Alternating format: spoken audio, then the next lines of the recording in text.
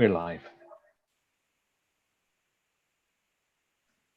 Welcome and greetings to all attendees. I'd like to thank the speakers, you all in attendance, and our valued tech support at SingularityNET, a fantastic team working with Humanity Plus, co-sponsoring this event. To open, I'd like to provide a little bit of information about yesterday's event, and this is incredible. We had over 3,000 viewers publicly. And this is quite an upshoot for both Humanity Plus and the worldview of transhumanism, but not just those two concepts. It's a real plus for those of us who want to live longer, healthier lives and to look beyond the pandemic to a world where we do have abundance, less discrimination, and longer, healthier lives. I'm going to give you a quick quote that I think applies to this conference that I wrote in thinking about how I would introduce it.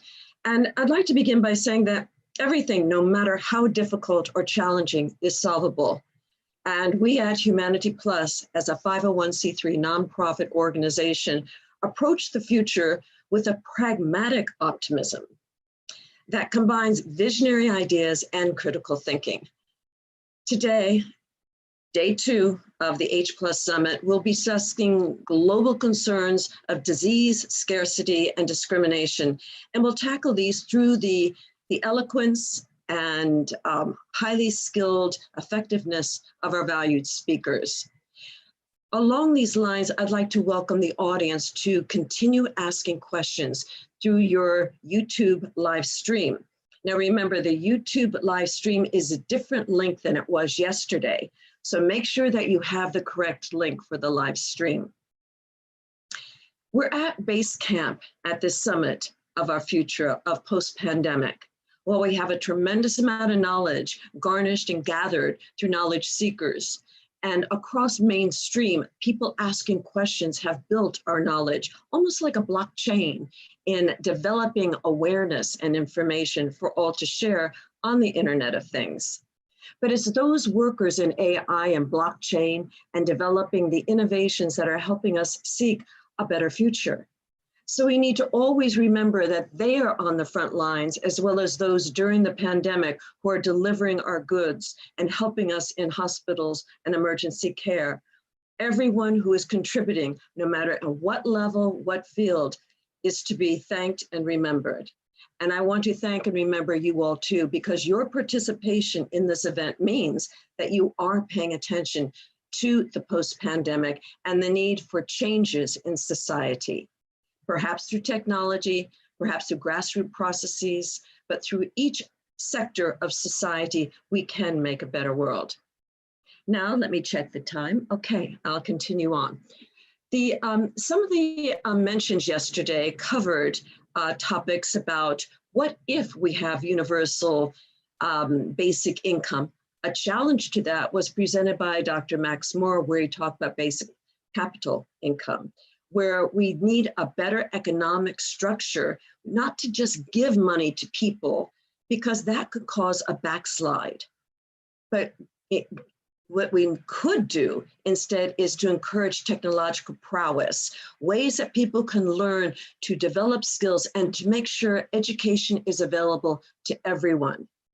And if everyone does not have access to educational institutions or the internet, then we must find channels of operation and channels of delivery so that everyone does have this. And this ties into the perspective of abundance. And I'd like to identify that clearly here. The scope of this conference looks at abundance, not as having a lot of stuff, but having quality. We don't need a closet full of clothes. We don't need a bookcase full of books. We don't need several cars in our driveway or multiple houses. We don't need a hoard of things. What we need more than ever, and what we're learning through social distancing and masking and dealing with the vulnerabilities of our human bodies, is a need for compassion and a cognizance about quality rather than quantity. So the transhumanist perspective on abundance means everyone across the planet, beyond the dictatorships and the governments that are preventing people from getting their needs. We must break through that. That is the wall that we must break through, and to help provide through innovative thinking. No one has the answers. That's what we're here for, to come together to think about how do we break through this wall to deliver quality products, information, healthcare, food, water, safety to everyone. The focus on the summit is the current pandemic. And we know that the pandemic is a war against humanity. It's a war against our biology. Humans so far are the only animal species that has gotten this COVID-19. And it is indeed a wake-up call for all of us to pay attention to the vulnerability of our bodies. The interesting thing about this pandemic, as with many viruses and diseases, is that it affects everyone who is suspect to it. For example, with the COVID-19 pandemic, it is the weakest, the poorest, and those that are suffering the most from immune disorders that are at greatest risk. But that has shifted. Even the COVID-19 virus has shifted its course. It is now reaching out and soften the blow. It's not so much a death call. It's more an illness call that is reaching through segments of society, where we're seeing many younger people coming up with this virus and spreading it, even if they don't have symptoms. So with that said, we have covered that topic during the summit. We'll continue covering it again today. This wake-up call for all of us is a great opportunity. In all due respect to the people who have suffered from the virus and those who have passed away, it is a wake-up call, and let us not have this pandemic be in vain. Let's see it as an opportunity to bring in a new worldview that includes everyone, that is not politically organized. It's not right, left, up, or down. It's not religious. It's not Catholic, Protestant, Buddhist, atheist, agnostic, Muslim. It's diverse. It is inclusive.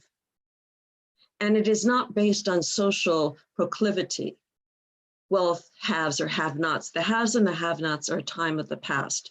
We all need to be the haves, with the sensibility that abundance is not gluttony or greed. Abundance is that everyone has their basic human needs, human rights, and that includes safety, protection, and the ability and the channel for long, healthy lives. I'd like to, at the time here, okay. Now, in introducing the first speaker, we had a glitch, and this glitch happens with technology. So let me just be very transparent, which I love to be. Those of you who know me know this about me, that we did have a technical problem in East Africa, where our delightful speaker, Bethaline Desiree, was going to talk.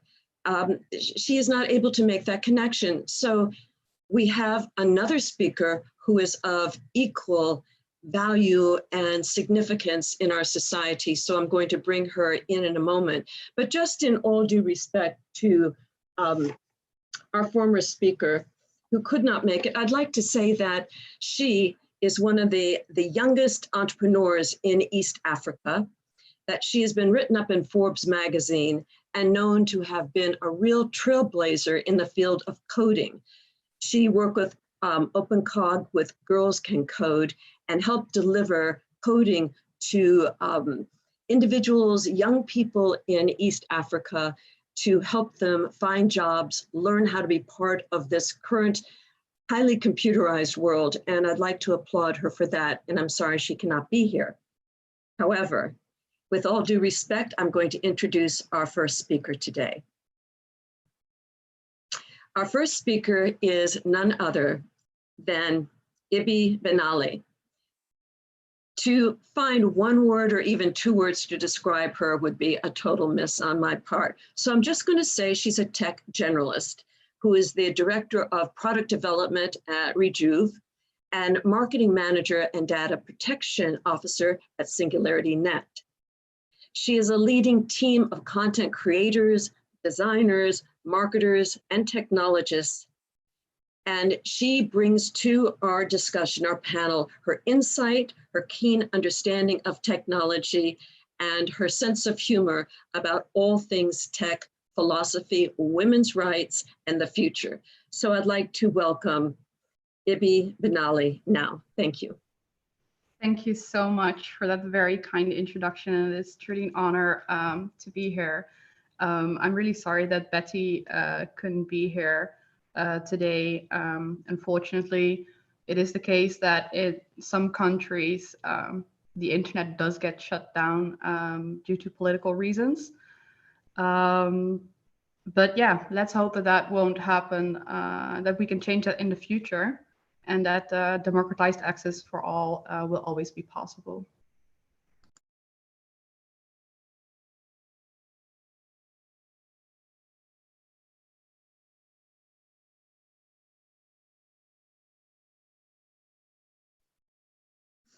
So let me start by asking you, as you're preparing your talk, can you explain, Ibi, about Rejuve COVID app you've been working on? Now, this is something really remarkable, and I don't know if you were going to speak on that, but I'm just going to intervene here and ask you, can you tell us about it and what is the main goal?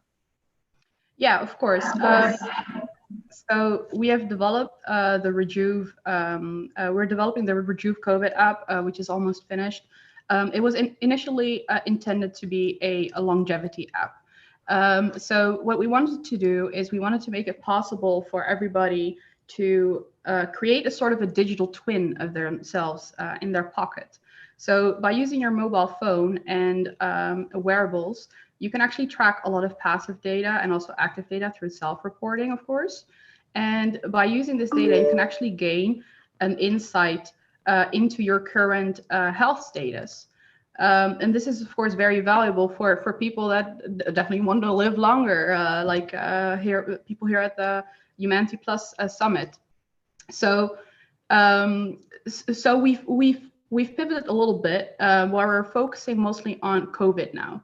Of course, COVID is taking a detrimental toll on lives of people all over the world, and especially elderly are affected.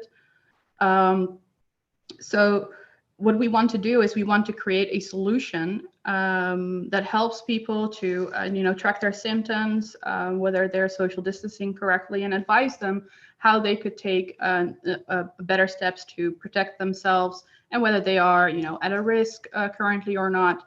So this is the type of info that this app would provide people.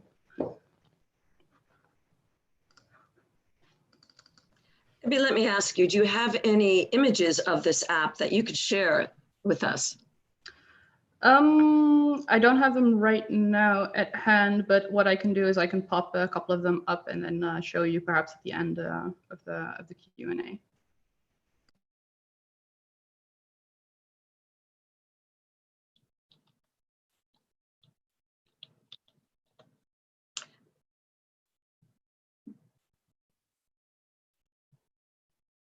Can you guys hear me correctly? Because I think yes, we can hear you loud and clear. Thank you. Awesome.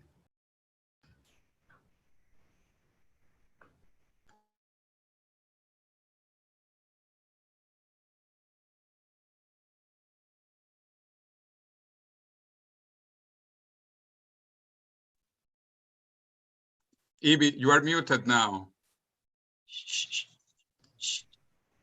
Yes. So yeah, so I cannot pop up the screenshots right now. But what I can say is that when people are creating an account for the Rejuve app, what you'll have, so you'll just first register. You then connect it to your health kit or to your Fitbit, also a possibility.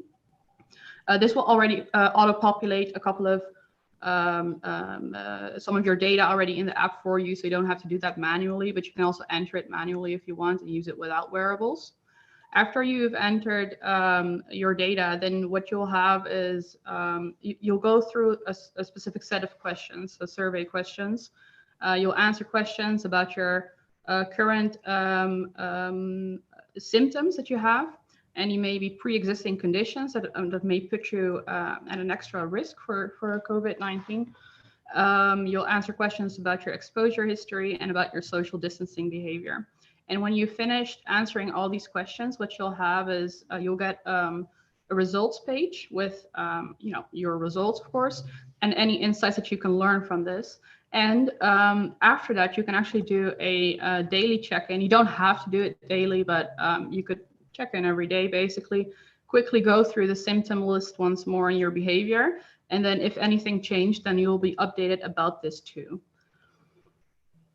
What I find fascinating about this project, Ibby, is that it's so immediate, it's so urgent, and that timeliness of it also addresses some of the political concerns. We'll talk about the H+ Summit survey that Marcella Mari worked on with the team a bit later. But just at this point here, do you think that this app has some concern for people about, excuse me, their privacy rights? Can someone opt out of that, any portion of this app while tracking their social distancing? And where does that information go? Yeah, of course. I really proud ourselves in that we do not use data of people without them explicitly approving this. So when you have the app, you can use it in a private setting, so to say. So you're not sharing your data then directly with us, but we do encourage people to share their data with us in an anonymized way, because if everybody does this and agrees to doing this, then we can actually build databases that we can use for everybody on the network.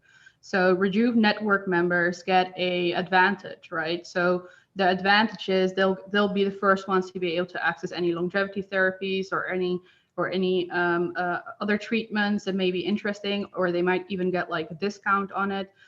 So they'll have an extra step ahead, so to say, because they are actually choosing to contribute their data to our database. So if you do choose to contribute your data, we'll use it, of course, completely anonymized. In the case that some monetization of the data could possibly occur in the future, you will also be informed about this, and you will also get a share. So this is the data sharing part that Rejuve also will be offering, that you could opt into. Now, it's maybe a little bit too complicated how that exactly would work to explain right now, but what we will be doing is we will giving you very clear, on your screen, do you want to share your data for X purpose? So it's not going to be like a hidden line in your terms of service that nobody ever reads, right? You're not going to go Facebook on us. No, we're not going to go Facebook on you. In fact, just I think it was about 2 weeks ago or something like that, we first had a regular, term, do you agree with the terms of service link, that you always get when you're creating your account. So everybody just checks them. Yep, I agree. And, I sold my soul. I don't know, maybe it could have happened. And then you log into an app. Now, what we will be doing is when you get to the consent screen where you're agreeing with the terms of service, we'll have a summary at the top of these are the most important points, like what we could be doing with your data, or how you can change your permissions for how we're using your data. And then after that, you can just use the app. So it's not going to be Facebook style, but Rejuve style. Just okay, good. And easy to understand. It's really wonderful. So what is the launch date for Rejuve app? So we haven't picked a specific launch date yet, but I can say that it's fairly short term. Excellent. Now let me ask you something else here. You were involved with an online summit on agent-based modeling of COVID-19 spread. How does this app play into that demographics and that analytics of the spread? Yes.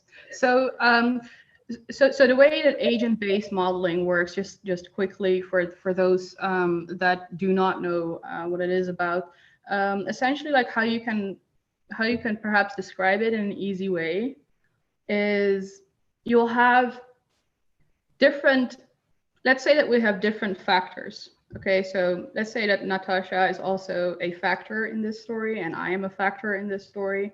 And Natasha is taking specific actions, such as asking me a question, right? And then I react to that by giving a certain answer. And I may have some expertise, knowledge about something that I'm giving an answer about that Natasha maybe does not have, although it's hard to believe because she's so intelligent. So and then I would be contributing with my expert knowledge under that specific context and situation. I'll be providing an answer to her, right? So you'll have a context, you have a specific action, you have this action depends on various environmental variables, and it could change. So if Natasha asked me a different question, maybe I would have given a different answer. So with agent-based modeling, what you want to do is you want to create various agents or points in a data network that contain specific, like maybe something like a specific type of knowledge, so to say, and how that then and that then will interact with other points in that data network to provide you a certain conclusion, right? So what we'll be doing with the Rejuve app is, and how that feeds into agent-based modeling and the COVID Simulation Summit, is that we can actually provide a lot of data to researchers who use agent-based modeling to model the pandemic. So some of the data that we could be providing, for example, is on people's social distancing behavior, right? So if a policy is set to, okay, everybody should be wearing masks and everybody should be social distancing, then you could model the effectiveness of this policy in an agent-based simulation. Now, let's say that our data says that some people do not entirely adhere to these rules, then this can provide contextual information for this agent-based simulation so that the simulation can be adjusted to people that do not behave according to the rules, because that's also something that we also need to take into account, right? Not everybody always adheres to the rules as much as we like it. So agent-based modeling basically gives you a very fluid understanding of what the situation could be at a certain time in the future or right now even. And our app helps provide contextual data for these simulations so that we can understand COVID-19 and people's behaviors a bit better. You know, it's interesting with this project, and I find it extremely fascinating. Let me turn on my camera so that I'm here with you. Yeah. What's extremely interesting is that this project fits so perfectly within the topic theme of the conference and the concerns that people have. We're hunting for something, anything to give us proper information, because information has been skewed between the CDC, between the World Health Organization, between our local governance, through our global governance. So this is something actually that tracks effectively COVID-19. So with that in mind, the project more broadly is about longevity, right? So yes. If that's the case, how did the lead to Rejuve offering COVID app? So do you see this as perhaps, now let me just phrase this and then give your feedback on it. Could the answer be, if COVID kills you, you won't live forever? So the natural process is people would want this app. Yeah, absolutely. I mean, yeah, if COVID kills you, you definitely won't live for very long, right? So then it ends. But what it also does is, because we're taking now one disease that we are really analyzing and seeing how can we understand this from a perspective of a user who just has this app, who is not a medical doctor or somebody who really knows everything about medicine and longevity, and how can we help the average Joe gain insight into their health. Now, when we're taking right now COVID-19 as one of the as one disease, right? But by doing this, we also learn better how we could actually use the same type of technology for other diseases as well. And I think that we've all heard a story about somebody where the doctors were just a little bit too late. If they would have only measured the heart rate, then they would have known, something in advance, and they could have helped the person. I don't want to like name any names now, but we actually have a very dear community member who lost his dad because of such a mistake. And I think that it should be possible for everybody, regardless whether you're a transhumanist, want to live long, or whatever. Like, even if you don't want all of that, we should all have the possibility to track our body quite in depth and to understand what it does. We don't want to hear your blood values are good and then the conversation is over. No, we want to understand, like, what does it mean that they're good? Are they like within a good range, but maybe slightly lower, or are they like very? Is it like outperform? Like, you don't really know. You don't really understand it. You can't really track it. You just have to go off on that one moment that you happen to have your blood taken for analysis, right? So we want these tools to be available to people so they can actually monitor their own health. And I think that a lot of people will be able to do this, and it will be very beneficial to them as well. It doesn't mean that doctors are abundant now, or sorry, redundant right now, or something like that, right? We still need them, obviously, but it can cut a lot of queues. You know, it can cut a lot of time. It can prevent diseases progressing further by spotting them earlier. So we're also working on developing AI for pre-symptomatic tracking, which is also really, really important in the case of COVID, because you're for 2 weeks you're probably going to be asymptomatic before you even get any symptoms, right? And this is the same thing for many other diseases. Often, before you even start feeling bad or that there's something wrong, a lot is already happening in your body. And this is what we want to expose to the user so that they really have a digital twin of their body in their pocket. Of course, it's going to be a long project to really get that in-depth look, but we're making steps toward it. And we'll hope that it will definitely be a game changer for people. Let me ask you this, and this could be your personal opinion, or maybe it's part of your team's goal, but it seems that the Rejuve app could be a key tool within medical research, and that it could be something that is almost as commonplace as a thermometer. Do you see that medical research using this app as a tool to better help them identify perhaps not just COVID-19, but other applications for it? Yeah, absolutely. So what is nice about the Rejuve tools that we're developing? So we're also developing the option to use Rejuve apps within a clinical trial setting, and we're also talking to a couple of institutions that want to do clinical trials. I cannot name them yet because it hasn't been released yet, but it's pretty exciting, and it allows you to also do remote clinical trials. Or to do trials where you want to keep the accurate measuring, but you also want to keep the natural environment, right? Because what we often do is it's in closed-off controlled environments, our testing, but maybe in some cases you actually want people to be in the natural habitat, right? Experiencing life as life is. So don't only think about physical diseases, but also psychological diseases. Which might also take a couple of years off your lifespan, of course. So it allows us to extend medical help into people's homes as well in a very accessible way, yet preserving their privacy. And it opens up a vast area of options. And of course, I really do hope that a lot of people will also be using our tools and come up with new ways to use our tools, as we're making some of them open source. And then see what people come up with, what we come up with, and what everybody needs, and continue developing what we need for longevity. Considering that Rejuve is a spin-off of SingularityNET, which is a blockchain AI platform, how do blockchain and AI work into all this? Do you see some kind of data sovereignty or security or a democratic control AI for getting to the data analytics? What is your view on that? Yeah, so blockchain can obviously be used for identity management and encrypting your data potentially. So in the first versions of the Rejuve app, we will not have blockchain applied in that way as of yet.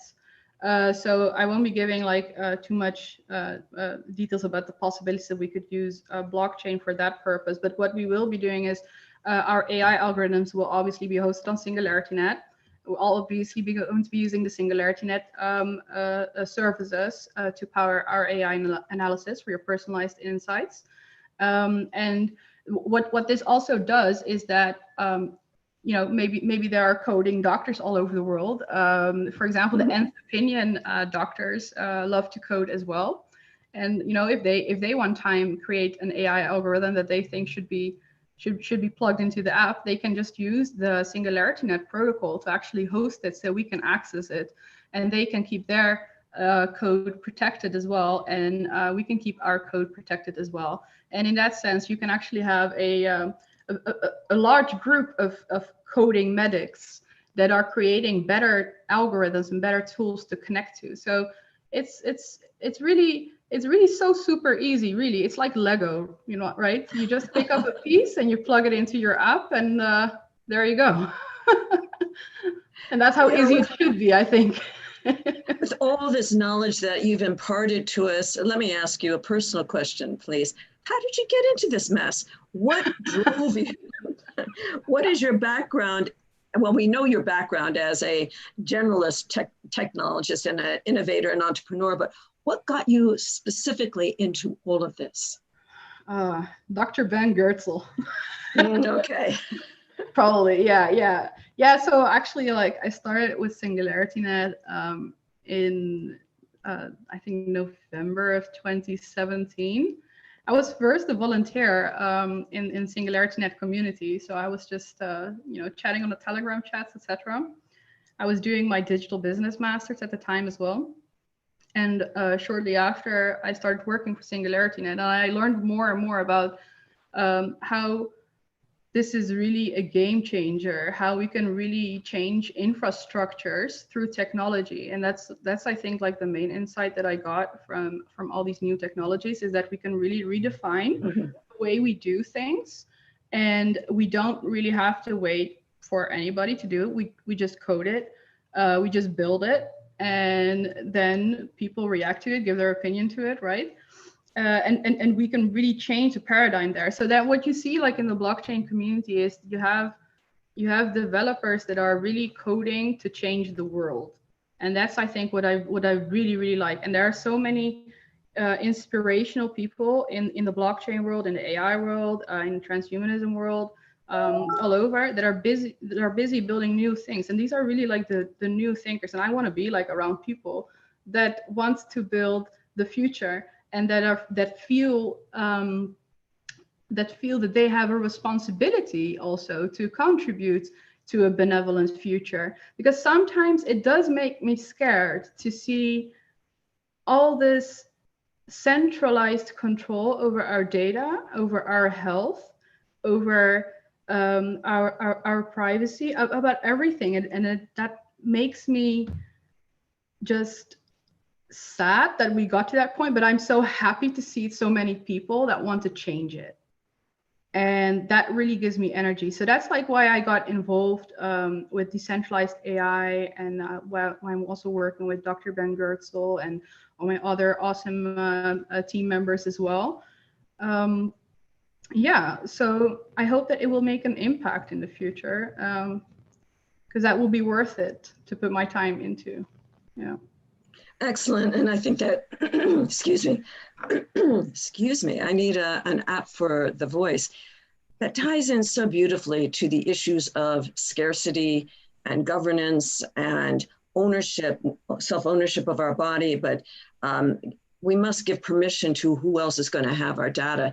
And you touched on so many important points about not just data and large data, but also the industry that controls our medical wherewithal, and that is the medical profession, and the fact that our medical bios are in computers at some office somewhere that some temp or some employee is looking at and sending somewhere, and it's very loosey-goosey. There's a lack of organization and control and authority over how my information at my doctor's office is being disseminated, and that is a very important point.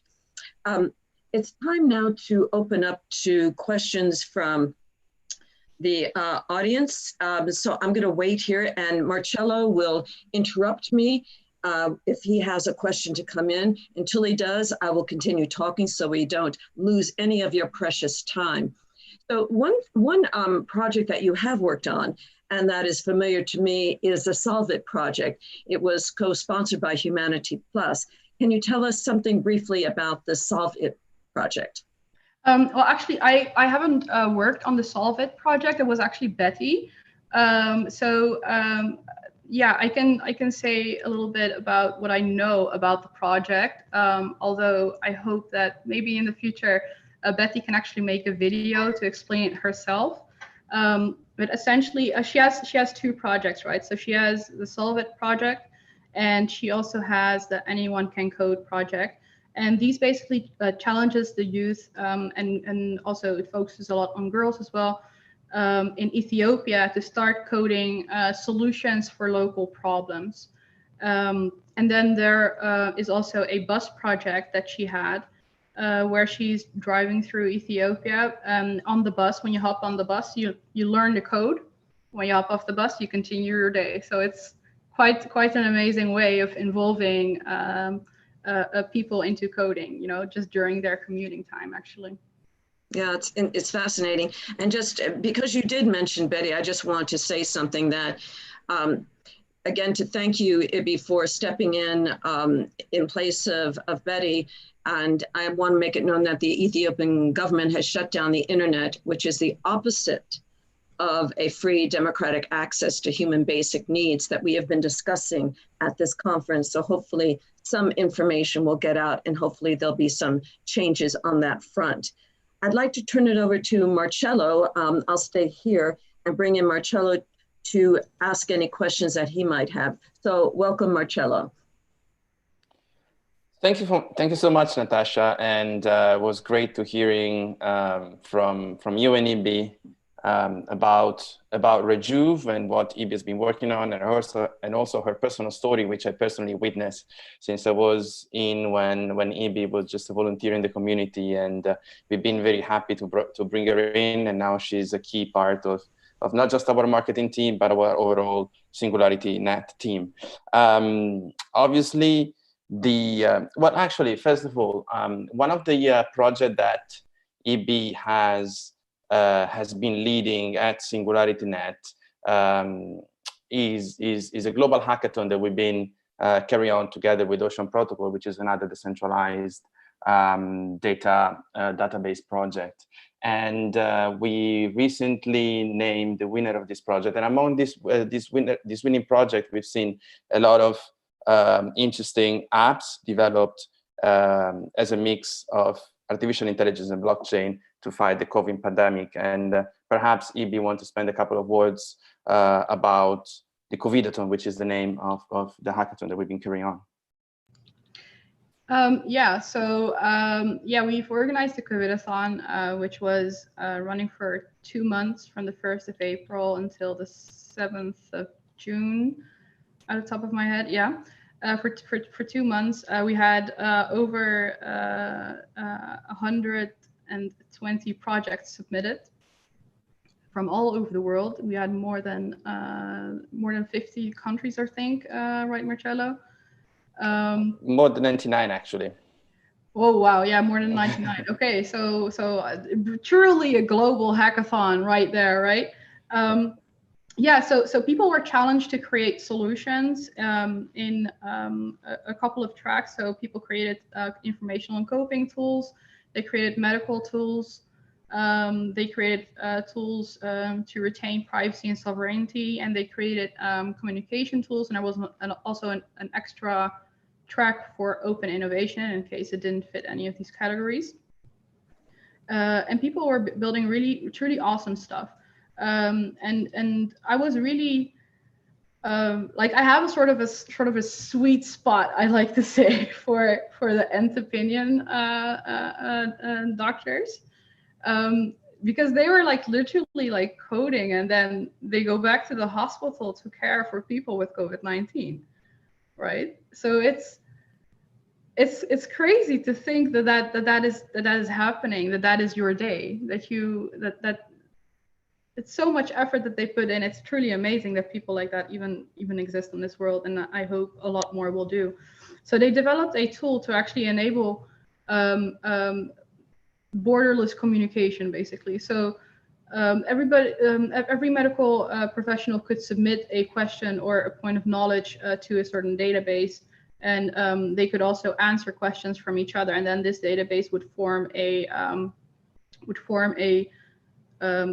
sort of a central point of communication between doctors globally, so they can learn from each other. So they even had doctors from China that were giving information about COVID-19 that they had, but others didn't. And this really broke down boundaries. So you don't have to wait for big institutions to give you the official information. You can just go ahead straight to the other doctor on the other side of the world that experienced actually everything already. And those are the kind of solutions that we like to see during a hackathon. Something that truly solves a problem and demonstrates the concept of what we really need. And it's really it's so frustrating that communication can be limited these days by big governments, you know, as they wish, like happened in Ethiopia, like happened in China as well. And that is just something that we all need to change. And that's what this COVID-athon also showed. And one thing that's really interesting, Marcello, I would really love to hear you talk about the next projects for OpenCogCom, the July event, the 15th and 16th. Could you tell us a little bit about that? Yes, so we are putting together another live event that is happening on July 15 and 16, focused on the OpenCog AI tools, which is the backend sort of backbone of what SingularityNET runs on, and it's been the leading project by Dr. Ben Gorzo since more than 10 years now. So for anyone that is interested in how to create an artificial general intelligence using OpenCog tool, we're going to be gathering the leading minds working on this project, and we are now in the setting up phase for this new online event. So please tune in and subscribe to our YouTube channel, because you're going to get a notification when we're going live, and we are planning a whole suite of amazing contents. In closing, Ibi, I have one question to ask you. In our conversation recently, we discussed women in technology, and you gave a marvelous statement. And I think it would be lovely to close with that statement, because it's original to you. It's your thought process. And I think it's something that could become almost a quote that we all can use. So in the last minute or 30 seconds, I think we have, could you reiterate that, please? There were quite a bit of things that we discussed. It was about asking you about what am I going to do? I'm becoming a feminist. And your response was learn technology. Remember that? Right. Yeah. So yeah, there was a conversation that I was having with somebody who was studying gender studies, and you know, studying gender studies is important, but it was also about the role of women in tech. And what I said to that, because she was criticizing that there are not more women in tech, and I agree, there should be more women in tech. However, what I would like to urge any woman out there or girl who still has to choose her studies to do is to choose a tech study, because that's how we get more women in tech. And that's where things are currently disbalanced as well. And I think that might solve our women in tech situation by being practical.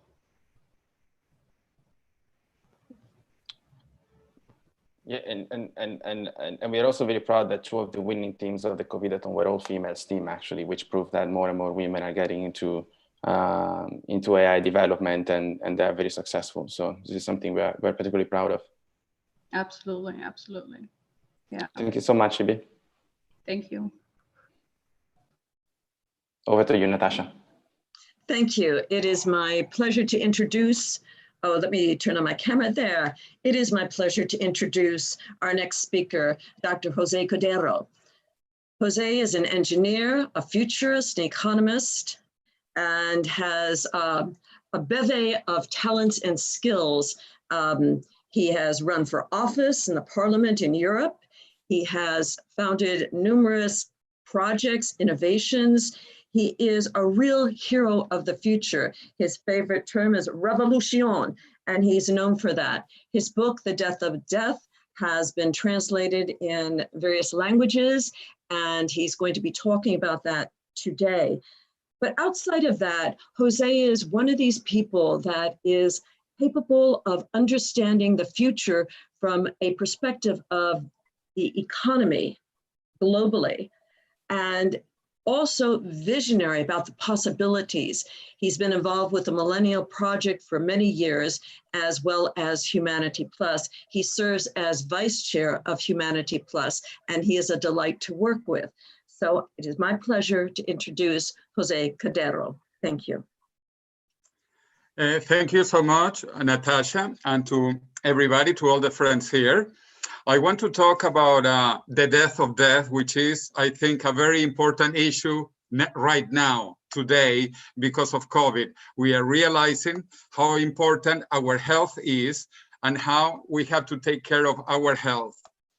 So let me just put this into context because we are in COVID days. And as you can see, most of the people who die are people in their 60s, their 70s, their 80s, and even more. So basically, COVID is an age-related disease. And looking at in a historic context, COVID is still actually very small. The Black Death in the 14th century killed about 200 million people at that time, when there were relatively very few people, not even 1 billion people. So the Black Death in Europe is estimated to have killed between 1/3 and 1/4 of the population, or smallpox, or the Spanish flu. The Spanish flu, which did not start in Spain, it started in the USA, but it was called the Spanish flu because the USA and the rest of Europe were in World War I, but Spain was not in the war, and so we talked about the Spanish flu in Spain. About 50 million people died, and the population of the planet at that time was also not even 2 billion people. So 50 million out of 2 billion people died. So I don't know how many people will die in this tragedy of COVID, if it will be 1 million or 2 millions or even 5 millions, but the population today is reaching 8 billion people. So in comparative terms, this is a much smaller pandemic. However, there has been an incredible economic impact from governments and companies. Just in the USA, over $2 trillion. This is an incredible amount, $2 trillion by the US government this year. And big companies like Google and Facebook, Amazon, etc., are investing billions and billions of dollars. So we are talking about trillions for governments, billions of dollars by companies for COVID-19. So imagine what we should do for aging, because aging is the leading cause of all other diseases. If you look at flu, influenza, cancer, Alzheimer's, cardiovascular diseases, or anything else, the main cause of all these diseases really is aging. Today, about 110,000 people die every day of aging and age-related diseases. I repeat, 110,000 people every day, day after day, continuously. This is a tragedy. And if we have been doing so much for COVID-19, why don't we do it for aging, which is the major leading cause of suffering in the planet? In fact, if we cure all cancers, there are studies that say we might get 3 extra years of life, curing all cancers. If we cure heart disease, we might get 4 more extra years. If we cure cancer and heart disease, we might get about 7 extra years of life. But if we slow aging, we can get maybe 30 more years of lifespan. And if we reverse, control, stop aging, much more. So aging is the mother of all diseases. That is why many people, and more, we consider aging as a disease, the worst disease, the mother of all diseases. With that in mind, my fantastic co-author, David Good, who will be speaking later, who also studied in Cambridge. He studied in Cambridge, England, and I studied in Cambridge, Massachusetts, at the Massachusetts Institute of Technology. About 3 years ago, we decided to write a book about all the scientific advances about curing aging and the philosophical considerations. And we published 2 years ago in Spanish, La Muerte de la Muerte, with the most important Spanish publishing house. And then last year, we published in Portuguese, A Morte da Morte. The book became #1 and #5 10 best-selling book in Spain and the Spanish-speaking world, according to Amazon. #1 in paper and #5 in Kindle, electronic format. And in Brazil, in Portuguese, it became #1 best-selling book in biotechnology and in some areas also in medicine. Right now, the book will be coming out in French, then in Russian, and then in other languages like Chinese and English.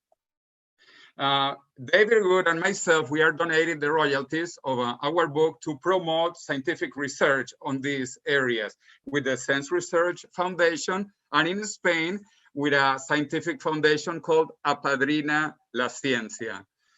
Why Spain?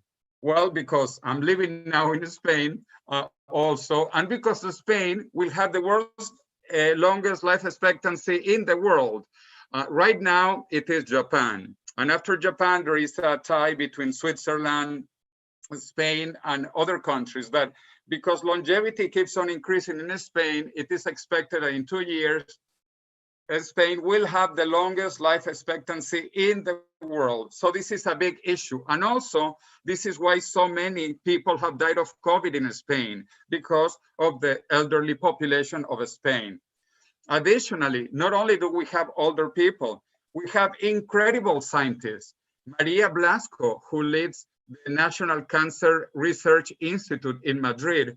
He is one of the 5 authors of the most famous study ever on aging in history, which is called The Hallmarks of Aging, published in 2013 by the prestigious magazine Cell. In fact, there are 5 authors, and out of the 5 authors, 3 are from Spain.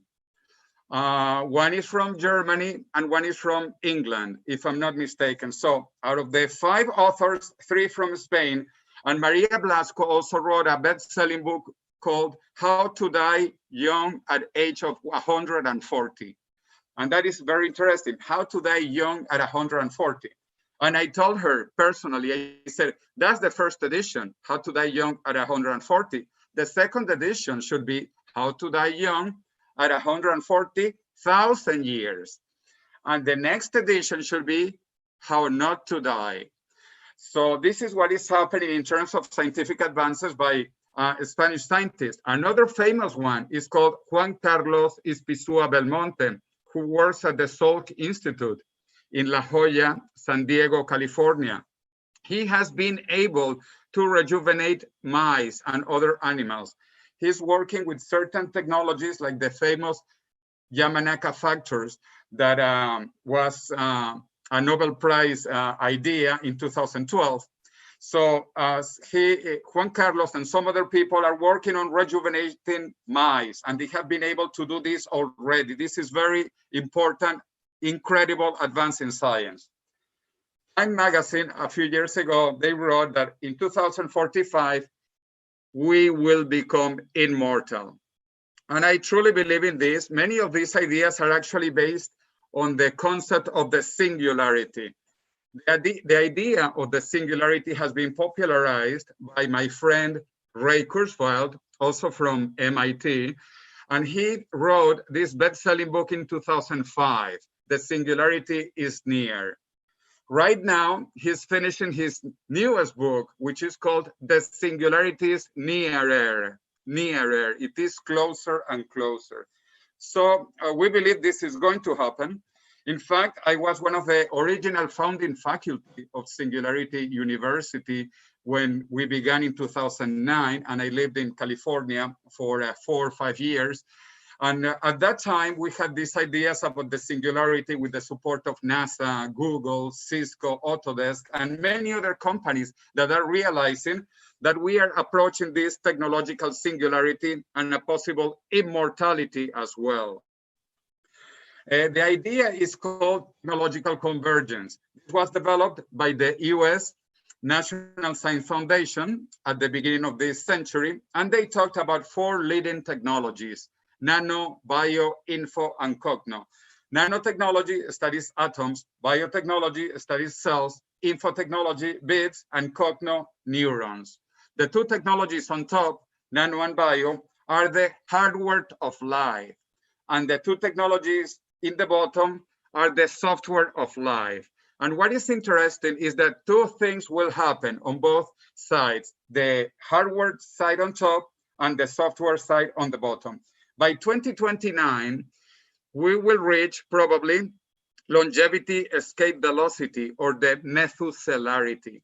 That means that in 10 years, for every year that we live, we will win 1 extra year of life, because life expectancy is still increases. That is called longevity escape velocity, or the methuselarity on the hardware side. And on the software side, we will reach, or we will pass, the Alan Turing test. And by that time, we will not know if we are talking to a human or to an artificial intelligence in 2029. And then finally, by 2045, all of these technologies, the hardware and the software, we will reach the singularity. And the singularity on the hardware side and on the software side as well, the immortality. We will have immortality from the biological side and from the software side. We will basically be able to upload our minds, upload our brains. This is all due to exponential technologies. Things are changing exponentially, faster, smaller, cheaper, and better. I remember 40 years ago when I went to MIT that we still used IBM punch cards. Those punch cards that you can see actually had 1K, on average of 1K of memory. They were 10 by 100 on average. There were different types, but 10 by 100 is 1,000, 1K. Today, we have USB drives and connections of 1 tera. So this has happened in the last 4 decades. Imagine what will happen in the next few decades, but not only on computer technology, but also in biology and on the medical side of things. In 2003, the Human Genome Project was finished, and it cost overall $3 billion US, $3 billion US, and it took over 13 years. Today, in 2020, you can sequence your human genome for close to $100 in 1 hour. And soon it will cost $10 and you will do in 1 minute. This is called exponentially doubled. It is exponential on cost from $1 billion to $10, and it is exponential on time from 13 years to 1 minute. So we are using this now for biology, for aging, that we call a disease. Aging is a disease, but fortunately it is a curable disease. What have scientists been able to do? Well, in the last few years, the life expectancy of mice has been doubled. The life expectancy of mosquitoes have been multiplied by 4, and some worms by 10 times. We have already Methuselah worms that live the equivalent of 1,000 human years. In fact, we even know that cancer cells are biologically immortal. Cancer cells do not age. They are considered biologically immortal.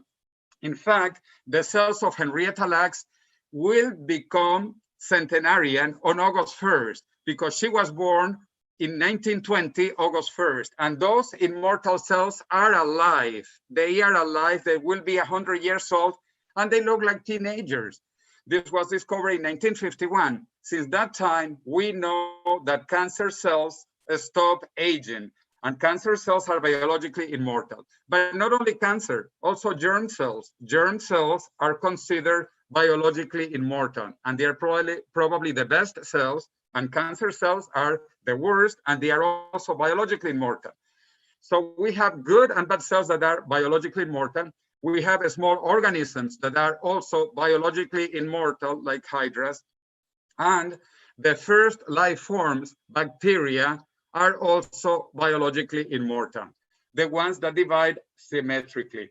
So we know that there are life forms that are immortal and cells that are immortal. That is when people tell me that immortality is impossible. I say, how is it impossible? It already exists.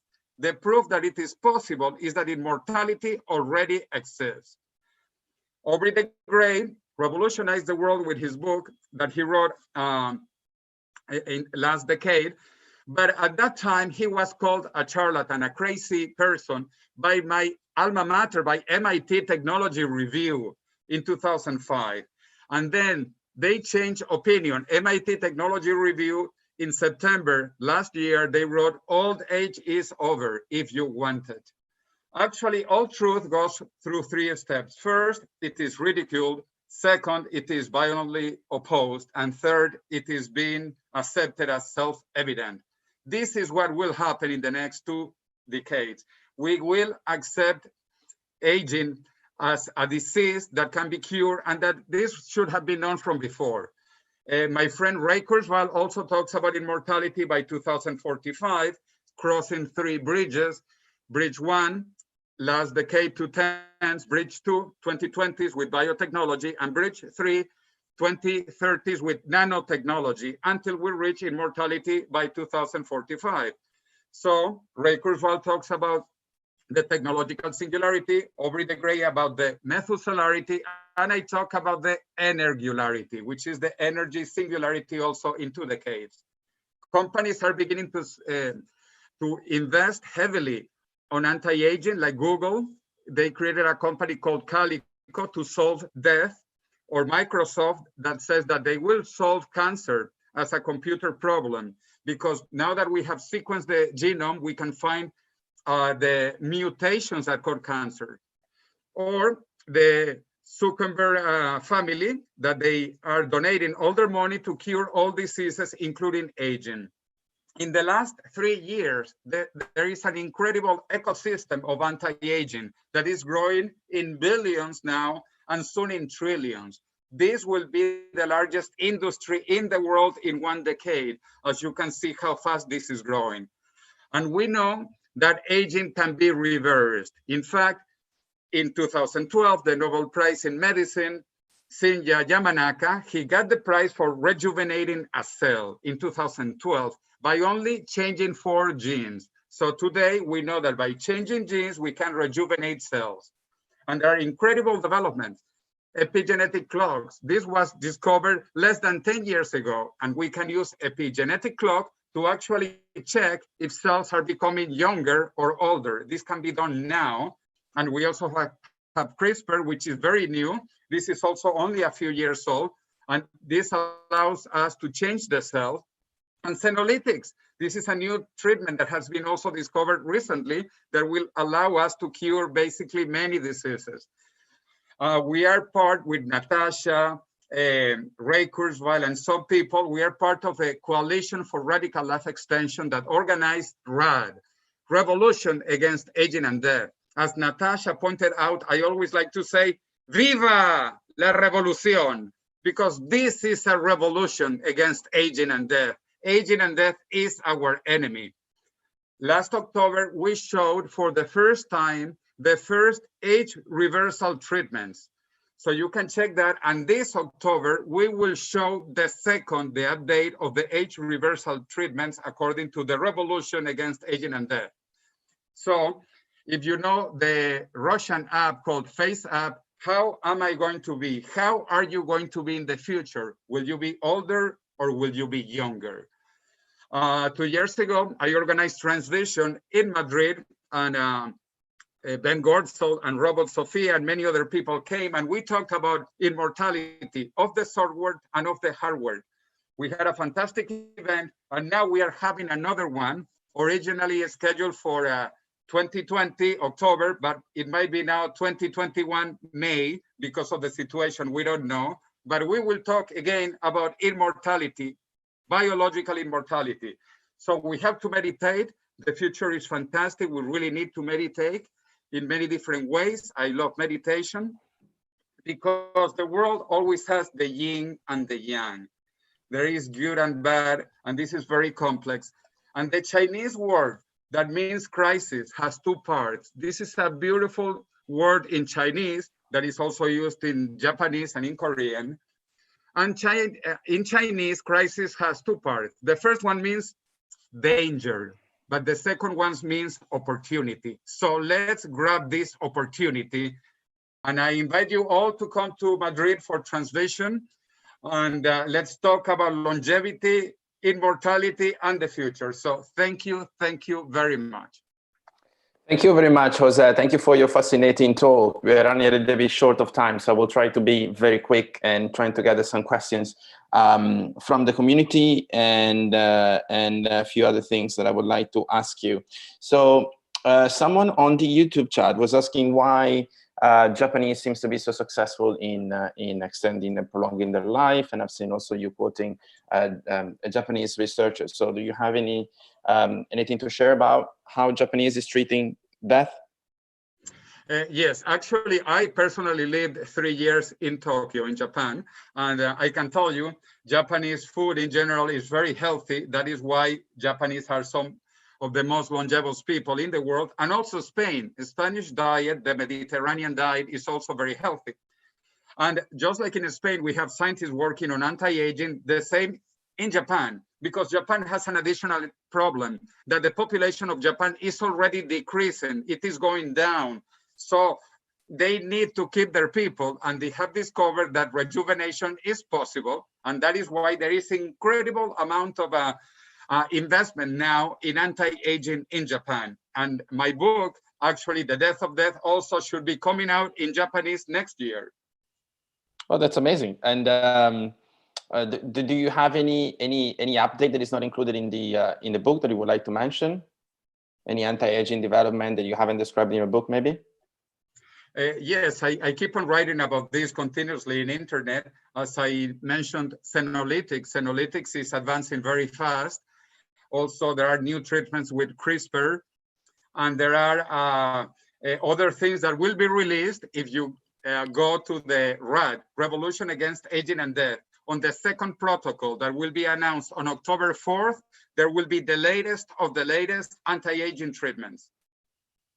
Okay, and this is a question from me, actually. The few times that I try to mention longevity research and anti-death research to the people I speak to, the reaction is often a bit skeptic, or they're asking why someone would like to live forever. So my question is, how do we overcome this fear of living forever, or making death a conscious choice, and why people are so scared about it? Well, first, I try to shock people because I'm also very ironic. And I say, well, this is not mandatory. If you want to die, die. You can die. No one stops you from dying. Actually, not now, not in the future. You will always be able to die if you want to die. However, what we have now for the very first time in history is the possibility not only not to die, but to be younger. And that is the objective, to be younger. People, when they think about living forever, they think they are going to be old and decrepit forever. That is not the objective. The objective is biological rejuvenation, that, as I mentioned, is possible, even if people don't know it. In fact, many people don't know that cancer cell is biologically immortal. People don't know it. And I repeat, on August 1st this year, the Henrietta Lacks cancer cells will be 100 years old. And 99% of the people do not know that cancer cells are biologically immortal.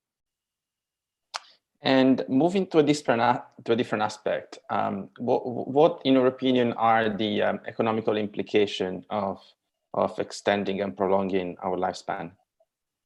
Well, these are very positive consequences, results, because we will be healthy. we will be in good shape. We will be able to do incredible things and produce and invent and create.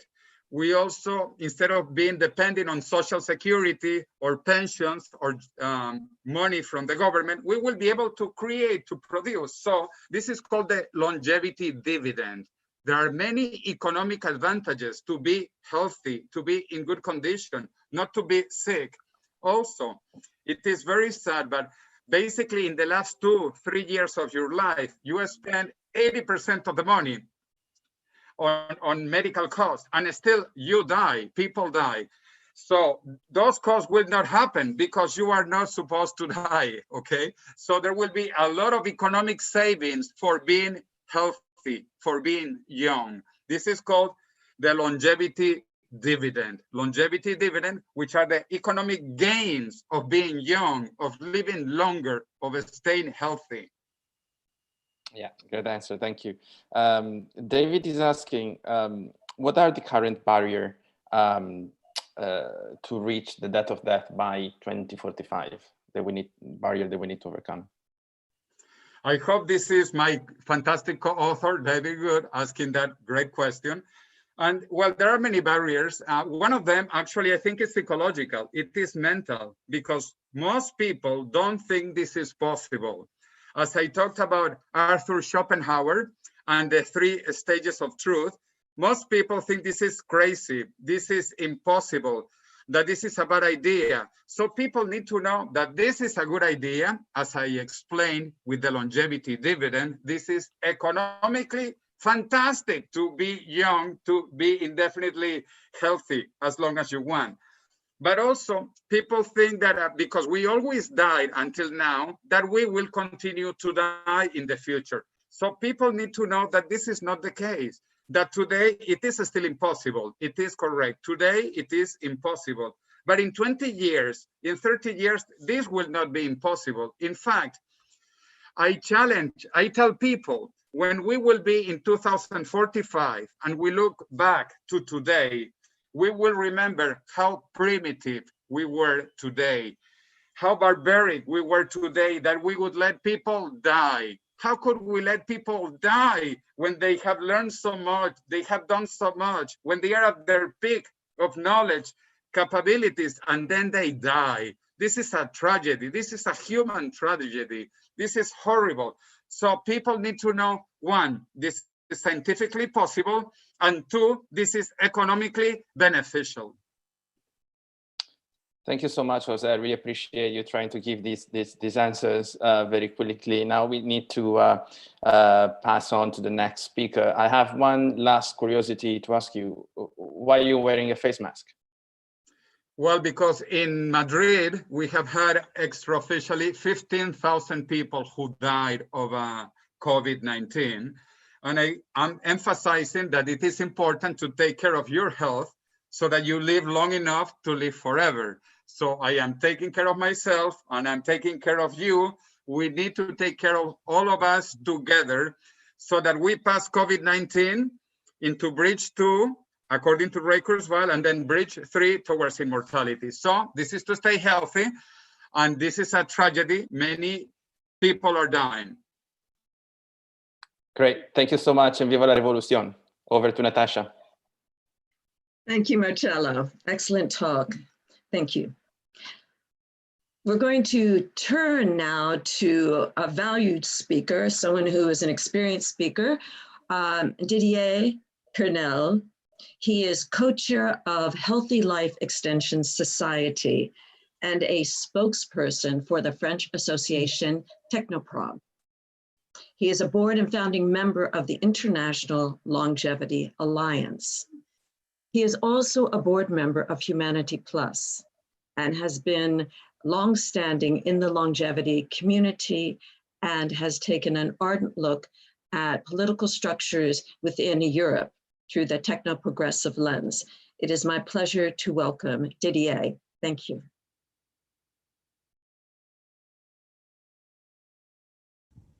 Hello. So thank you very much. So is it Thank you very much for this great conference. Thank you very much, Natasha, for all the work that you were doing and for all organizers also. So today I will speak about the green aspects of a technological future. Sorry, Didier, sorry to interrupt you. You might want to turn your camera on or to share some slides. Okay. So perfect, thank you. Is it okay? No, sorry. Yes, no worries, perfect. Thank you. So I will speak about the future of a green future, I would say, because the Association Française Transhumaniste Technoproc a few months ago decided to have a big text about these questions.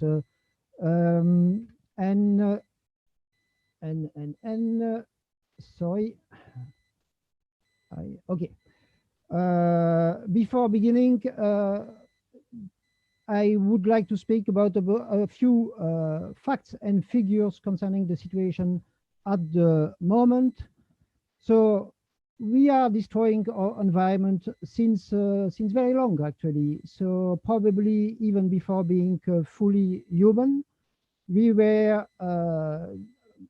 even probably killing Neanderthals more than 100,000, more than 40,000 years ago.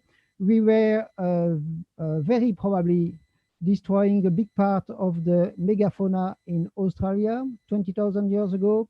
And we are sure that already during Roman times, there was pollution that we can see today in the Greenland ice. In some areas, we are destroying faster than ever. We use more fossil energy than ever for coal, for gas, and for oil. We produce more greenhouse gases than ever, and we probably destroy more biodiversity than ever. In some aspects, the worst seems to be behind us. So this famous book, Silent Spring of 1962, speaking about the disparition of birds, well, nothing happened, but I will come back to this. Ozone depletion seems to be, for a big part, behind us. Also, acid rains, the idea of overpopulation like a global, very big problem. So there was this book in 1968, Population Bomb was a famous book. So it didn't happen. Overpopulation is not anymore a problem except in sub-Saharan countries.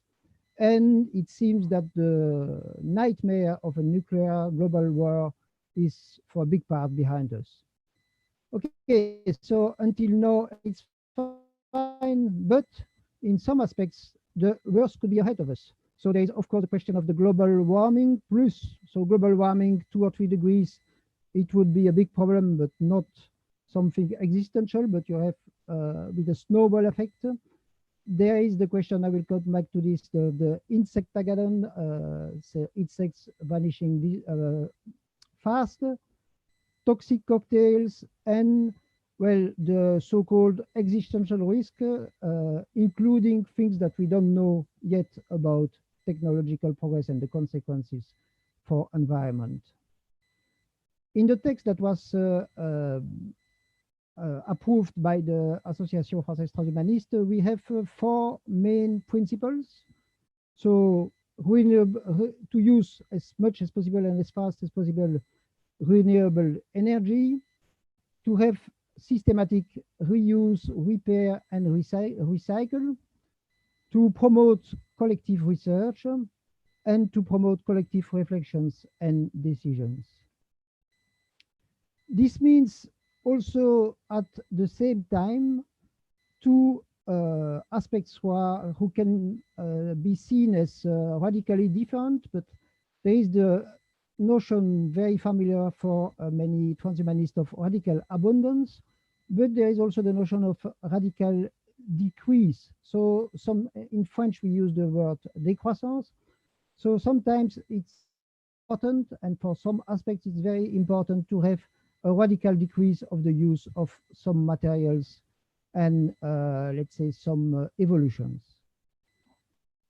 About renewable energy, so the first problem is probably not how to capture energy in a more efficient way, because we have a lot of renewable energy. So the sun, the energy given by the sun in 1 hour is enough to power the world in 1 year. So to power the energy used by the humanity in 1 year. And we have water, wind, geothermal power. So there is no big problem there. The biggest problem is actually more to store energy. So there was a beautiful speech yesterday about this, about batteries. You can also use water, air. But to progress in these domains, we need more technology. There is this sensitive question. I'm sure that a lot of you are thinking, no, yes, but nuclear energy. So I know that risks concerning nuclear energy are exaggerating, but still decommissioning is a very expensive process. Nuclear energy is a very centralized way to use energy, to produce energy, sorry, and fusion is still far away. I remember when I was a kid, it's about more than 40 years ago, I read an article in the newspaper saying fusion, it will be in 20 years and it will be the beautiful energy. And we are still 20 years from this beautiful energy. And let's be honest, the biggest problem at the moment is that public opinion will not change easily. So it's better to choose for the classical renewable energy in place of nuclear energy. Next point is about reuse, repair, recycle. So 3 R's, and even 4, in my opinion. So we have to be against built-in obsolescence, but actually, well, sometimes exaggerated, in favor of long use. Repair must be attempted. For me, it's something funny that when software is not working, we are always trying to repair it, and we do it in most cases successfully. But when our mobile phone is not working anymore because of, let's say, hardware problem, we are not even able to try to repair it. So recycling must be systematic for everything non-biodegradable, and it has to be first organized for the most toxic things, of course. Regulations are absolutely needed to oblige people and to oblige companies to change. But when I say regulations, it's not bureaucracy, it's not complex things, it's proactivity to make it possible to have these 3 R's more rapidly. Now, a few words about the nature. So, as transhumanists, of course, we know that pure nature doesn't exist, that biodiversity can be helped with DNA research, that there are already quite a few projects to change and to recreate animals of the past. We also know that we need to develop clean meat, so based on cells, based of creating without animals suffering, and also with a world with less risk of diseases created by all animal industry. But what we still forget is the problem of the disparition of the insects vanishing very, very fast. You probably heard about these statistics coming from Germany. So there they are measuring the number of insects since many years, and they were seeing that the population of insects seems to be really diminished by 75%. So it is urgent to understand more about why is it really happening and what are the risks of this. Well, geoengineering, we have to use it especially against the global warming, so especially for carbon capture, but it must not be an excuse to slow down renewable energy. That is very important because if it isn't so, if it is used to say, okay, things will go better later, let's not invest in this today, it could be a very bad situation in a not so far future. And geoengineering has to be used only when it is possible to reverse it. Now, the main point for me is about radical longevity and human enhancements.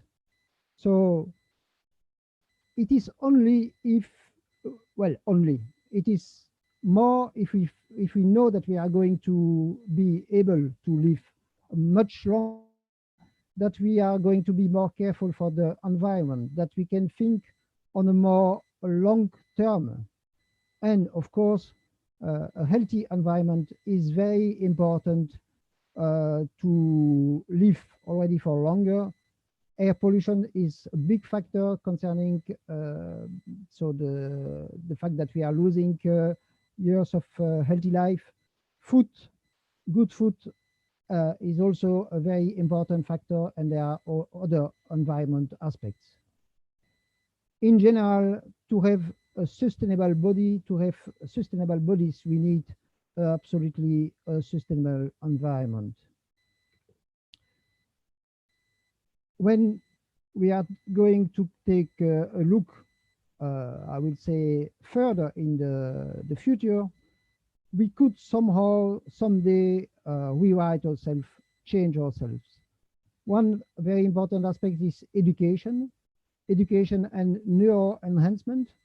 To be more careful for the environment, we could be able to change ourselves.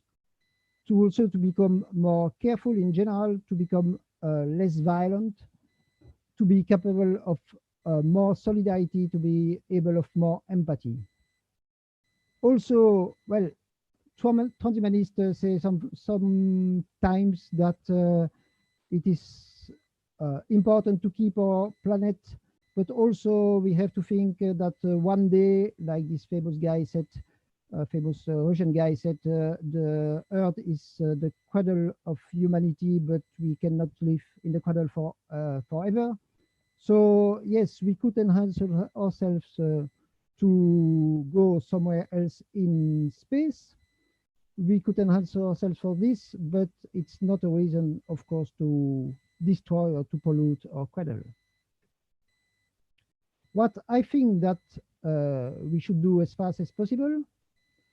First, a few lessons concerning the COVID-19 well, experiment. Not really an experiment that we choose, but still. So we know that many things and also many aspects of the public opinion can change very, very fast. Really, in a few weeks, there are things that we could not imagine and that we are now taking for the normal way of life. Also, many green people were saying until a few months ago that all things related to the development of the internet and to digitalization, this was going to cost us more energy, especially to cost us more electricity. We know that it's not true. So it's not true for energy in general, but it's even not true for electricity. And we know that with a lot of money, plus mobilization, plus good scientists, we have good results. But let's say, for me, this was maybe one of the big deceptions of the last month. So first, there was incredible good science, and then the results are not so extraordinary when you take a look at what we know already, today about the COVID-19. Well, we know a lot, but there are also so many things that we don't know. And also so many things where there are many disagreements. For example, the famous example of hydrochloroquine, but there are many others, masks and so on. So we need more coordination and we need more really open science. the priorities. The priorities are scientific research for better ways to store energy and to generate it, but really to store energy is the most important. Scientific research for better reparation and recycling. Scientific research to better understand insect agadon and to better understand why is pollution, air pollution seems to be so bad in this case, and is there some exaggeration or are there some mistakes in this constatation of disappearance of insects? We don't know. We have to understand more of that. And of course, when we will know to take radical measures. And yeah, we need accelerated research for automation and for artificial intelligence first in these fields. For me, that's in a way very totally crazy than as far as I know, but maybe somebody knows more about that. As far as I know, when you take a look at the waste plants, there is actually nothing, well, not much really automated. In an ideal world, we should have a system where all waste is going to a place and where artificial intelligence plus robots are separating things and recycling it systematically. So I think that it is always important to remember that, well, for transhumanists, this is no secret. Today is the best day of the history of humanity, and tomorrow will be probably again the best day of the history of humanity. But in many aspects, today is also the worst or the most dangerous day of the history of humanity. And that's why we have to be very careful for a green future. So conclusion before the debate.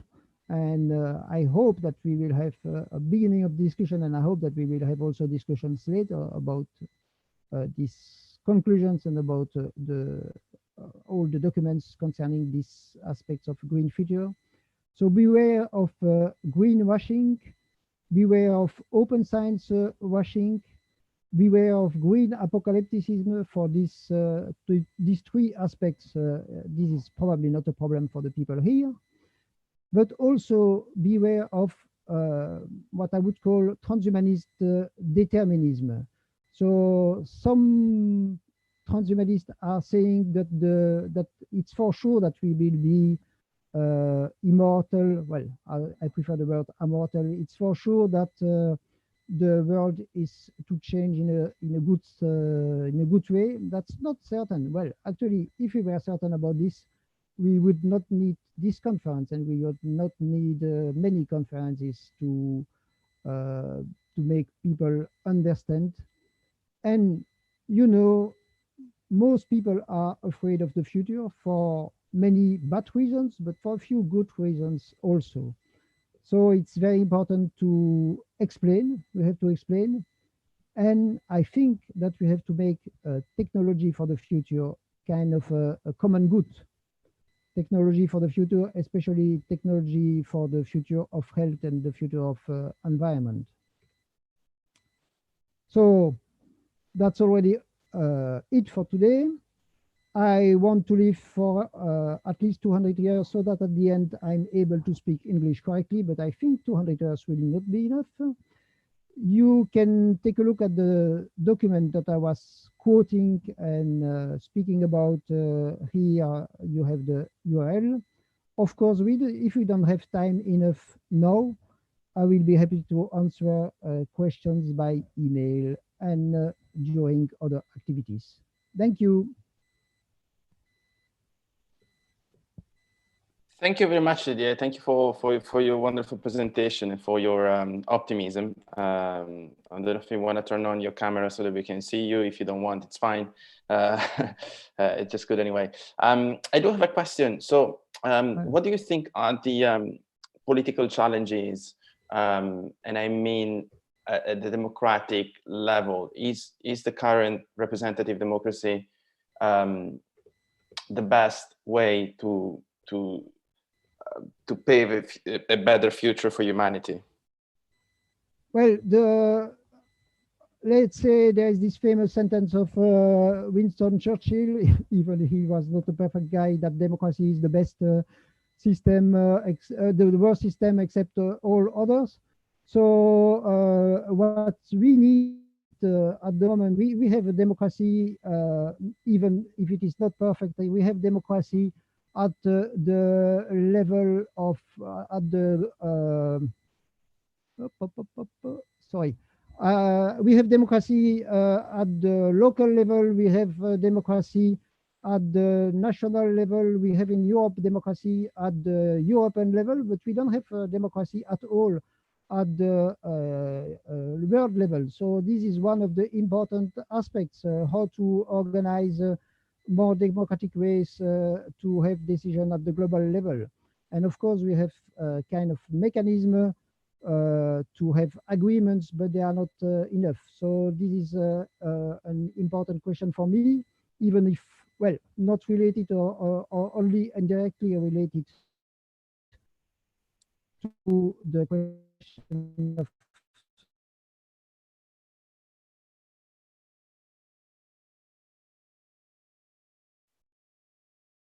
but for me, Marcel at the moment, no connection. Yes. You're back. Yeah. I think you were frozen for a little bit. Let's see if we can reestablish the connection with Didier.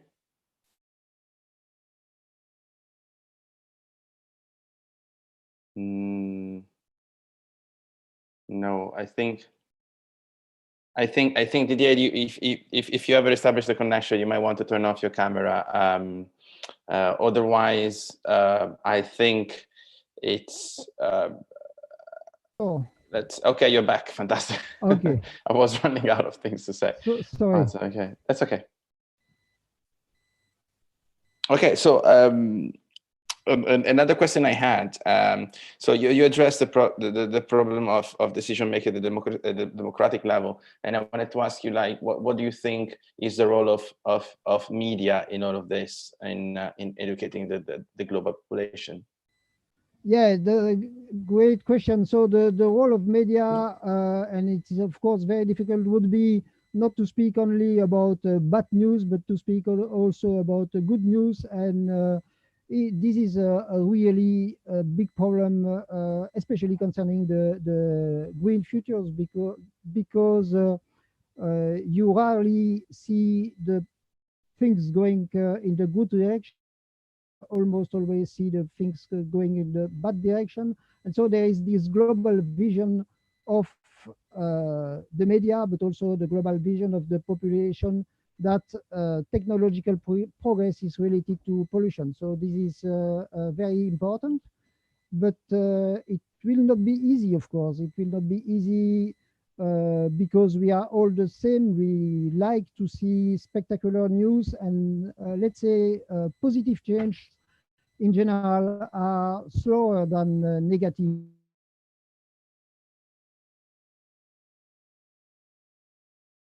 changes who are going very fast. Well, for example, today I read an article about, and it was only in the Dutch-speaking press, about the fact that during the last years, equality in the world, so inequalities were going down in the world. So that's just very contrary to the, let's say, popular belief. It's very in contradiction with what you read in most newspapers, but it's probably true. Yeah, and in going back to my question about politics, do you think the United Nations could actually be evolved in order to allow better global discussion of choice in facing societies? Well, the problem of United Nations is that's not really a democratic way to have. So you have the Security Council with global veto, and you have only a system of one vote by state. So it's not equal, but it's better than nothing. So it could be one place where you can have discussions.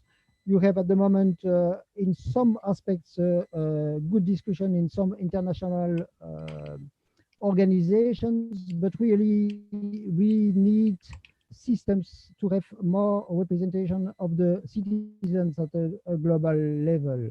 And well, there is an idea to have a kind of a United Nations Parliament. That's one of the projects I've been involved in this many years. Yeah, but once again, this is not easy, and this is not the only way to have ecological progress happily. Yeah, absolutely. And the next question is actually in two parts. So first of all, I would like to ask you, how do you see the everyday man getting involved in this project with so many bad news and so many worries in the world today, and which organization are actually succeeding in getting more people involved in a positive way? Well, I think one of the positive aspects of this world is it is now possible for each person to be, well, each person, let's say the majority of the citizens of the world to be involved. And well, especially concerning the longevity movement, but also concerning techno-progressive green movements. Well, we are only a small group, so we need more people to be involved, to let's say, to give good news and to give positive news, but of course true positive news, and to make technological proposals. So I really think that it's, if you take time to do it, and if you do that seriously, you can change the world quite easily. You have a chance to change the world. Yes. Yep. In your talk, you actually stated that we caused environmental problems, right? And who is we? How do you define we?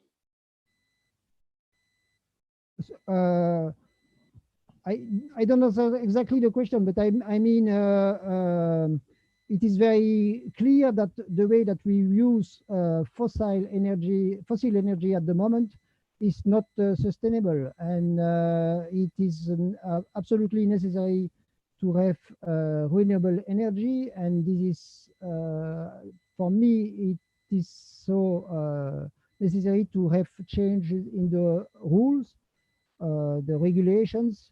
That's one aspect, and then yeah, I would say the rest of the things that I was saying, also concerning the necessity to have repair, recycle, and reuse. So maybe I didn't get exactly what was your question. No, that's okay. I think you answered. I was wondering whether we as a global population, or if there are certain countries that are actually addressing the problem better, or we as transhumanists, etc. So that's what I was wondering. Yes. Yeah. Okay. Sorry. So there are various aspects, but I think it's important for transhumanists now. So let's speak about transhumanists to be positive where we need to be positive, but also not to. There is kind of, and I have this tendency also to say, since all people are speaking about negative aspects, we should speak only about positive aspects. I think that it's not a good idea, and I think also that really, if we want to be there in many years from now, and the change is not nothing, if we want to be there in many years from now, we have to find solutions for longevity, but we have also to find solutions for a global sustainable environment. Fantastic, Didier. Thank you so much for your time and for your presentation and for answering our question. I think it's time now to pass to something different, because in the last few days we've been collecting answers to a survey that we modeled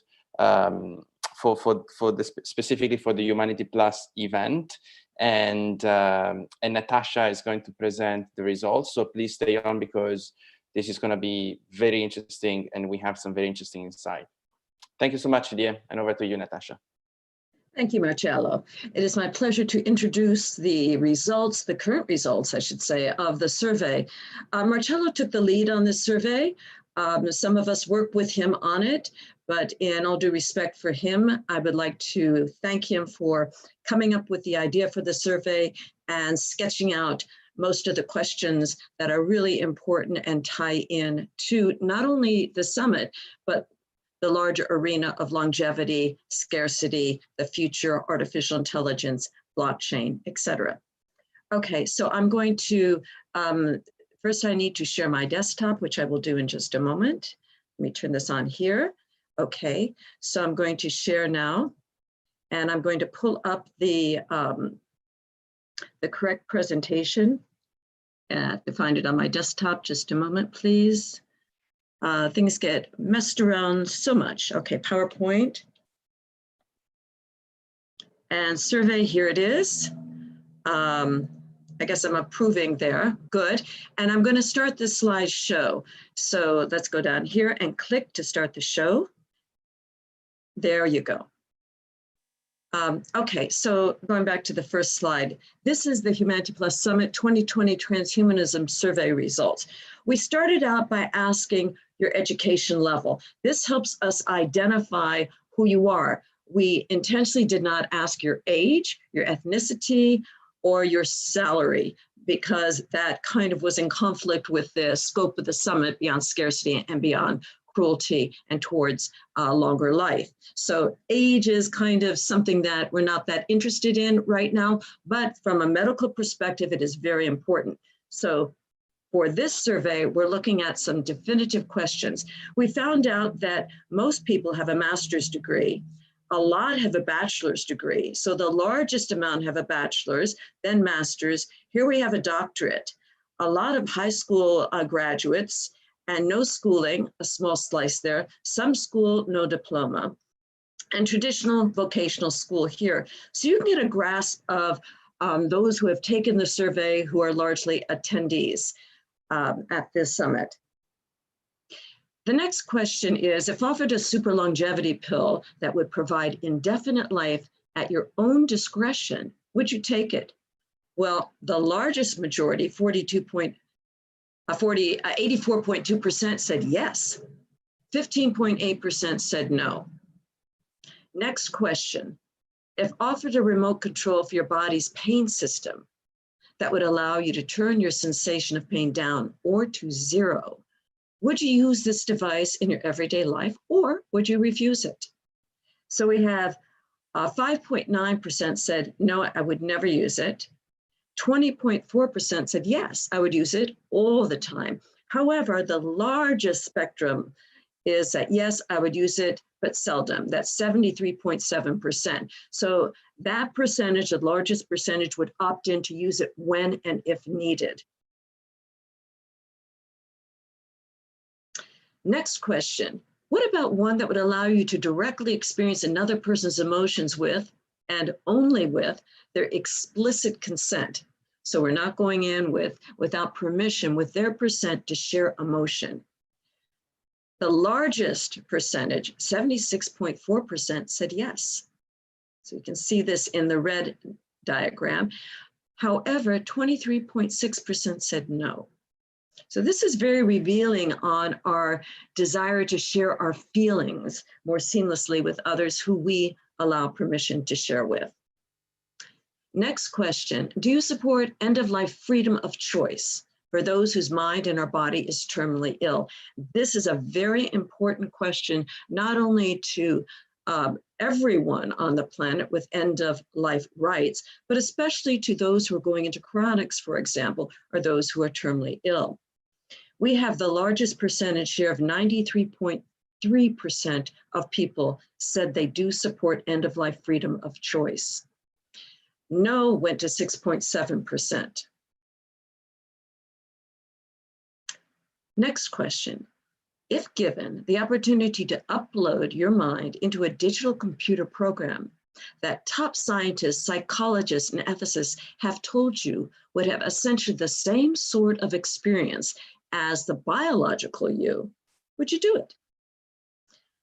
27.7% said no. However, the largest percentage, move this over so I can read it, is, whoops, let's go back. I couldn't get that number, but it's 72.some% said yes, they would upload. Now, mind you, the caveat here is if you upload, that's not a synchronaut. You can download too, you can cross-load. So we use the phrase uploading to mean backup, engage, coexist in different substrate, but that does not mean that you are only allowed to exist in that substrate. Next question, if you were having a baby and the choice for genetic modification were available for shaping your baby's DNA to alter intelligence, appearance, and physical capabilities, would you do it? Well, here it's almost close, but not quite, because 62.2% said yes, they would, while 33.8% said no. And this ties into the issue that we've heard about for decades now about designer babies and genetic engineering. But it's interesting that has shifted more to a level of acceptance because of the onslaught of diseases such as Tay-Sachs, sickle cell anemia, and other diseases that children have that are inherited. Next question, would you take a medically approved pill that modifies your DNA to prevent you from getting viral infections like COVID-19 or another virus?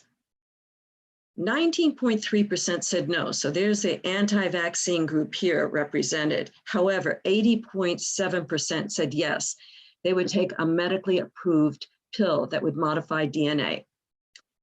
Okay, next question. Would you take a medically approved pill if a virus is 10 times deadlier and 5 times more infectious than COVID-19? So let's take a look at this. It changed.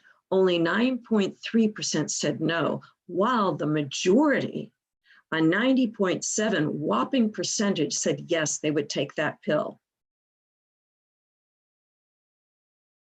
Now let's take a look at the most popular technologies amongst transhumanists as not as a demographic approach. Number 1, biotechnology. Number 2, artificial intelligence. Number 3, nanotechnology. And number 4, blockchain. So this shows the confluence and convergence of different technologies that are forming our future. Bio, nano, we'll take blockchain as info, and techno AI. Here's another graph. Do you think that governments should provide universal basic income to provide basic human needs? Well, we didn't define what those needs are, but just general basic human needs. Let's take a look at this. So we have 72.8% said yes. Now, let's take a look at some of the answers here, because this particular question offered others, so you could put in your comment. I am not well informed enough to answer is 0.7%. I think it's preferable to other forms, 0.7%. It depends, 0.7%. Yes, if AI and DAO are sufficiently advantaged is 0.7%. The largest percentage there was no, which is 8.6%, but then we have another 0.7%, which claims other type of intelligence where it's not biological. So it's interesting here that the majority, 72.8%, said yes to provide basic human needs. The next question we need to talk about in another summit, perhaps a follow-up summit, is what does that mean? What are basic human needs? The next question, if abundance means everyone on the planet has basic human rights, do you think this abundance for all can be achieved through smarter economic systems of production and better channels of distribution? 80.3% said yes. By God, boy God, I guess that's 7%, possibly 1.3%, no, 6.6%, yes, but it should be basic, 0.7%. So here we have abundance means everyone on the planet has basic human needs.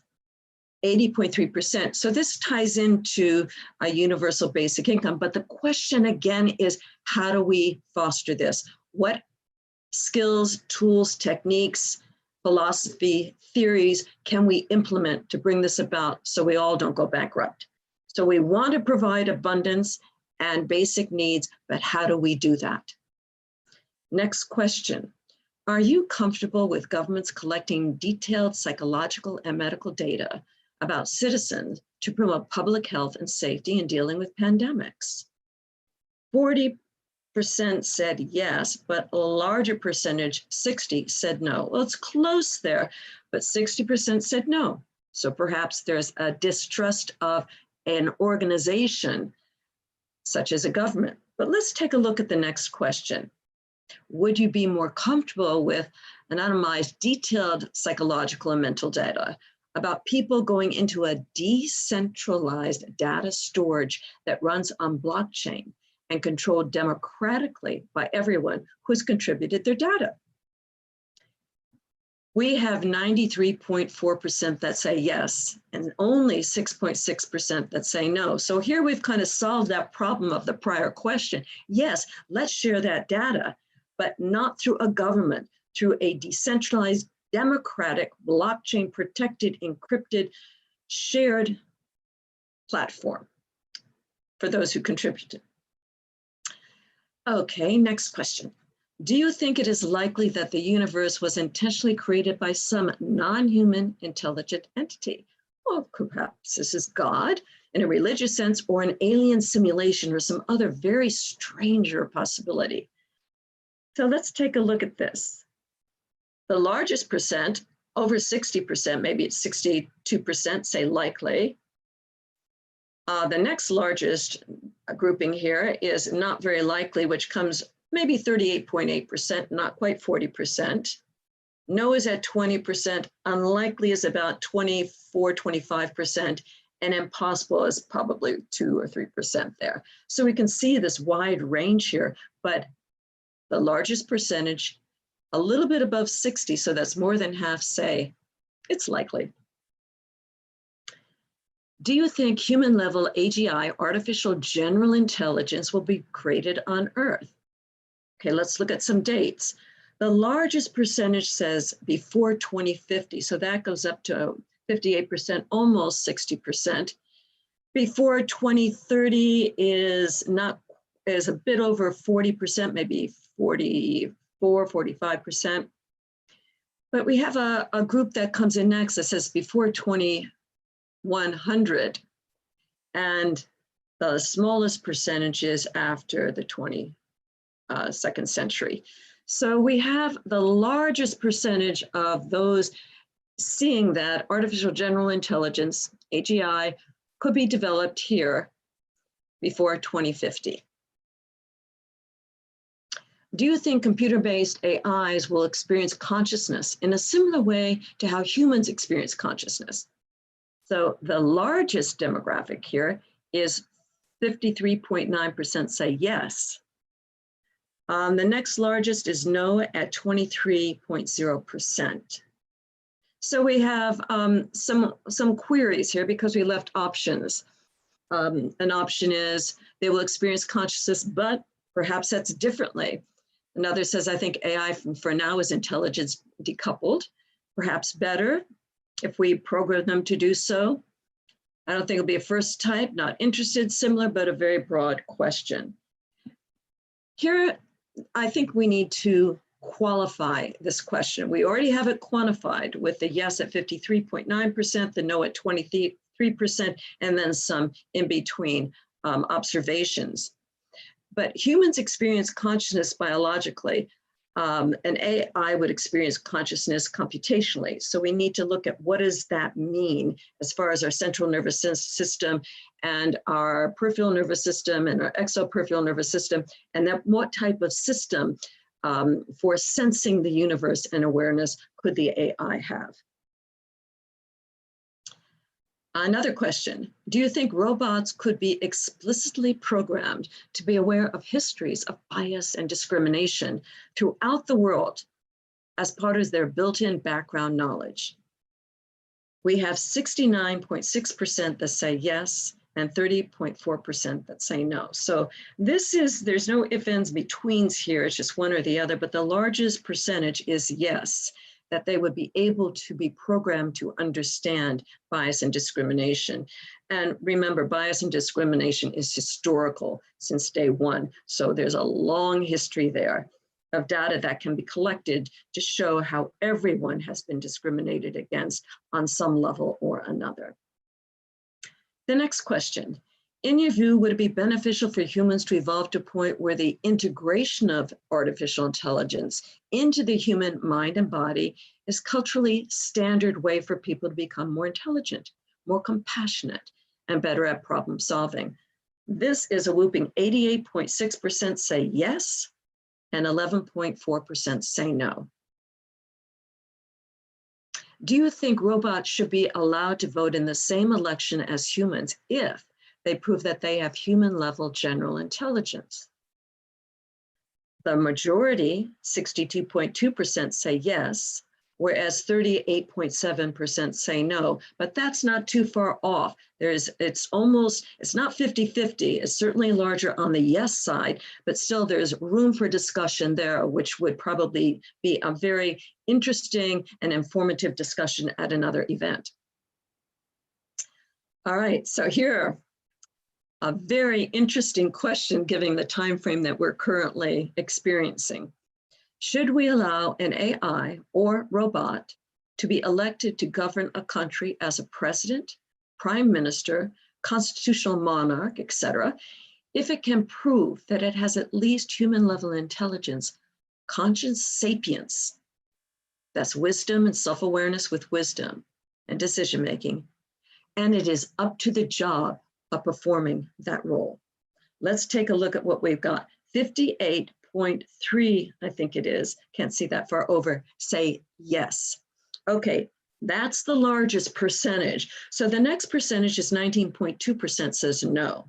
So let's look at the in-betweens here. We have 7% that say yes, Iraq would be better than what we have today. Okay, very clever, very funny. But you know, there is some truth to that sense of humor. Another point is it hinges on which kind of constitution is placed by the time. Okay, fair enough. That's a smart way to look at it. Another point, only if a human could never do what the AI does. Well said. Only if voted by humans. Okay, that's a very tactile point and a very interesting, intelligent point to make in this particular analysis.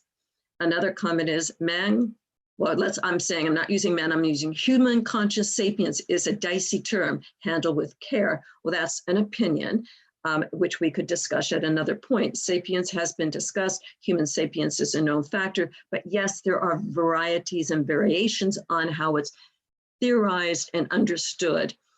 The last one at 7%, these are peculiar questions that don't interest me at this time, fair enough. But let's just take a look at this data. The quantifiable data shows that 58% say yes, so that's a majority. It's a larger than 50%, but we have a full spectrum of details in between, so it's not a slam dunk here. And this affords us a greater opportunity to ask these questions about AI and human level intelligence. And it also brings into view some of the discussion by speakers earlier yesterday in augmentation and enhancement, the need to augment and enhance ourselves. So it is not us versus them. So perhaps that is part of the larger discussion amongst not only knowledge bearers and informants in this area, but including all voices to be part of this discussion. Thank you so much. And I believe that is the last question. So I will now undo my screen share, and I'll just go back to myself. I'm unsharing, stop share. Here I am back. And I'll field any questions that YouTube might have, or that I'd like to bring in Marcello and Ibby and Ben and any others who would like to participate in this discussion. Let's see how much time we have left. We have done Oh, lovely. 11, I think we have 9 minutes left. So let's take a look at this. So Marcello, I invite you to join me here. Yes, thank you so much, Natasha, for going through the whole questionnaire. I mean, it was a long questionnaire, and despite we decided to cut it down a little bit to make it a little bit more friendly, it was quite an effort and quite a run to go through all of it. So thank you so much. We collected about 165 respondents to this survey, and the sample, I think, was random enough. I thought was explicitly targeted to SingularityNET communities and Humanity Plus communities. Therefore, that's why we expected some sort of optimism towards the future, as many in the community have noted. Despite this, I think the results are still quite surprising. I wouldn't expect myself so much optimism towards artificial intelligence, towards the creation of in general artificial intelligence and the advent of singularity before 2045, for example.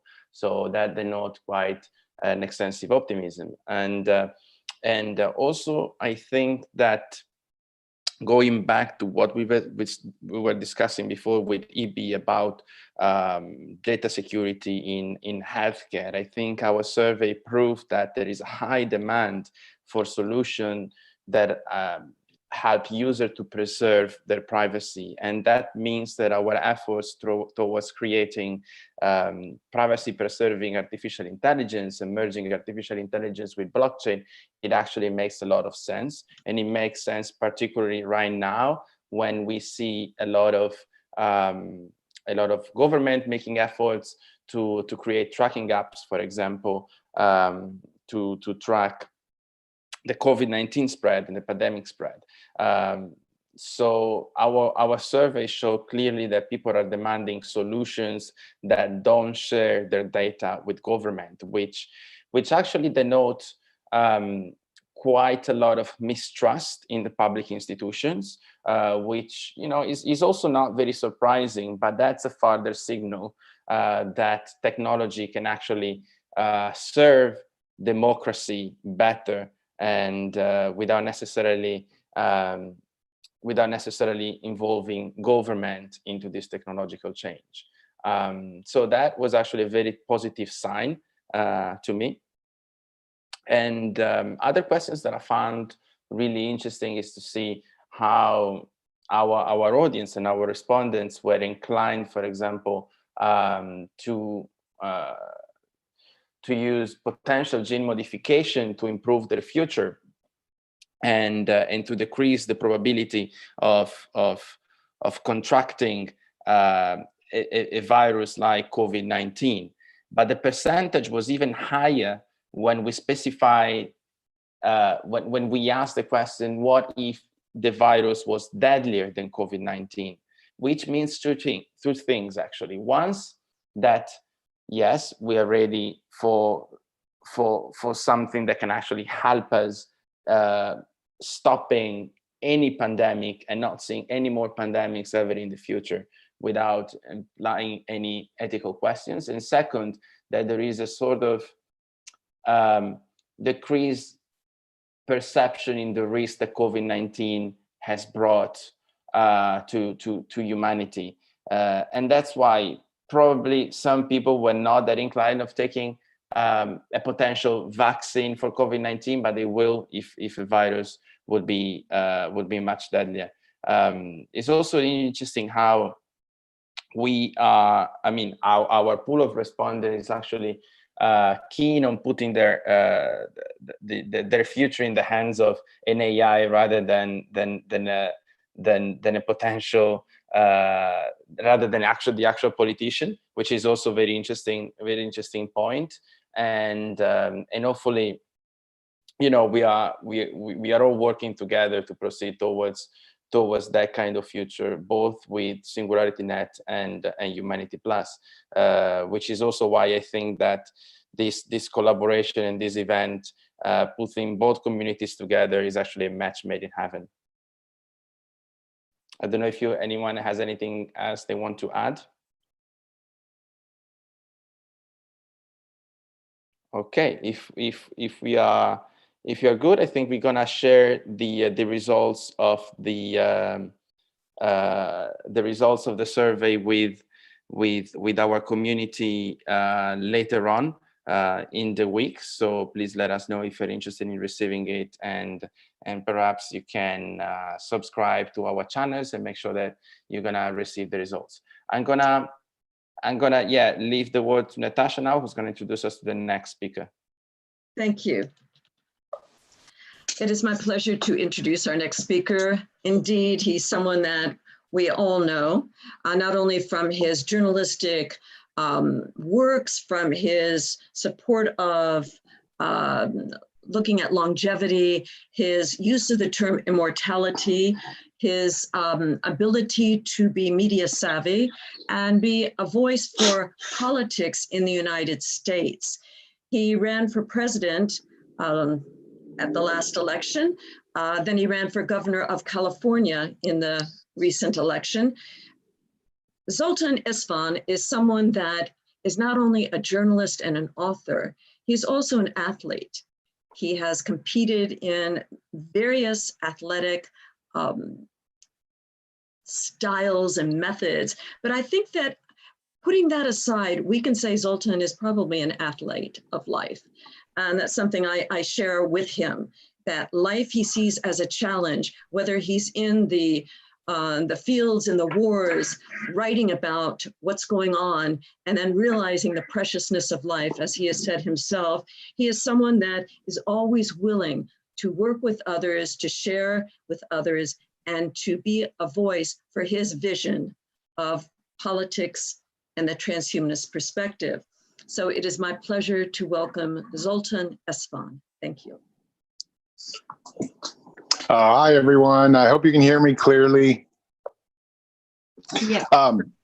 So great. Well, thank you so much for having me, here in this summit, and thank you, Natasha, for the kind introduction, and also for having me speak. And today I'm speaking a little bit on transhumanist perspectives on how to deal with the pandemic, which of course is been on everyone's mind and really changing the way we are living in many ways. And let me just first start off just with what Natasha was saying about being an athlete. I'd say the most important thing you can do right now, if you want to avoid any pandemics and stuff like that, is to start eating properly and to be your ideal weight, as well as exercise, just vigorously exercise. Now, that's not a very transhumanist approach, but in the end of the day, what I'm really about is trying to save lives and maximizing the amount of lifespan that people have. And the simplest thing to do all the time is just to eat right and exercise a lot. And especially, this is especially important during the time of the coronavirus, because as you know from statistics, it's unhealthy people that are being most affected and negatively affected by this. But I have had a radical take on this entire, on the COVID-19 and what's happened with the pandemic. One that has not necessarily been too welcome by some people in our community, but it has still been my perspective all along. And I do want to talk a little bit about it because I think it's very important. I have said from the start, the biggest problem with the coronavirus is really not the fact that, obviously it's horrible that so many people are dying, and it's horrible that this illness has come to planet Earth.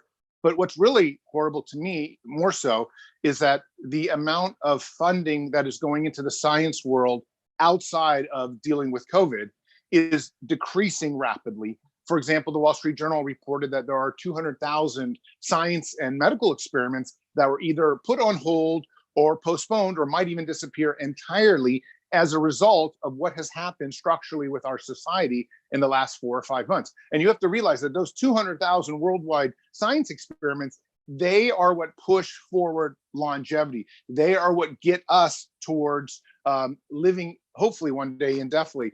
And for those of us like myself who are near age 50 or older, this could be the difference on whether we actually make it or not. And as a result of this type of thinking, I have said all along that I have not approved at least the work lockdowns. I completely approve masks. I completely approve social distancing. I think probably there should be a national mandate for a mask. And I'm sad that our president and that governments haven't gotten together to do that. And while I think everybody should try their best, of course, to keep away from the disease, the idea that we would shut down the economy has so many ramifications for the science world that we're going to look back in 10 years and say, oh my God, we lost at least 5 years, maybe 3 years, but at least 3 years, 5 years likely, maybe even a decade. Who knows how long this goes? Like you can imagine, had we put $1 trillion into the field of longevity 20 years ago, we wouldn't be having this discussion on pandemics because we would have already been probably living indefinitely. Achieving indefinite lifespans, overcoming death, these kinds of ideas, they are a matter of resources. They're always going to be a matter of finances. The more we're going to conquer death, it's a matter of putting enough money into it, getting enough people excited about, enough research going, enough scientists, enough universities. But that always takes resources. And what we're lacking now because of the COVID-19, because shutdowns and because companies are scaling back, and there's not as much venture funding going forward, is this lack of funding. And again, I know there's funding going into developing a vaccine. That's great, but that's just one tiny aspect of human longevity, is having vaccines for viruses. There's a whole other, issues. Most people die from organ failure, so we want to be, a transhumanist would start thinking, okay, what does coronavirus do? Well, it hurts the lungs. It hurts, of course, it hurts a whole bunch of other things in the human body. How can we get rid of biological lungs? This is the big question I have. There are a couple companies like BioLung that are working on these things, but unfortunately, they're not going to be here in time. And in fact, so right now, one of the things they've been kind of looking at is there possible to do animal transplants of lungs and pigs and things like that, and also just human transplants for people that have terrible lungs. But the fact is, none of this stuff is really here to make the difference in the numbers that we need. But in the future, had we given this money 20 years ago, let's say $1 trillion for the life extension movement, we would have probably had all these things. That's the great thing about transhumanism, is one of our key concerns is not only living indefinitely, it's also worrying about existential risk. And as an existential risk, let me tell you, today we have the pandemic, but tomorrow it could be an asteroid. It can be a Yellowstone volcano. It can be another type of plague. There's a bubonic plague in the border town of China right now as well. It could be a whole host of factors that come from multiple different things. Solar flares, it could be cyber even crime, cybersecurity issues, AI, rogue AI, though I don't think that's in our next decade or so. But the point is, existential risk is very real, and humanity faces that threat, and nobody has worried about it until I think really this coronavirus came. And right now they're worrying about a very specific point of existential risk, which is a pandemic. But believe me, there are another 10 different types that can take out, and they have taken out other major species that were at the time, kind of ruling planet Earth. What would transhumanists do? Well, transhumanists would say it's time to take a real budget and apply it towards working out existential risks so that we have an answer when something happens, like a giant asteroid coming, or some type of, new even environmental catastrophe. Whatever it is, there's many different types of things that can come and literally decimate lives and decimate countries and a species as a whole. And our governments are not taking enough time and enough resources to take this seriously. And they only take stuff seriously when it actually hits our shores. And of course, as you can see around the world, that's pretty much, it's too late in the case of coronavirus, because so many people have died. And yes, there are also cultural ramifications. America, with its kind of, opposing political viewpoints, is not the best place to try to contain something like this. We're an authoritarian regime, which of course I disagree with, however, is better at containing something like the coronavirus. But the point is, all governments need to worry about existential risk, and they also need to worry about things like space travel so that we actually, humans, have a way off planet Earth. But it's a cohesive and comprehensive kind of vision the transhumanist community has for these kinds of ideas. It's not just, oh, we wait until something terrible happens. It's that we actually deal with this stuff ahead of time. And the big number that I'm looking at right now is that if the resources of the American medical world, like let's say, Harvard University, they say they're their budget's been cut by about 25, 30%. Well, of course, Harvard and all these other universities, the thousands of them across the world, are also cutting budgets. That means their medical schools, their research centers, everything else is having budgets cut. That means less research goes. Well, that has an exponential effect on how, you know, research develops, how fast it develops. And when we talk about how fast it develops, it means somebody like me who's approaching age 50, am I going to make it to age 75 when we might actually have a way to overcome death because we can 3D bioprint organs and all these other things? But the point is, it may not be 25 years before we actually are able to overcome death now. It might be 35 years because of this loss of resources during the coronavirus because we shut down the world. So transhumanists, I believe, you know, have to advocate. And I want to point out a figure too. Yes, it's very possible we're going to lose 1 to 2, maybe 5 million people overall from coronavirus will die prematurely because of the coronavirus. But the amount that will be lost because medical research has been suspended or postponed because let's say even 3 years, when you look at the amount of deaths that will catch up, let's say if we had figured out how to overcome death by, let's say, age 2035 or 2040, maybe 2045, 3 years there is going to make hundreds of millions of lives, because that's how population growth, and that's how the amount of lives we have that are lost every day. I mean, if you take 150,000 and you times it times 5 years, you're going to get hundreds of millions of lives that could have been saved. And that won't be saved because research has stopped at a point now, and it won't have a chance to catch up to what it would have been. And this is the same argument that had we had a great president 20 years ago given $1 trillion to life extension instead of, let's say, the Iraq war, we wouldn't even be having this conversation now. We wouldn't be worrying about coronavirus because we would have already conquered it. We would have already conquered Ebola. We would have already conquered SARS and MERS and all these other things that are out there. But unfortunately, unless we have a community of people that really pushes forth and says, you know, medical research, scientific research, longevity research, it's not just for us. I mean, it's not just for our little community. It's for the world. It's the most humanitarian thing that everybody on planet Earth can do to show themselves and to kind of reveal that spending money on research is the greatest humanitarian goal that we can do. And when we cut back on it, we are cutting back on our lives. We're cutting back on our lives. We're cutting back on the future lives that exist. We're cutting back on all the other lives that will have possibilities. And yes, there are many, many deaths now, and they're tragic, but there's going to be hundreds of millions of more deaths because of the lack of research over the next 5 years, because what we've done economically to the country, and because of our lack of vision of not pushing forth a society that wants to put forth a lot more resources into medical research and technology. That's the key of the transhumanist community, in my opinion, and how we stave off kind of pandemics is we have to convince people that it's in our best interest to do this now, because we're not just fighting for today, we're fighting for when the 50-year-old is 75 years old, and then he's at the verge of death, trying to make it to that great next era when you don't have to worry about dying. Maybe you have age reversal and things like that. So we must fight today for our future self. And it's not just our future self. It's the future selves of our children, of our neighbors, of our family members, our animals. I mean, it's our planet. It's a comprehensive look, but it requires dealing with stuff today in the immediate world.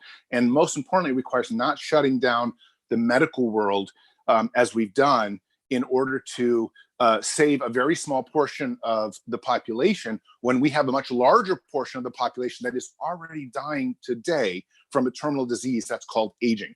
And so this is very difficult. Everyone says, oh, Zolt, you're being evil by, trying to open the economies and open up the scientific world so that people go back to work. But the truth is, when people are working, they're also saving lives, much more lives than by not working. And that's been the great contradiction right now that is happening in the transhumanist community, is that what should have been, normally you would think a pandemic would increase the visibility of transhumanism. But what's happened is actually because it's been so focused on coronavirus, a huge part of the movement has been sort of left behind. And that involves cyborg parts, AI, singularitarian ideas. Transhumanism is a very comprehensive plan to overcome death and to become something better than we are. And right now, it seems like the world is focusing on just a very specific thing and forgetting that we're all going to die at some point.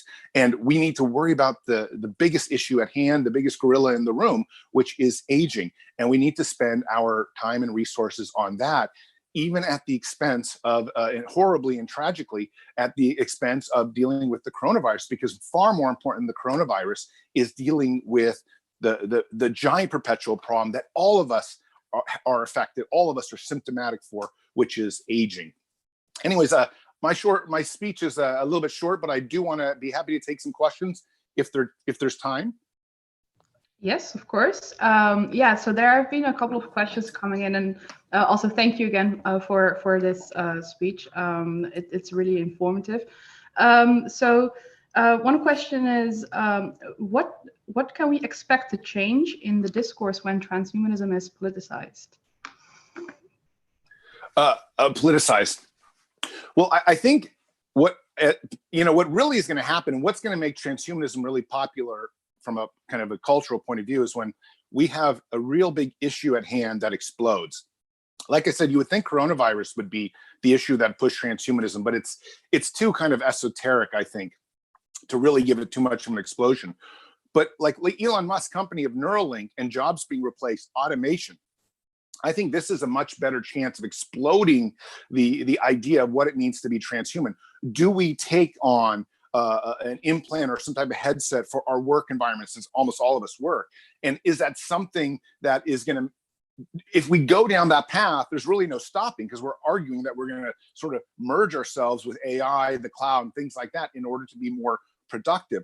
I think something of that will probably be here 3, 4, 5 years. And that might spur the real discussion where you actually get, for example, presidential candidates in the debates and, on nightly news consistently talking about what does it mean to live in a society that is going beyond the human being. But it will probably take some sort of invention that really spreads through the news and really overcomes the culture and says, okay, we're at that tipping point. Do we go one way or do we go the other? And I think that's what politics is about. And if somebody can grab that and run with it, like almost like Andrew Yang grabbed the universal basic income and ran with it and really exploded the universal basic income concept. I think transhumanism has that opportunity as well to explode in the public's mind. Yeah, absolutely. Yeah, I think what Andrew Yang did was really amazing. It got Yang on so many people's agenda, and they really started to think about it. And you can even see some governments taking steps into actually implementing it even here and there locally as tests, of course. But yeah. So another question is maybe a bit tougher, but what is the biggest criticism that you have gotten on your perspectives, and what do you say against it? Well, I think overwhelmingly the biggest criticisms I got in my perspective is that I purposely provoke.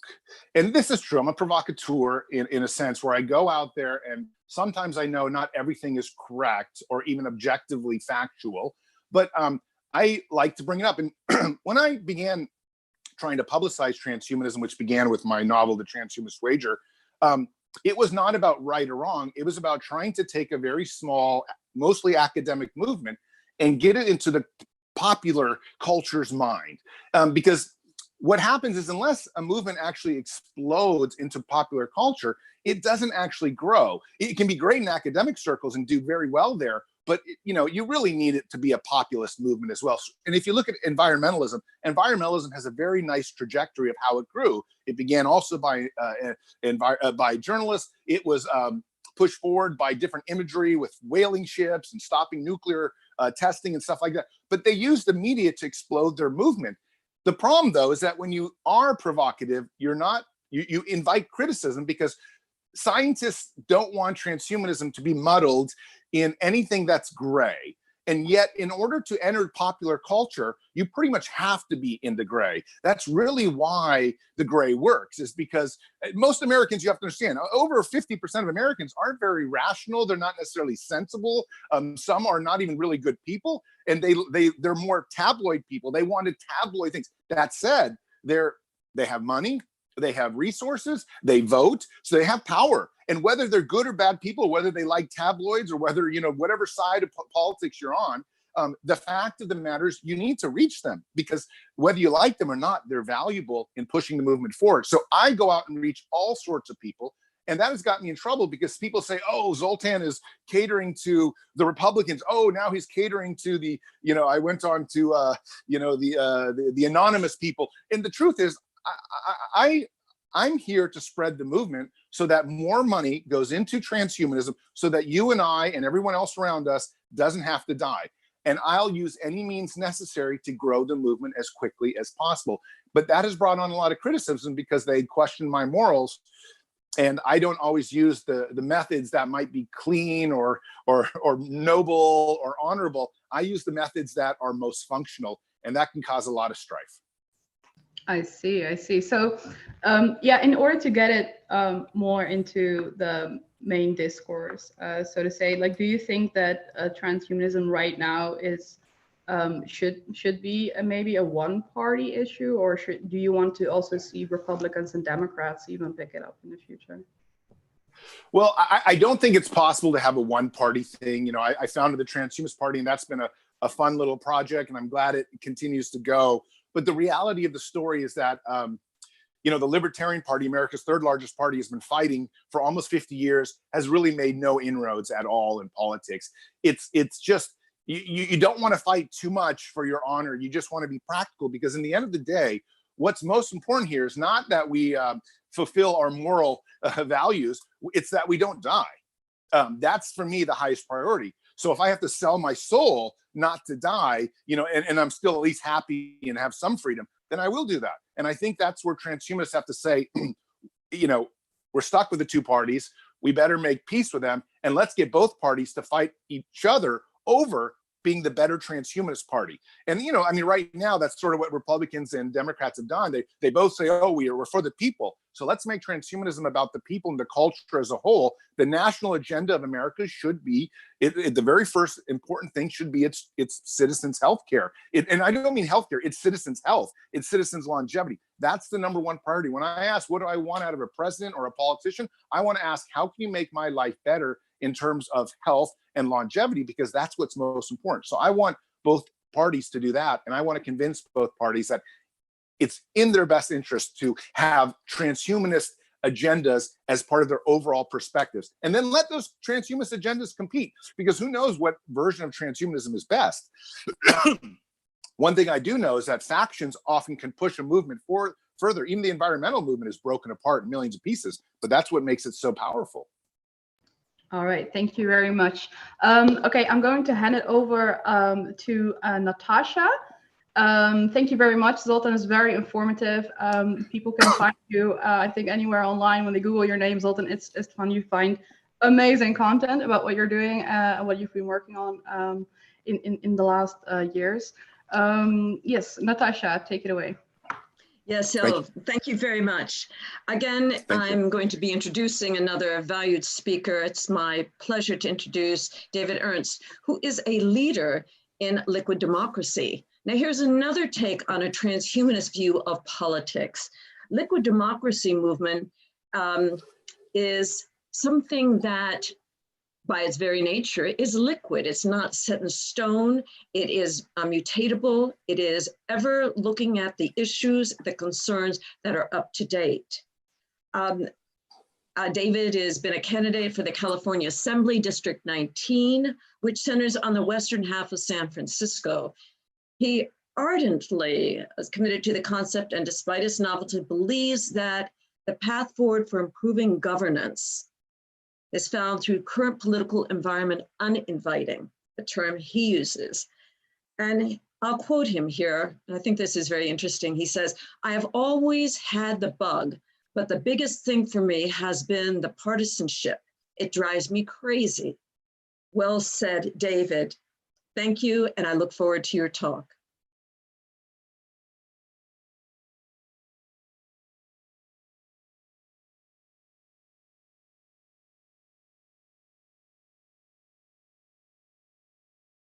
Okay, can you hear me now? Yes, we can hear you now. Thank you very much. That was a wonderful intro. And I love following Zoltan. This is everything he had to say is really powerful, and I want to continue these ideas and also look at our democratic infrastructure itself and how it can help support these ideas. So thank you again for everyone for making this possible. Let me just give a high-level intro about myself. Like Natasha was saying, my name is David Ernst. I'm a technologist. My background is in math and philosophy. I built a lot of different technology for education, finance, personal health, a lot more. But for the past 4 years, my team and I have been building democracy technologies that have helped politicians better understand their constituents, empowered advocacy organizations, and change laws. Today, I want to help offer you a window into what's now possible for democracy. The first thing I want to say is that democracy is really important. It's how we ensure a free society. It's the aspiration for how free people organize ourselves. I wish I didn't have to say this, but the truth is, as we all know, democracy is struggling right now. There are deep-rooted issues with corruption. There's way too much money disappearing in all sorts of questionable directions, and very real failures to address important, pressing issues due to conflicts of interest. And there's widespread issues with underrepresentation and lack of trust. If you look at polling on this, it's absolutely awful. In America, something like 9 out of 10 people say they don't approve of the job Congress is doing, like 90% of Americans. And this isn't just a recent issue, it goes back many decades. It's not the fault of any one politician. And too many of us just take it for granted. Separately, related to this, like Natasha was mentioning, there's this really terrible lesser of two evils sort of partisanship, us versus them. That other side, they're all villains, didn't you know? Whereas ours are perfect without flaw. But of course, partisanship is the mind killer. It destroys our critical thinking abilities and drives us towards extremes. And one last issue I'll bring up. There's a really sad inability to keep up with our rapidly changing world. This audience, of all people, knows how much our world is changing, and acceleratingly so, of course. And yet, too often, our elected leadership looks like it's just decades behind. And not even out of malice or corruption, as I mentioned before, but also just simple ignorance. These are all very serious issues. It'd be easy to blame individuals or particular political parties. And yes, without a doubt, some of them are certainly better than others. But the issues go much deeper than that. These are system level issues. And of course, there are thousands of other very real and important problems we see day to day all around us. But many of these are the consequences of these deeper underlying issues. The good news is that there are powerful system level solutions as well. I'm not here to talk doom and gloom, but to offer a positive vision. So what I want to help convey is that democracy itself is an evolving idea. Abraham Lincoln, in his Gettysburg Address 150 years ago in the middle of the Civil War, talked about the unfinished work of democracy. And I want to share with you a vision for how democracy can evolve to become a lot more trustworthy, a lot more authentic, and a lot smarter. The thing that's changed, the big opportunity, why we can actually do this is thanks to widespread access to the internet. We have supercomputers in our pockets that can instantly talk to each other across the world. And so you'll hear some people talk about digital democracy or internet democracy. And this is probably the easiest entry point. But to me, I really like to think of this as democracy 3, as in version 3. 3.0. And there's a real story here. And so where's 1 and 2? So just step back for just a second. Democracy 1 goes back to the ancient world, like ancient Athens. That's where the word democracy comes from. It's a Greek word. And the way it worked back then was that all the citizens gathered in a physical shared space together, one place, and they would hash out with lots of arguing, how do we deal with our various shared public problems? How do we deal with the public problems with the republic? And it's messy, it's not pretty, but it's people coming together to try to address our group problems. It's pretty basic. We've all probably participated in democracies like this. It's basic, but it works. And it was monumental for the development of free human civilization. But it's really limited by geography. It's for a single city, or really just a town. And so that brings us to democracy version 2, which comes from the Enlightenment. I like to call this 1776 democracy.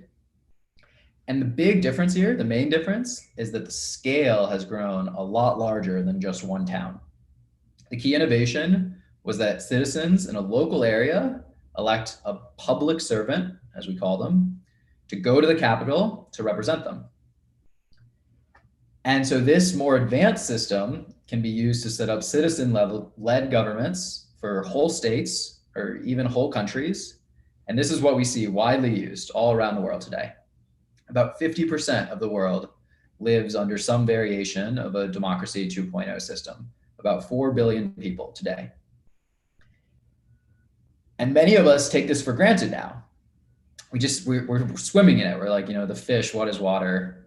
We don't even see it practically. But in 1776, this was a huge innovation and it was ahead of its time. But at the same time, there are scaling issues. Back then, the size of the countries were much smaller. In 1776, just as one example, there were about 2 million people in America. Now there are over 300 million. So it's grown to well over 100 times as many people. And each American member of Congress today is being asked to represent nearly 1 million of their neighbors, each. 1 million of their neighbors they're supposed to speak on behalf, which is really extreme. It's kind of absurd if you stop and think about it. And it's really part of why the system is struggling. It's not just their fault. Some of them are better than others, but the system itself it's quite frankly kind of absurd, and it's an inhumane expectation. But with that said, there still is a lot to be grateful for. Of course, it's created the world that we've inherited, for better or worse. You look outside, this is the world we live in. But then at the same time, the world has changed. And so the question is, will our representative system keep up? And so you have to understand, back when the current systems were designed, there was no electricity. There were no phones, no telegraph, no railroads or radio or WhatsApp. The fastest way to get a message between two cities was to write it out with a quill and give it to somebody on a horse and then wait a week. That's how the world looked in the system and the paradigm that we're living in right now. But our world has clearly changed. Here we are right now participating in this online conference with high definition video and audio, live streaming to anyone in the world who wants it, with recordings for all future. Anyone can tune in at any time, right in the comforts of our own homes. And so we all have these connected devices. And so that really changes things, obviously so. And so as just one example of this, Elon Musk, which as like Zoltan was talking about, he's the easy person to point to. He's been saying for years that he thinks his 1 million person Mars colony should give every person a smartphone app to vote directly on new laws. And he's not the first one to come up with this. Lots of people are talking about it. There's actually polling that says something like 50% of all Americans want to see some form of direct democracy like this. But the thing is, representation is a really good thing. It's really useful. It was an improvement. It was an upgrade. It was an innovation. And we need to continue to improve it, not get rid of it. It would be a loss not to have it. It'd be like going backwards, thousands of years, back to the ancient world, back to democracy version 1. The fact is, legislation is complicated. The world is complicated. There are a lot of messy details involved. How many of us want to spend hours poring over hundreds of pages of legalese? I've struggled to do it sometimes. Sometimes I have to do it. It's not fun at all. I certainly don't want to expect every single person off the street to do something like that. We don't want lowest common denominator government. We need leaders. We need leadership. We need more leadership, not less leadership. So yes, in this 21st century world we now live in, From a strictly logistical point of view, each and every one of us could vote directly on bills, yay or nay, or abstain. Just like our members of Congress are doing right now, if the rules allowed us to do that, if our representatives allowed us to do that. But the thing is, we can also make it possible for us to pick representatives, our own representatives, personalized representation, anyone we want personally, people we actually trust. It's like the current system where you pick between candidate A and candidate B, but you get to pick the people. You're not stuck between just two options. You could even pick your current representative if you're happy with them. This wouldn't take anything away from what you're getting right now. It just offers more options and control. So this new system of representation, what I call Democracy 3, what some call delegative democracy or liquid democracy is another popular term for it. There's a whole subject about what's the right term for these things, but to me, I think of Democracy 3. It's this multi-100-year journey. It's not like we're taking a different path, it's inevitable. It's really just a question of when. But the point is that the way it works, the key thing is that we always get the option to vote on new laws ourselves. If you like what Zoltan's saying, or you like what anyone's saying, or you like any proposal, you can clearly yourself very easily say, I support this. I want this. I want research on that. I want funding on that. I want these new laws. I think this should be a crime. I think this shouldn't be a crime. It's your voice. And on top of that, whenever you don't vote directly, which again, for most of us is going to be the vast majority of the time, your personally chosen representatives get extra voting power to speak for you on your behalf. Representation becomes like a backup. It's our voice as free citizens always, and we get to empower the people we personally choose to help lead us. This allows us to find and empower our leaders far more easily than the current system lets us. The current system is like a cage match. So few people put their name in the hat because it's awful. I say this from firsthand experience, that it's very ugly. It puts this terrible spotlight on you. And then it's like, 5 competitors enter the ring and they beat each other up as much as possible. And which one's left standing at the end, we're now supposed to trust that person. And it was the best that we could do at the time in the horse and buggy era, in the quill era. And it was an innovation, but it's not necessary anymore is the thing. And so this is really the key mechanism. If there's only one thing you take away from this talk, I want you to make it this. Democracy 3 will be defined by letting each citizen represent ourselves directly, vote directly whenever we choose, while still deferring our voting power to our personally chosen representatives the rest of the time. It's actually pretty simple. And this makes it much easier to actually hold them accountable too. Not only do we have much more choice initially, we can take our representation back at any time if we no longer feel like they're doing the job we need from them. It can be as easy as pressing unfollow on your favorite social media app. But instead of being based around mere interest or entertainment, this can be built on trust. Who do you want representing you when you can't yourself? And now, the other thing this allows for, right now we expect our elected representatives to vote on our behalf on each and every single item across every subject, all subjects. But nobody knows everything about everything. We all have different interests, different areas of expertise. And so in a modern representative system, we ought to be able to pick different people for different areas. The people who know the most about technology issues are probably not the same as those who spend the most time studying tax issues, or vice versa, or foreign policy issues, or your local permitting issues. The world is complicated. There's so many things. And our private lives, we specialize. Of course we specialize. I don't make my own clothes. I don't make my own water bottle. Everybody has things that we're good at, and we trade. And we could be doing the same in the way that we address our shared group problems.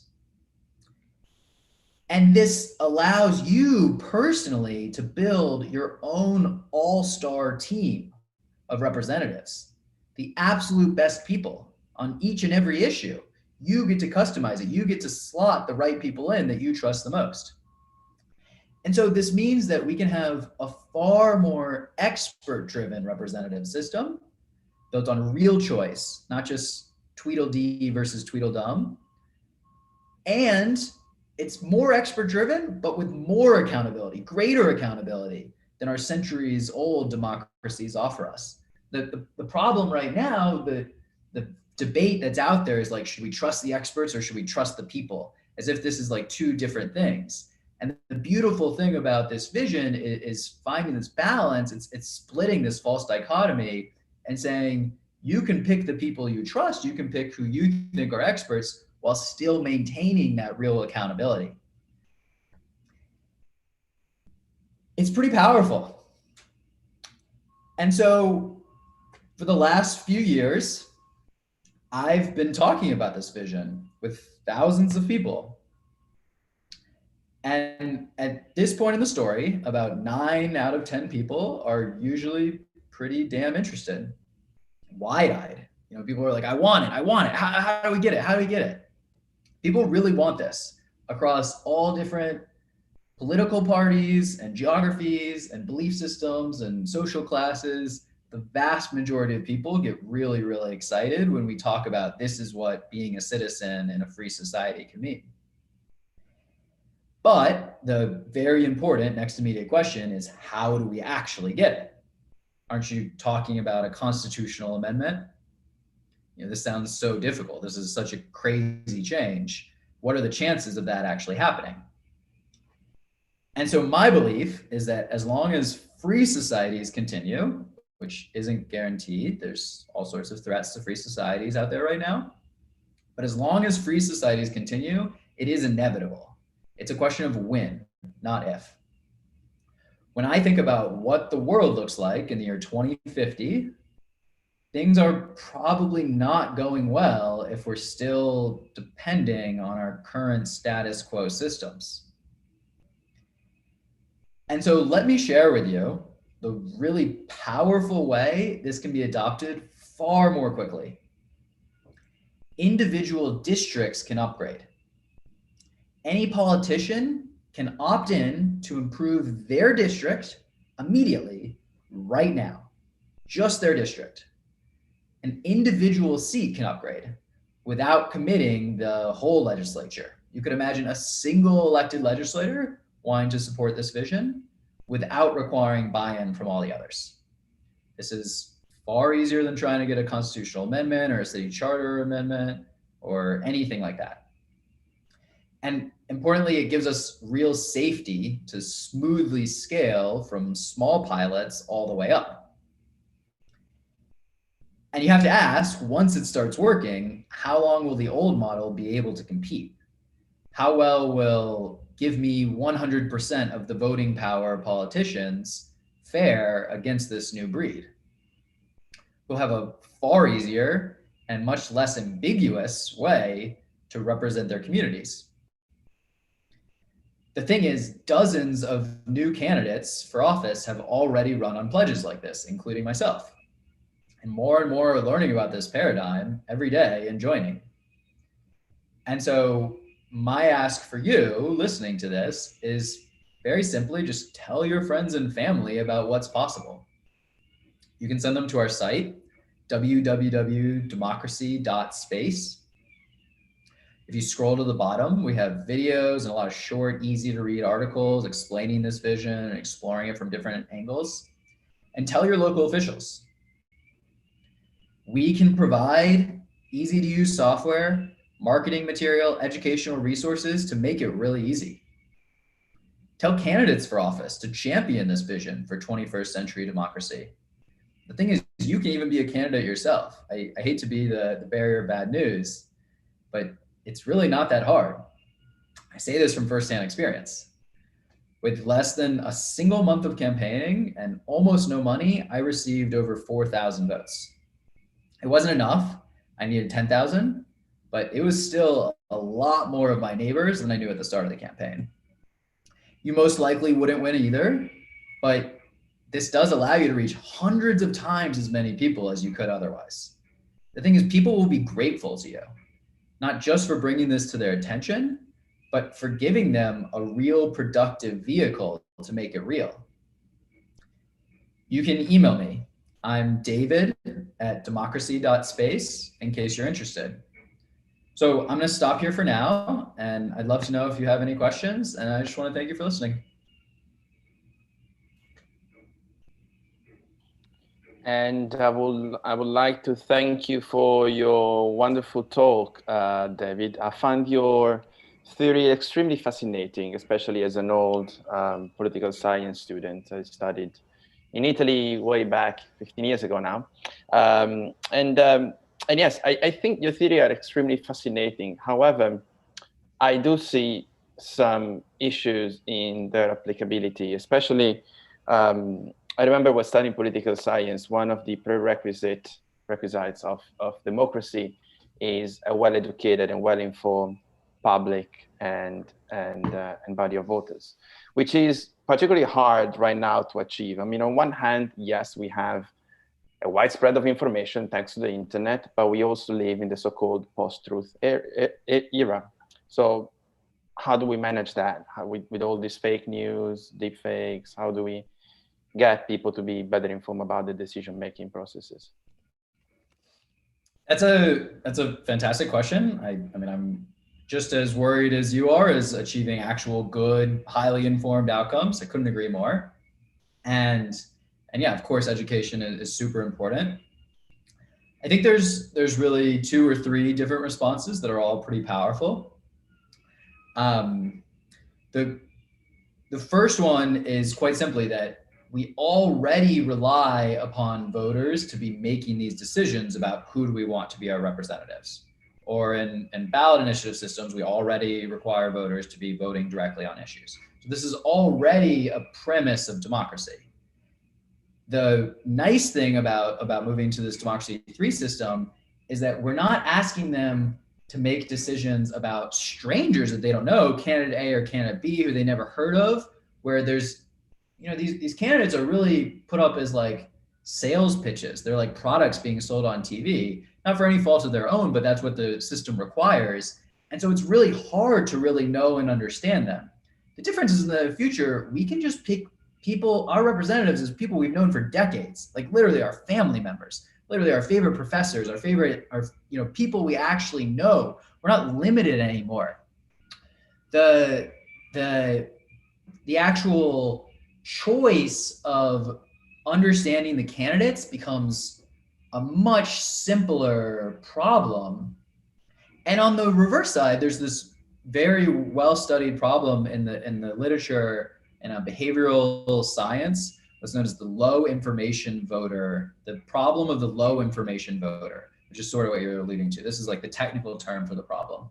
And some people take it as a somewhat insulting or condescending term, but it doesn't necessarily just mean stupid people. It means that the incentives, if you look at the incentives for actually educating yourself, they're not very strong at all. If you're 1 in a million people, how much time does it take for you to really pour the hours that are required to make an informed choice on policy or candidates? It's just like a cost benefit analysis. The more people we have voting, the benefit of you making the wise decision is actually getting smaller. And so this is a really concerning problem if you stop and think about it. The effects of this is that you would expect, not even taking into account the IQ or the education level or anything like that of the voters, simply the size of the polity, you would expect one Einstein to be researching issues for himself better than 100 Einsteins and much better than 1 million Einsteins, because it's sort of like this tragedy of the commons problem. We all sort of like set it aside. And so that is the problem right now, where we're trying to decide, should I participate? Should I take the time to cast an informed vote and be 1 in a million? Or more likely, I'm just gonna stay home. That's what a lot of people clearly choose to do. We have extremely low voter rates. And so that's the current calculus in our current system, where you're getting asked once every few years to take part in this big election. But in a delegative democracy system, because of the way the voting power pools, you can say, look, I don't know enough about this issue, but that's okay, because there are people that I trust who do. And if they don't know enough about the issues, there's people that they trust who do, and they trust who do. So voting power authority pulls up, and it's again, we're just creating a representative system. The whole idea of our representative system is that we want people who will take the time to study this, or creates the economic incentive for when you have a lot of authority to actually take the time to study issues. So this is what makes me really optimistic, but I'm with you 100%. Of course, we want good outcomes. I mean, without a doubt. Yeah, you know, absolutely. I totally see your point and appreciate your optimism. On one hand, I have two different experiences, and one relates to an extreme direct democracy experiment that has been made in the UK, where actually people were fed with wrong information by the establishment, and therefore they made, according to my point of view, an uninformed decision that turned out to be, according to my point of view, a wrong decision. Obviously, this could be argued. On the other hand, I have another experience, and which I'm just going to bring up as an example, and the point is actually been raised from our community, in which conglomerates of power can actually pull on their weight in order to force some decisions. And specifically, I'm thinking of, you know, a specific conglomerate of power that can, you know, buy in votes or force people to vote for certain policies. How can we avoid that? Yeah, I mean, these are all great, again, very real problems: misinformation, disinformation, bribery, existing inequalities in power and influence. And these are very real problems that any government needs to face, any democracy needs to face. And I don't think the promise is that we're going to get rid of them by any means. The question is just, can we respond to them more sophisticatedly? And so, as I've been studying this for years, and people that have studied this for years, we, for the most part, reached this conclusion that, of course, corruption will exist, and of course, disinformation will exist, but having this more sophisticated delegative democracy system and more advanced accountability mechanisms will make it just far less effectual. It will make it a lot more expensive to bribe people to buy elections. I mean, bribery exists right now. You know, I can name all sorts of politicians that sure seem like they're on the payroll of somebody. The problem is that right now we take all that voting power and we centralize it in a tiny number of people's hands. There's this amazing blog post that a friend of mine wrote that said, if you look at the ratio of our members of Congress versus the American public at large, it's like the equivalent of an entire giant football stadium filled with people worshiping a hot dog in the middle of the stadium, just in terms of, like, you know, volume of their bodies. It's like such an extreme, you know, what's the hot dog going to do? We all want to pick the best hot dog. And it's just this absurd thing where we're centralizing so much power, just a tiny bit of corruption. They now make a decision that we don't like, and it has these monumental effects. And we just don't have good feedback mechanisms. We don't have good loops. And so the hope, the vision is that this more modern 21st century system can actually respond to corruption a lot better and reroute around corruption a lot better, and not be forcing voters to make big, massive decisions like, should our country stay? I think you're referring to Brexit, is my rough guess.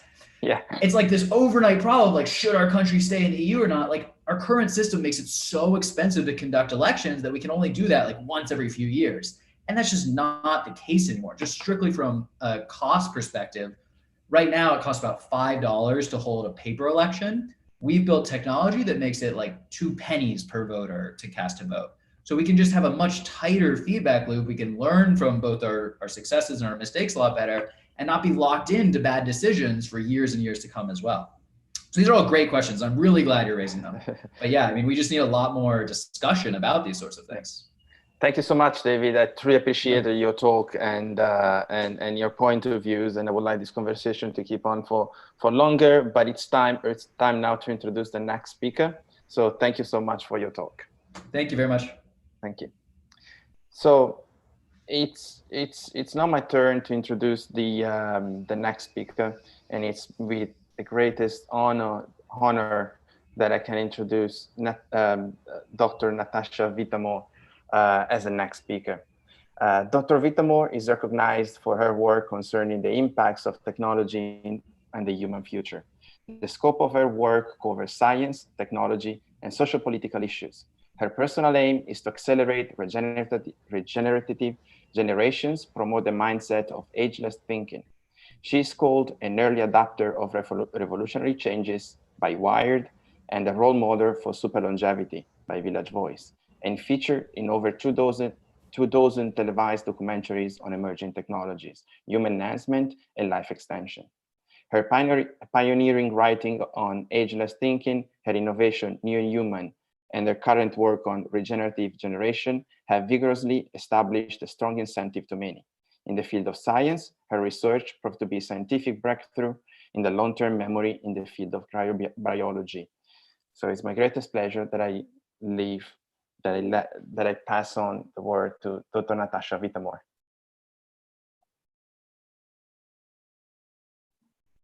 Thank you for that lovely introduction. I'm going to not use a PowerPoint presentation. I'm just going to talk to you all. There's a couple of ideas that have sprung up from the speakers, and I've listened intently to each one, and I have been educated by each one in ways that were surprising and ways that I had already expected, having known some of the speakers for years. A couple of points I'd like to make in beginning.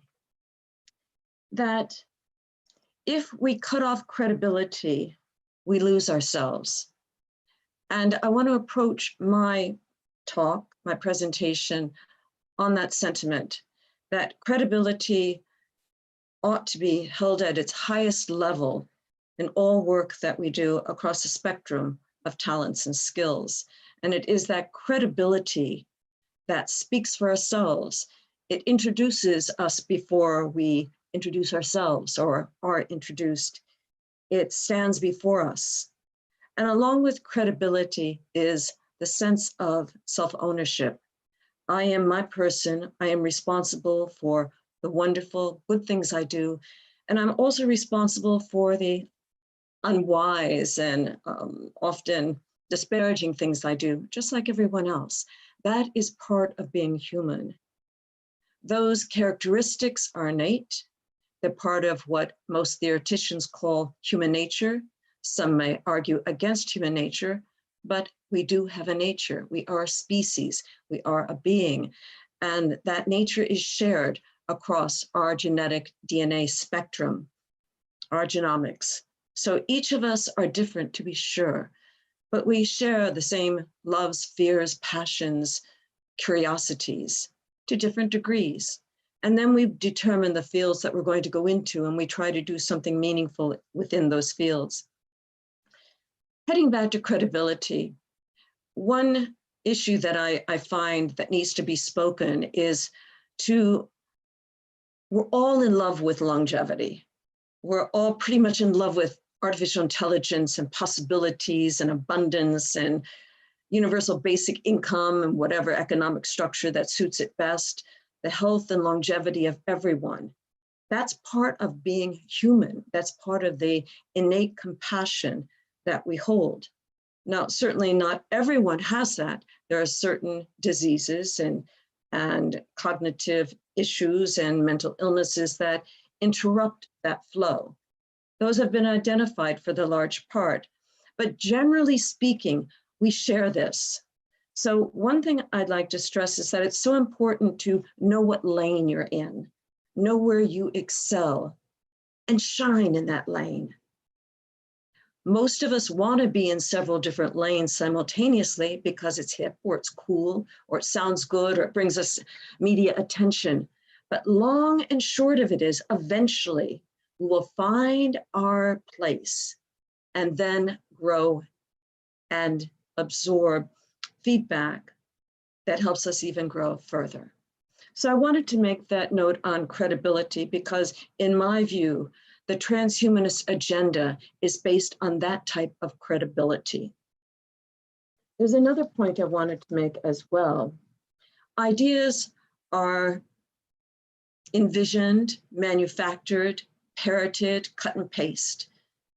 And today we see a lot of ideas on the different concepts of AI, nanotech, biotech, infotech, blockchain. encryption, longevity.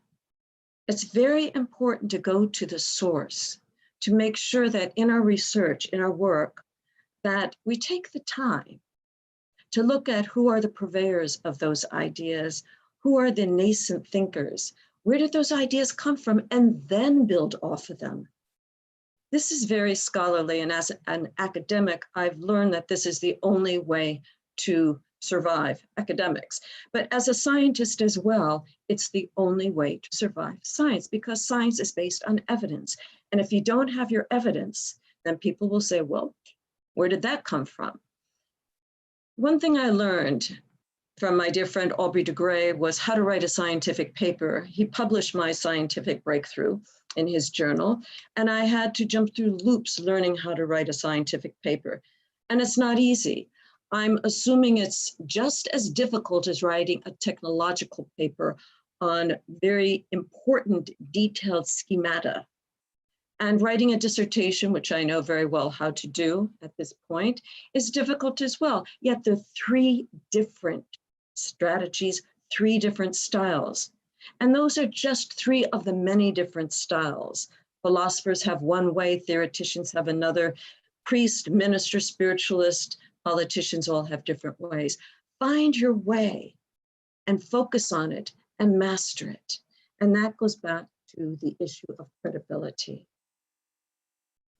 When ideas are spread, sometimes they miss, not intentionally, maybe by mistake. Maybe someone cut and pasted a little bit differently than the way it was originally stated or the original intention. So intentionality is a very important topic to discuss when we're talking about longevity and artificial intelligence and nanotechnology and emerging speculative areas, and toward the singularity. Because if something's missing, the whole message could be askewed and obfuscated. So we want to be careful that in our work, no matter how scholarly you are or not, it doesn't matter. I value, like Gurdjieff taught me in his writings, to value everyone equally, no matter if you're the person who sweeps the street and picks up my garbage, or is the person who's going to give me $1 million to do further research on transhumanism. You're equal, in my view, because we're all of the same species. I think that the transhumanist agenda has placed that forward, that we are diverse, we appreciate multiplicity, we look for equality, but not equality that makes everyone the same. We do need some people to soar higher and faster and wider than others in their area. We need people to learn how to grow and become better, more experienced, more knowledgeable in their area. I can learn a lot from the person who doesn't even have a high school degree, as much as I can learn from the person with 3 masters and 12 PhDs. It doesn't matter. What matters is authenticity. And again, going back to the word of credibility. I'd like to talk about something that really is dear to my heart. And that's the issue of my talk topic. My talk topic is radical life extension and enhancement, and the mind, the brain, and then looking towards the transhumanist manifesto. I want to clear up some ideas here so that we're all well informed. I'm going to refer to my notes so I'm accurate here. There are several terms that are being used in the domain of looking at extending life. Life extension, longevity, super longevity, and radical life extension. These all cross over a little, but we need to be really clear on what they originally meant and how they've transversed their original meaning, but to use them in appropriate ways. First, life extension is extending life, and it means living longer. It means the maximum lifespan originally. So life extension is extending the amount of years a person is alive, well and healthy, to the time the person is no longer alive. It is not extending the maximum lifespan of 123.5 some odd years. So that's basically life extension. Longevity is a little bit different. While it's it's packaged with life extension. Longevity is more about squaring the curve. So you grow and you're really healthy at age 1 or 0 human, and then you age. And as you age, you start declining in your physical and cognitive abilities. So what we want to do is square that so you stay longer, healthier. And that is longevity, taking a look at the maximum lifespan and extending that. Now, this is where super longevity comes in. That means truly, seriously extending that maximum lifespan to 150, 200 indefinitely. So super longevity also ties into the concept of radical life extension. And radical life extension is a lovely term because of the word radical. So we look at what radical means. Radical is the other. It's beyond. It's different. It's taking challenges. It's taking risks. So by being radical, you're saying, I'm not going to stay with the norm of what is expected. I'm going to steer higher, reach broader, do better than what is expected of this normalcy of what a human is supposed to be. So the radical part on life extension is very important in that way. Radical life extension was a concept that we developed in the 1990s at some of the conferences that we put on. And Jose Cordero mentioned some of his colleagues and friends who also spoke early on at our conferences. And these are put on in Silicon Valley and in other communities, Los Angeles. And we said, well, we want to be radical. So we want to look at nanomedicine, we want to look at genetic engineering, and we ardently want to look at human enhancement with artificial intelligence and or artificial general intelligence. So radical added to life extension gives it that can do radical challenge. What's next? Exponential, new, evolving, emerging technologies of all possibilities. I wanted to make that very clear so that when we use these terms, we understand what they mean from the get-go. And again, you can use them as you choose, but just realize that when you're using them, other people may interpret them slightly differently. So we want to increase the maximum lifespan through the ethical use of technology and evidence-based science. And that goes back to the science. We do not want to repeat what Elizabeth Holmes did with Theremos. And that brought the longevity, life extension, radical life extension community to a little bit of a minor standstill, because what we want to do is make sure that the science we're talking about is doable, has been tested. Not necessarily by the FDA, it's a little bit too conservative for most of us, or a lot too conservative. But we want to make sure that when we're talking about a scientific breakthrough or a therapy for radical life extension or super longevity, and even longevity, that there is some evidence there. And then we research where that evidence comes from. The issue of my talk is, in the first sentence I have, genetic liability or genetic liberty.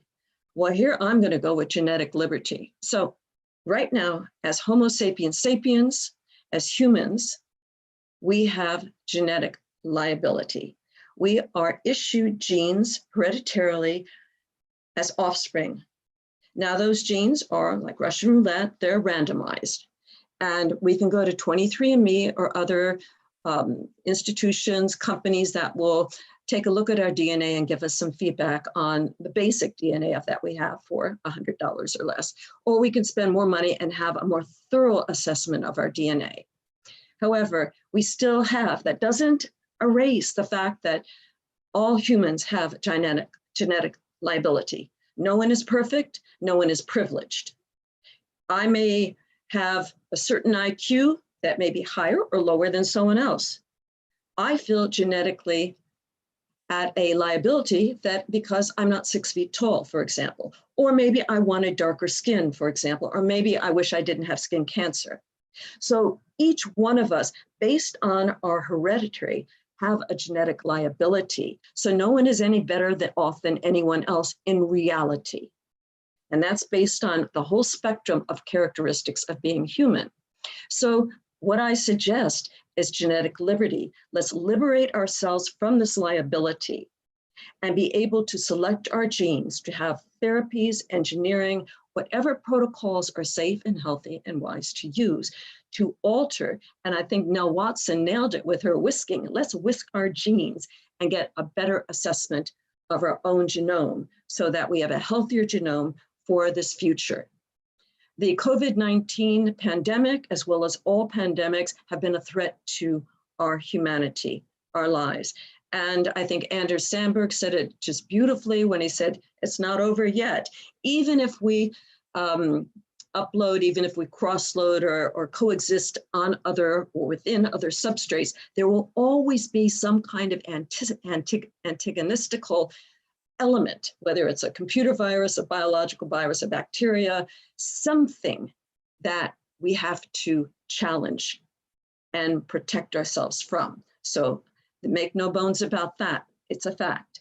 Another point I want to make is Max Moore's talk when he talked about the universal basic income and that we need a better economic structure so that, looking at the survey, it showed that the majority of people do want to provide human rights to the masses and some kind of basic income, because automation is around the corner. Number one, the pandemic has shown us that many of us have lost our jobs, our basic income, so we need some kind of solution to that.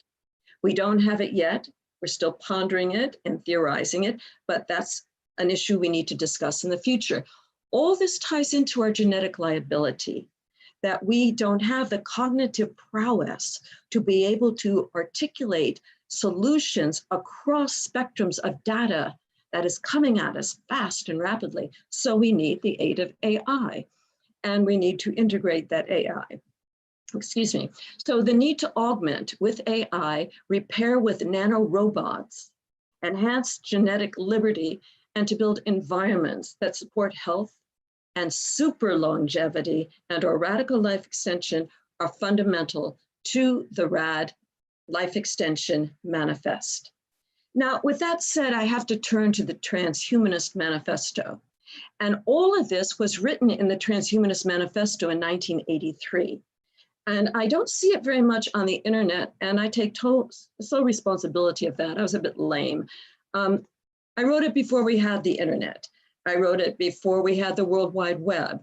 I wrote it when I was, quote, an artist and wasn't looking to be Me Too and selfies and Instagram. In fact, in my generation of being a former artist, I was a performance artist as well as filmmaker and videographer. And yes, I have exhibited in museums and won awards and accomplished a great deal, but it didn't suit me. I was more interested in science and technology. So I left that world behind, but it still is part of my persona, my psyche. When I wrote the Transhumanist Manifesto, it was in 1983. So that's a long time before we have all the knowledge we have today.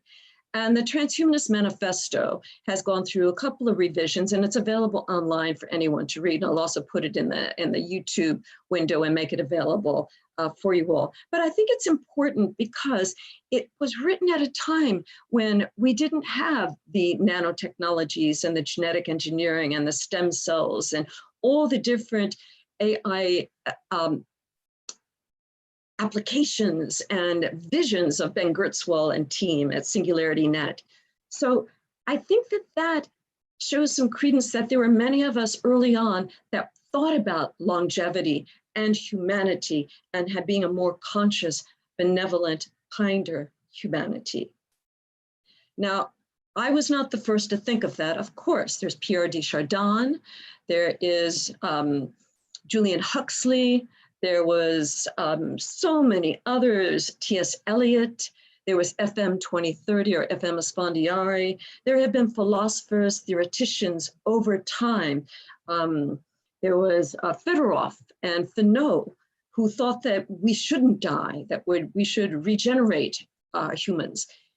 This is all important because the whole sentiment of the transhumanist agenda is historical, and that is the beauty of it. And here I want to mention the talk of Michael Masucci yesterday, who talked about STEAM, the need for not only science, technology, engineering, mathematics, but arts as well, because it is through the arts, through filmmaking, videos, painting, stories, poetry, dance, theater, music, All these modalities are part of what makes us human.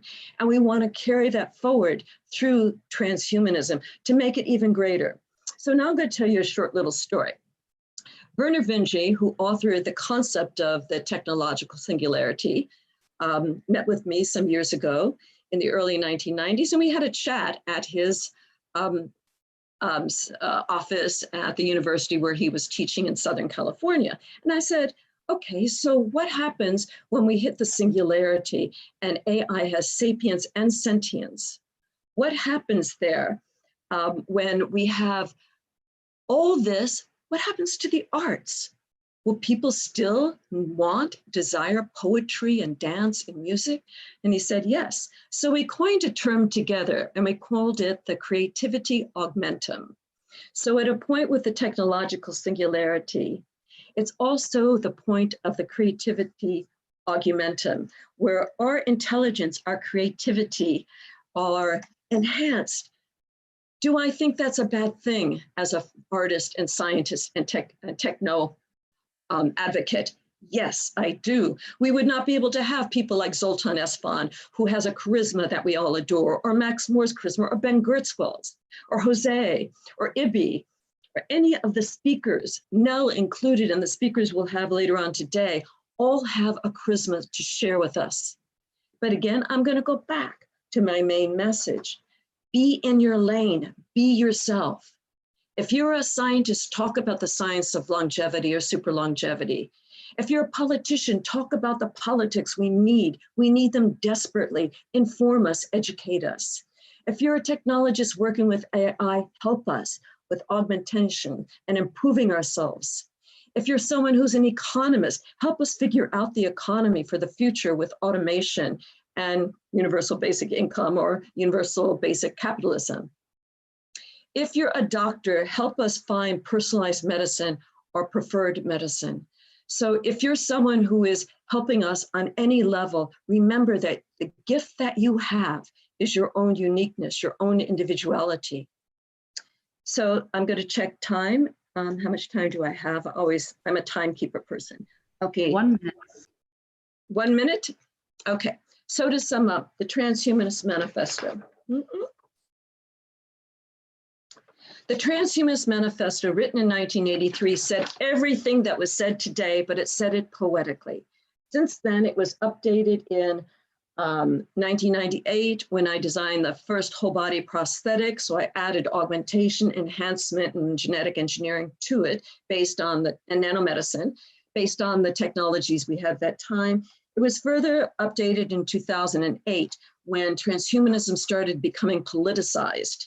And I do not think transhumanism needs to be or benefits from being politicized. I think that transhumanism as a worldview, as a philosophy, as a practice, is how we each practice it.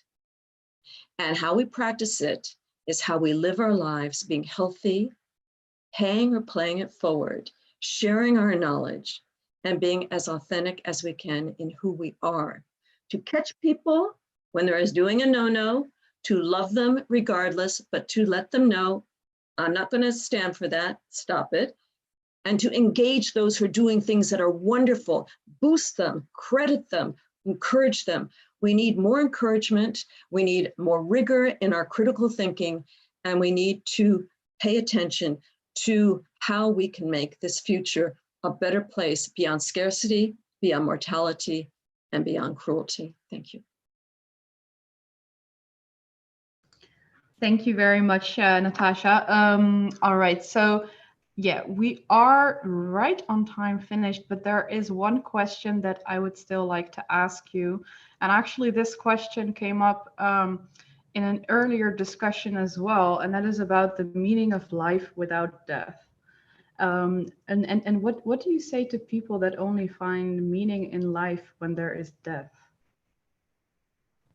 What do I say to people who claim that there's only meaning in life if there is death? I say, go get a life.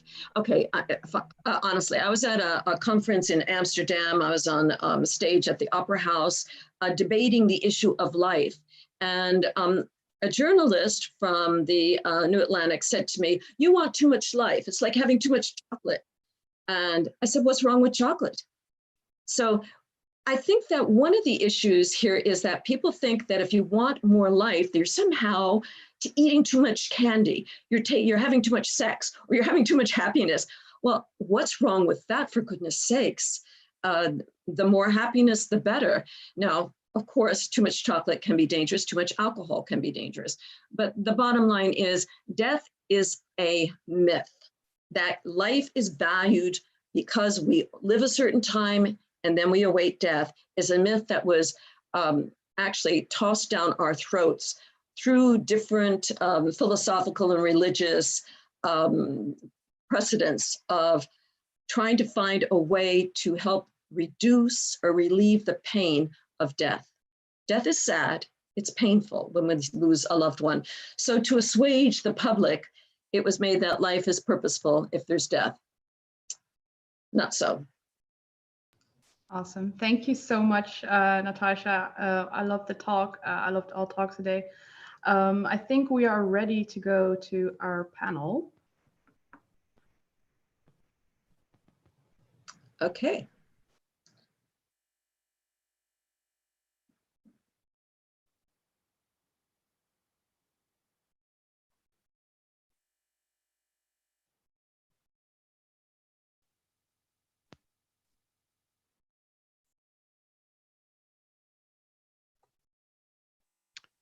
So my name's David Wood. Perhaps I can kick off this panel. I have been given the privilege of chairing three very interesting speakers. The topic of this panel is beyond cruelty. So let's start by asking the panelists the questions.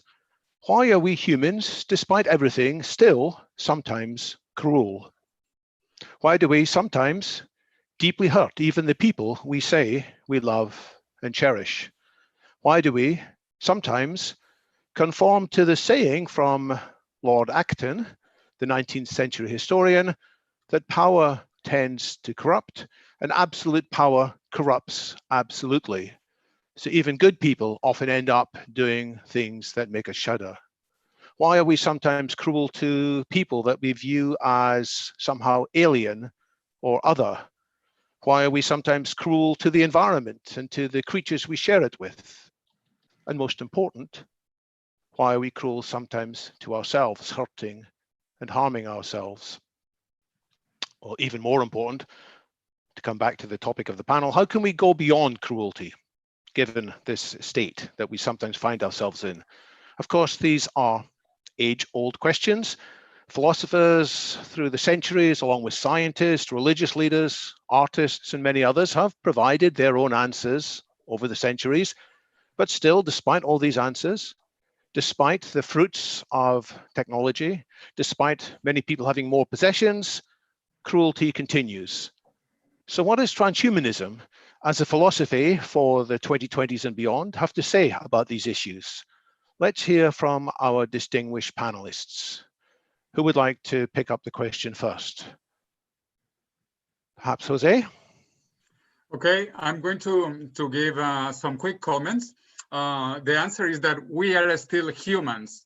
And in fact, we are animals. And we are not that intelligent.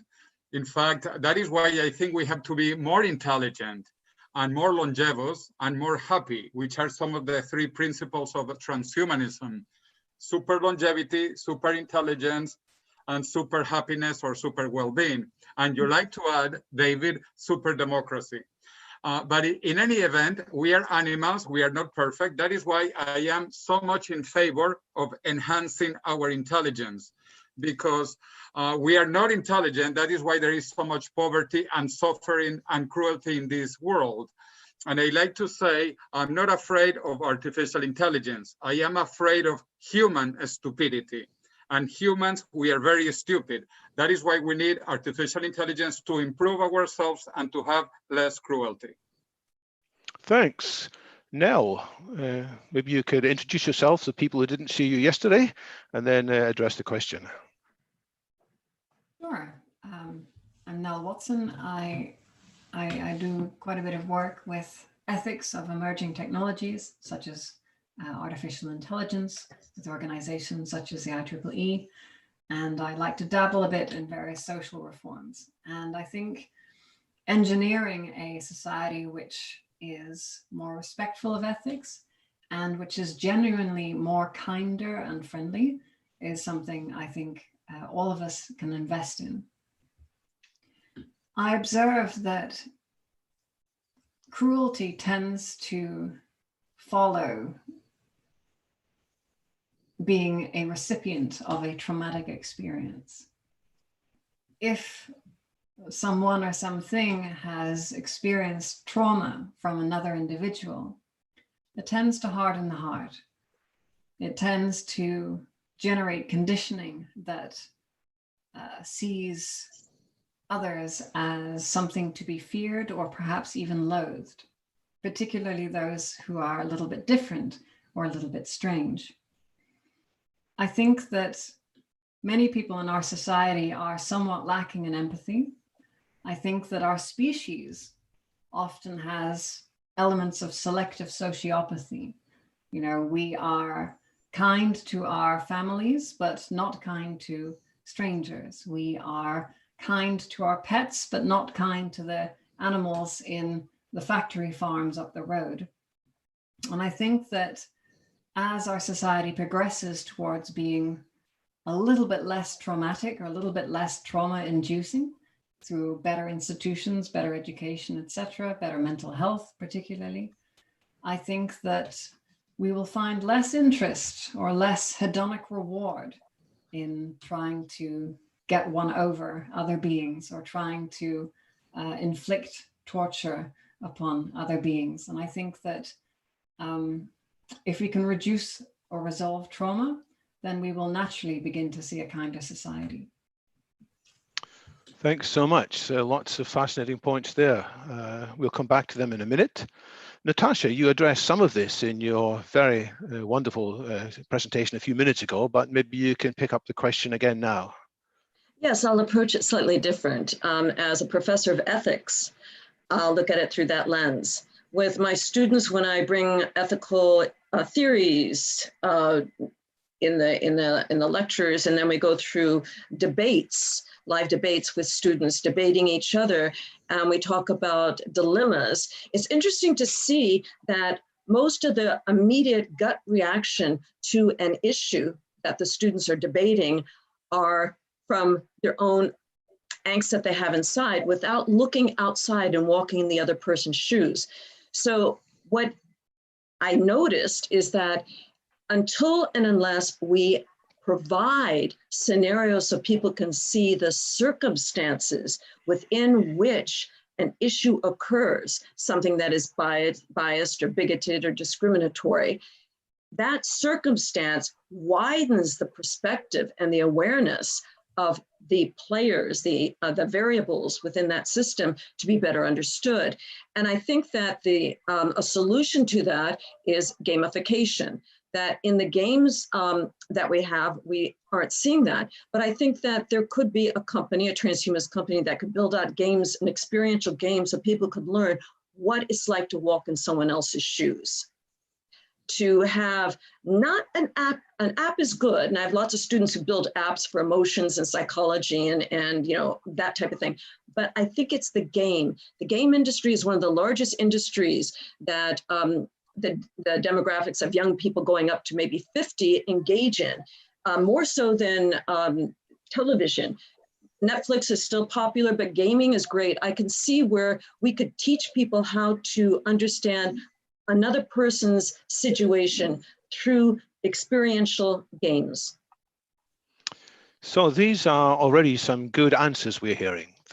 Jose has mentioned more intelligence will tend to make people less cruel. We've heard also about more education. On the chat, I see Shannon Viff has talked about more health and abundance will reduce cruelty. You've talked about, Natasha, about games that help us to have the experience of walking in each other's shoes. But let me be slightly provocative for a moment. If we're talking about people who are suffering from mental ill health, people who are feeling suicidal, people who are very depressed, Actually, often greater intelligence, greater education, greater physical well-being doesn't seem to help them. It seems that even people who are very intelligent, who have lots of possessions, there are famous pop stars with lots of adulation who nevertheless have a very tortured inner mental life. So my question is transhumanism focused as much on mental well-being as on physical well-being, or is it sometimes going down a route of focusing just on physical health? So who would like to address that? I'm going to jump in right here, and then I'll be quiet. Absolutely not. If you look at the Transhumanist Manifesto, it says, let us evolve not only in our bodies, but also in our minds. And that is the Transhumanist Manifesto from the get-go, and it has never left. I even find it strange that we would even question this. At this stage, transhumanism, how could it not include the sense of compassion?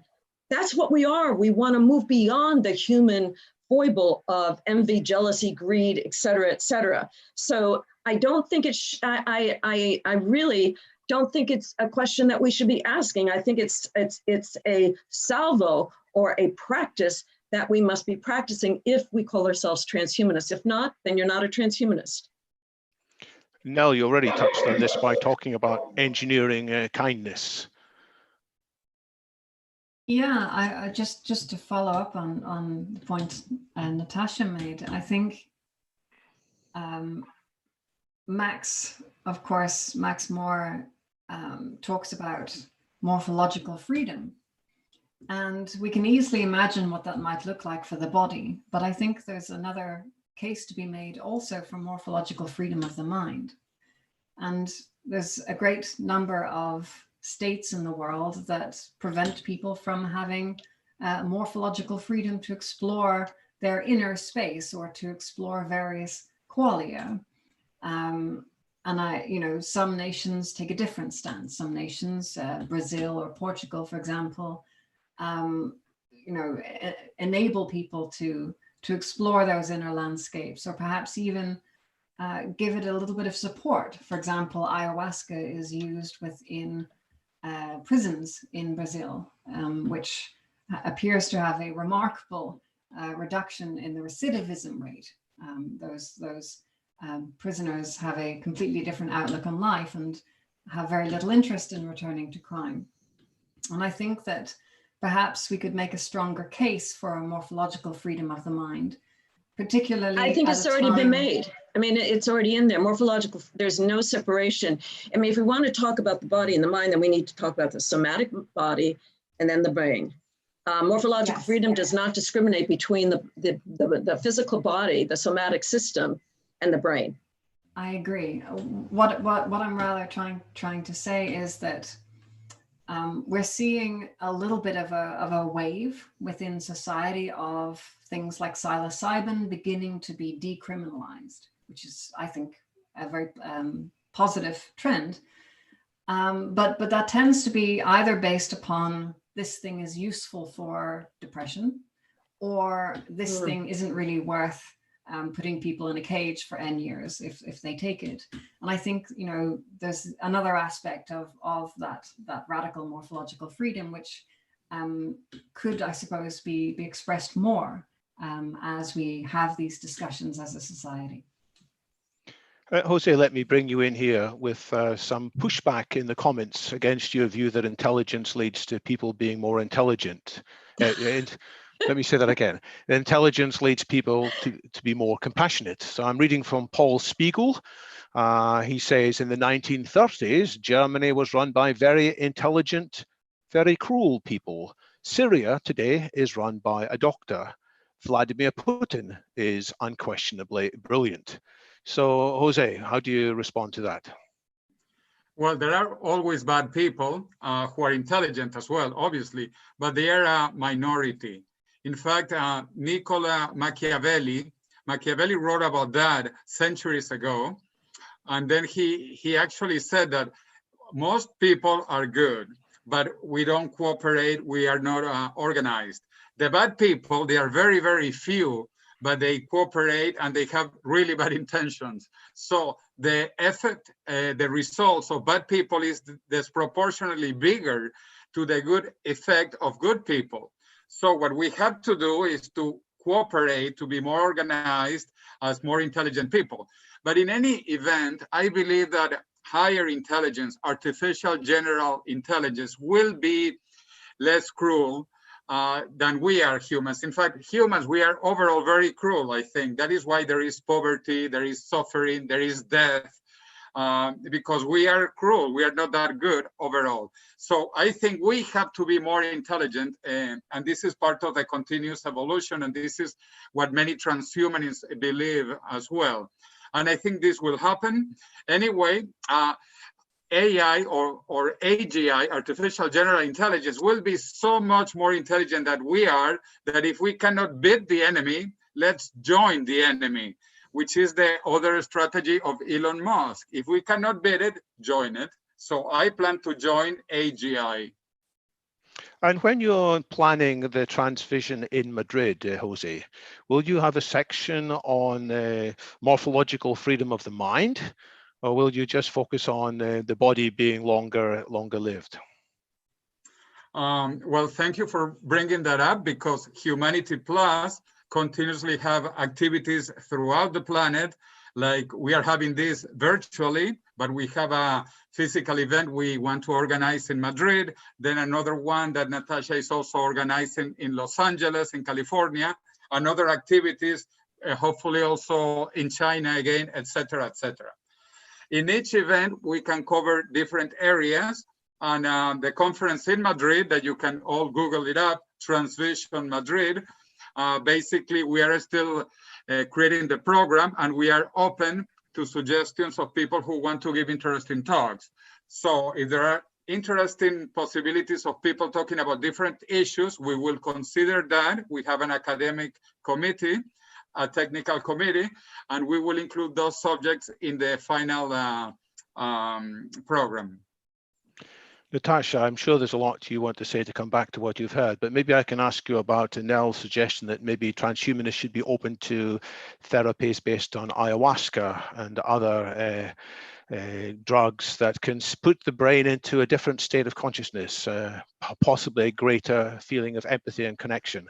Is that something that's important for you? I was hoping you wouldn't ask me that, because I'm going to have to go down memory lane again, and I apologize for doing this. In the 1990s, smart drugs were the main topic amongst transhumanists. In fact, most transhumanists have been deeply involved in smart drugs, and they were called smart drugs at that time. And I won't go into the details of them, but from the get-go of the formalization of the transhumanist movement, which was in 1990, when the movement actually, we said we're building a movement.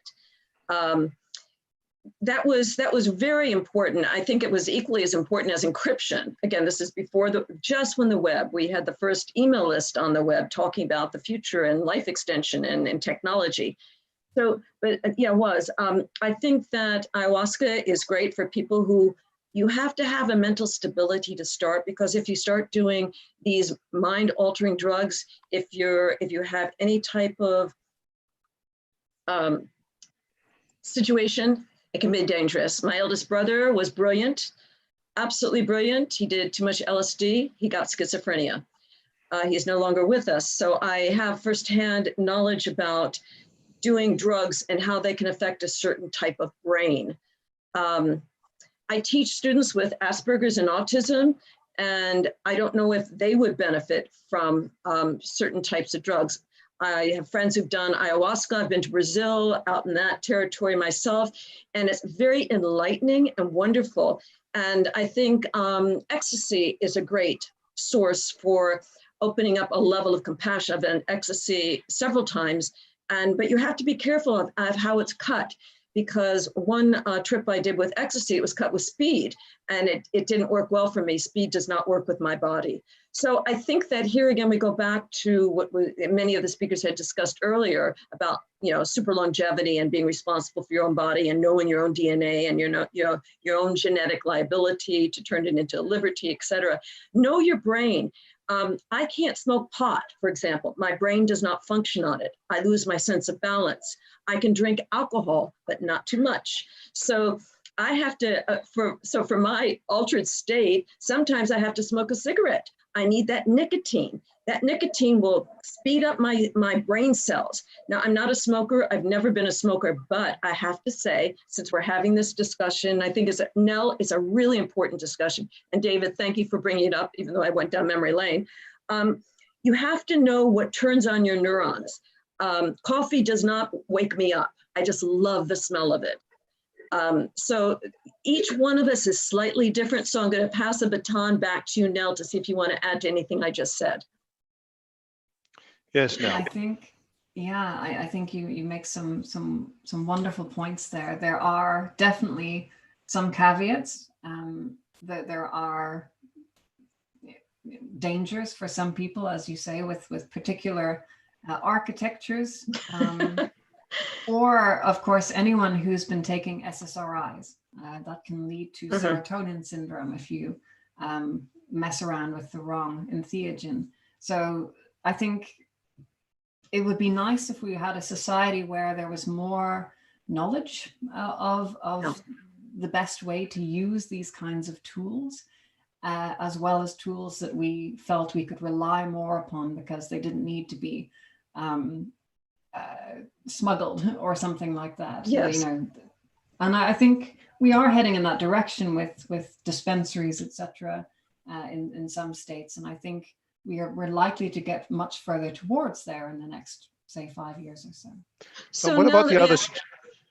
David, I'm so sorry. I was just so curious of what she thought about Timothy Leary and his work in psychology and his Tim, and I knew Tim very well. So, but I was curious that he was one of the earliest experimenters as a transhumanist looking at the effects of LSD on learning and adapting to change. So I was going to ask Certainly. Nell, what about the other mechanisms that were discussed as well, of the apps, for example, that could put you in somebody else's shoes, the virtual reality? By all means, answer the thread about Timothy Leary, but I don't want us just to focus on one particular enhancement for better empathy. I think there's a whole range of tools that we should be exploring and, where appropriate, advocating. Yes, I think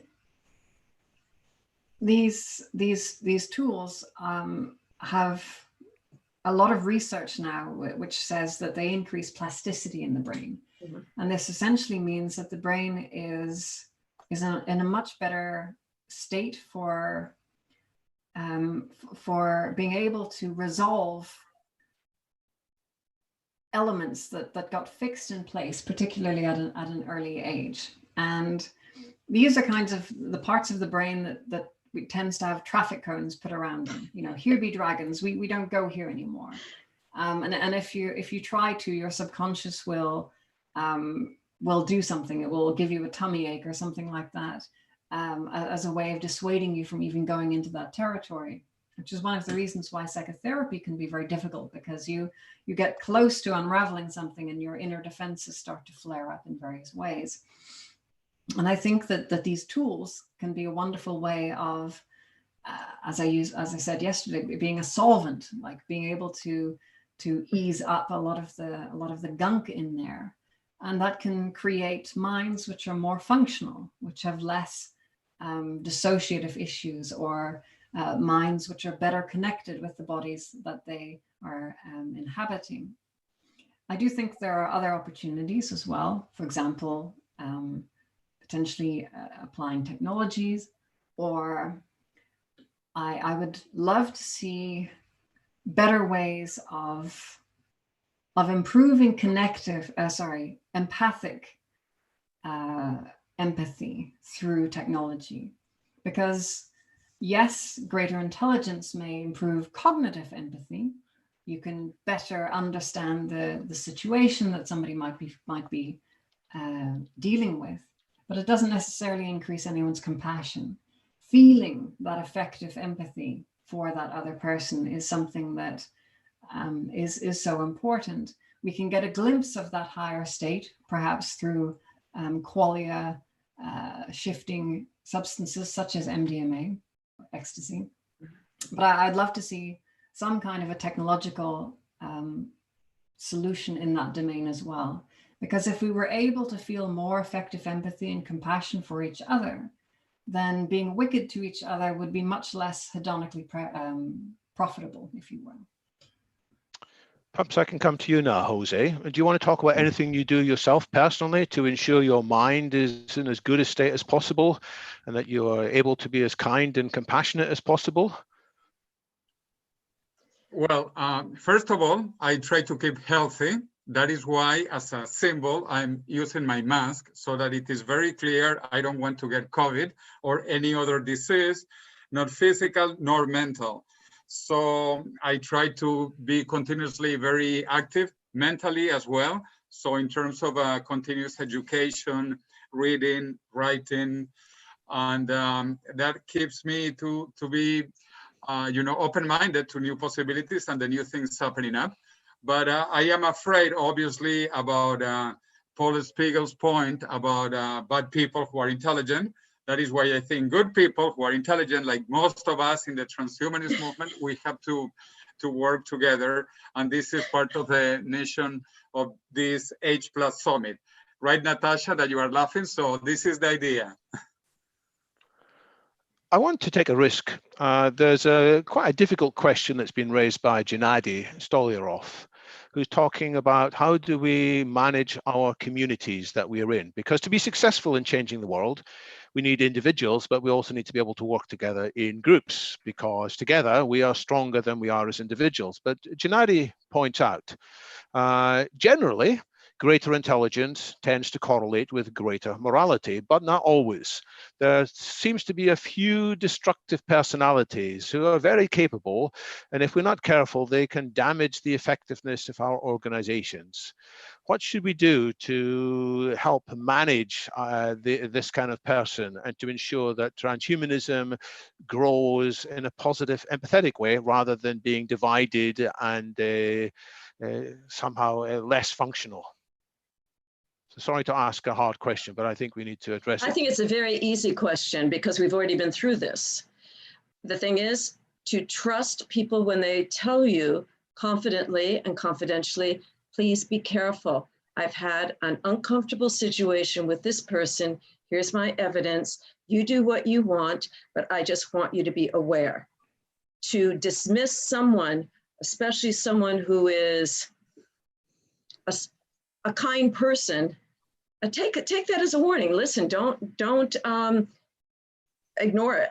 Don't ignore warnings about people. And most of us in the transhumanist community share, it's not a gossip, it has nothing to do with that. We share information about if there is someone or a troll, let's just call it a troll in the community, we very privately and discreetly let each other know.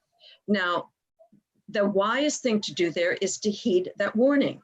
To not heed that warning ignites the fire of the troll or trolls continuing forward to infest the goodness of the community. So my answer to that would be, trolls only are allowed in when people are not paying attention. It's like the COVID-19. And I think Jose is a perfect example. Wear your mask, pay attention. I mean, this is a no-brainer. Another thing for communities to work together is to support each other. Don't go off and do your thing without supporting others. And that's one thing Humanity Plus has always been very kind about and generous. We always include others unless they damage us. And we have a press release on that we do not support or we do not tolerate violent actions, ad hominem attacks, or disparaging libel or slander about anyone in our community. So you have to stand up for the rights of what you support, and that is adamant. So I'll pass it on to Jose Ernell. Thank you. I think that those are great observations, Natasha. What you said reminded me a little bit of that Maya Angelou quote, that when someone shows you who they are, believe them, you know? And so many times we may be inclined to give someone the benefit of the doubt when that may or not necessarily be an ideal decision. I do observe that we live in a time of increasing polarization, and sometimes that kind of polarization trend can sidesweep an organization.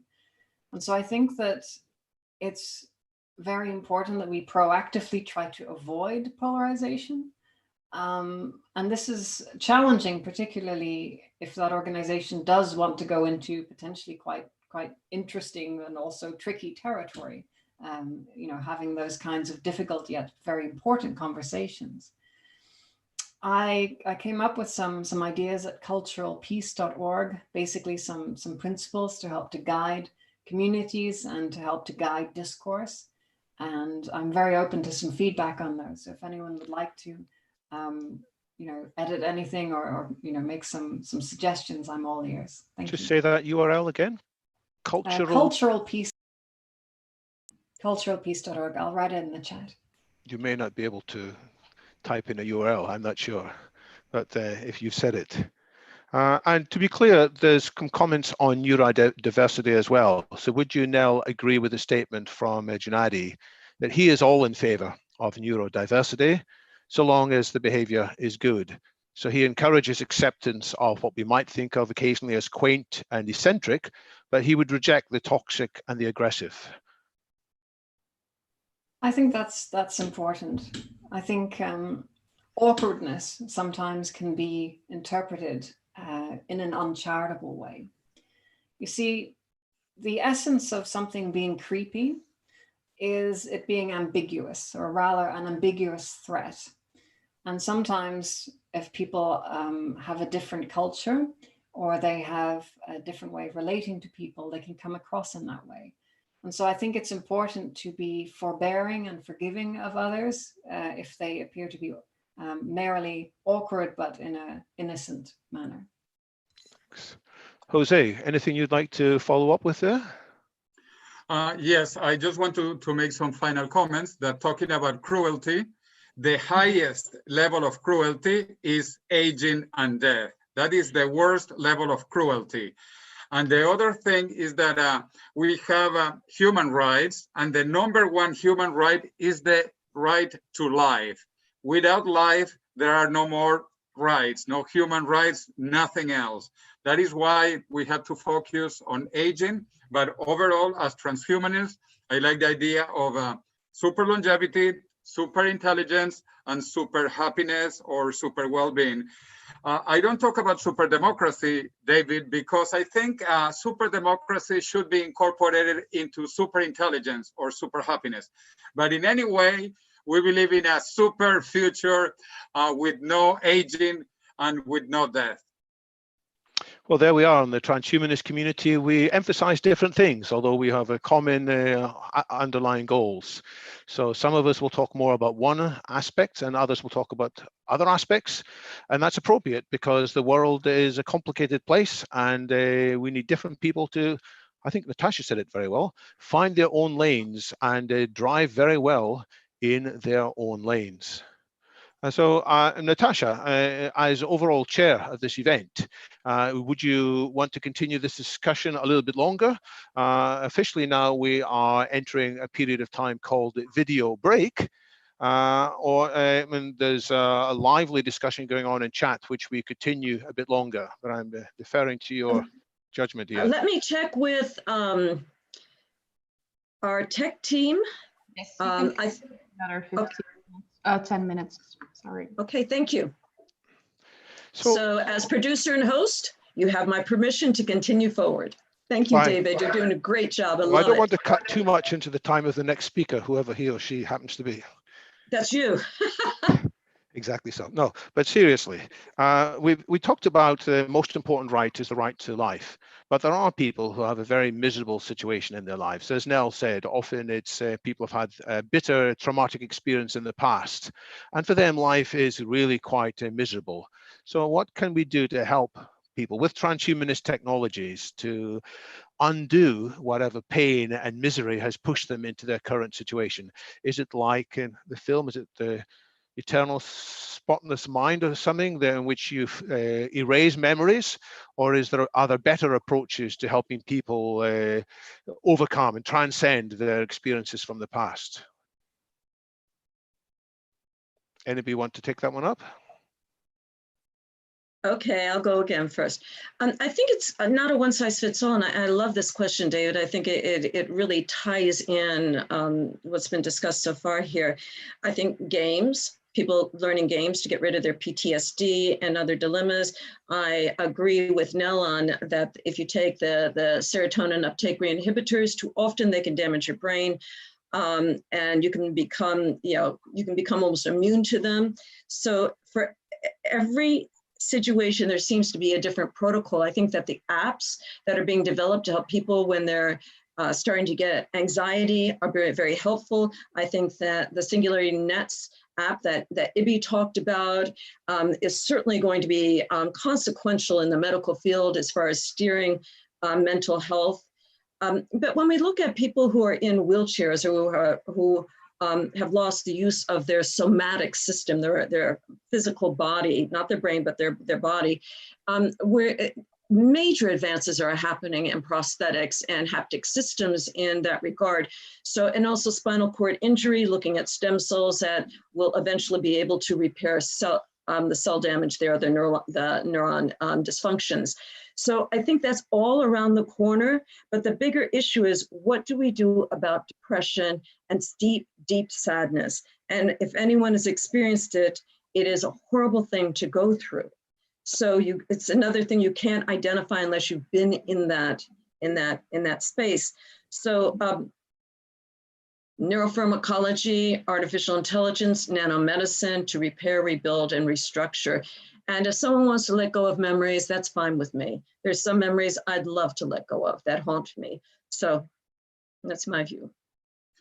I would like to add that we are moving from a world of scarcity into a world of abundance. And this is very important, I believe, because even though we are richer, wealthier than any time in human history, and even a poor person today lives better than a king 1,000 years ago, we still have relative poverty, but this will continue decreasing thanks to the advances in technology into a world of more wealth, more abundance. And this is very important also for the mental condition. And also in terms of work and jobs, because many people don't really like their work, they don't really like their jobs, but they have to do it because they need to earn a living under the current system. So anyway, that's the point. From scarcity to abundance, people will have more money and more freedom to do what they want and to improve themselves. I think you make a very important point, Jose. Sometimes the reason we end up in strange mental states isn't just what's happening inside our brain, it's what's happening in the environment and society around us. When we've been bombarded by messages of one sort or another, when we keep hearing various lies or conspiracy theories, when we are told you've got to work and work, you are a bad person because of this and a bad person because of that, we may shrug them off for a while, but if we're not careful, society may influence us more than we want. Is it the matter then that we just need to be more resilient? Or is it a matter of trying to alter the kinds of things that are said and done in society too? And Nell, you're nodding your head. Do you want to come in here?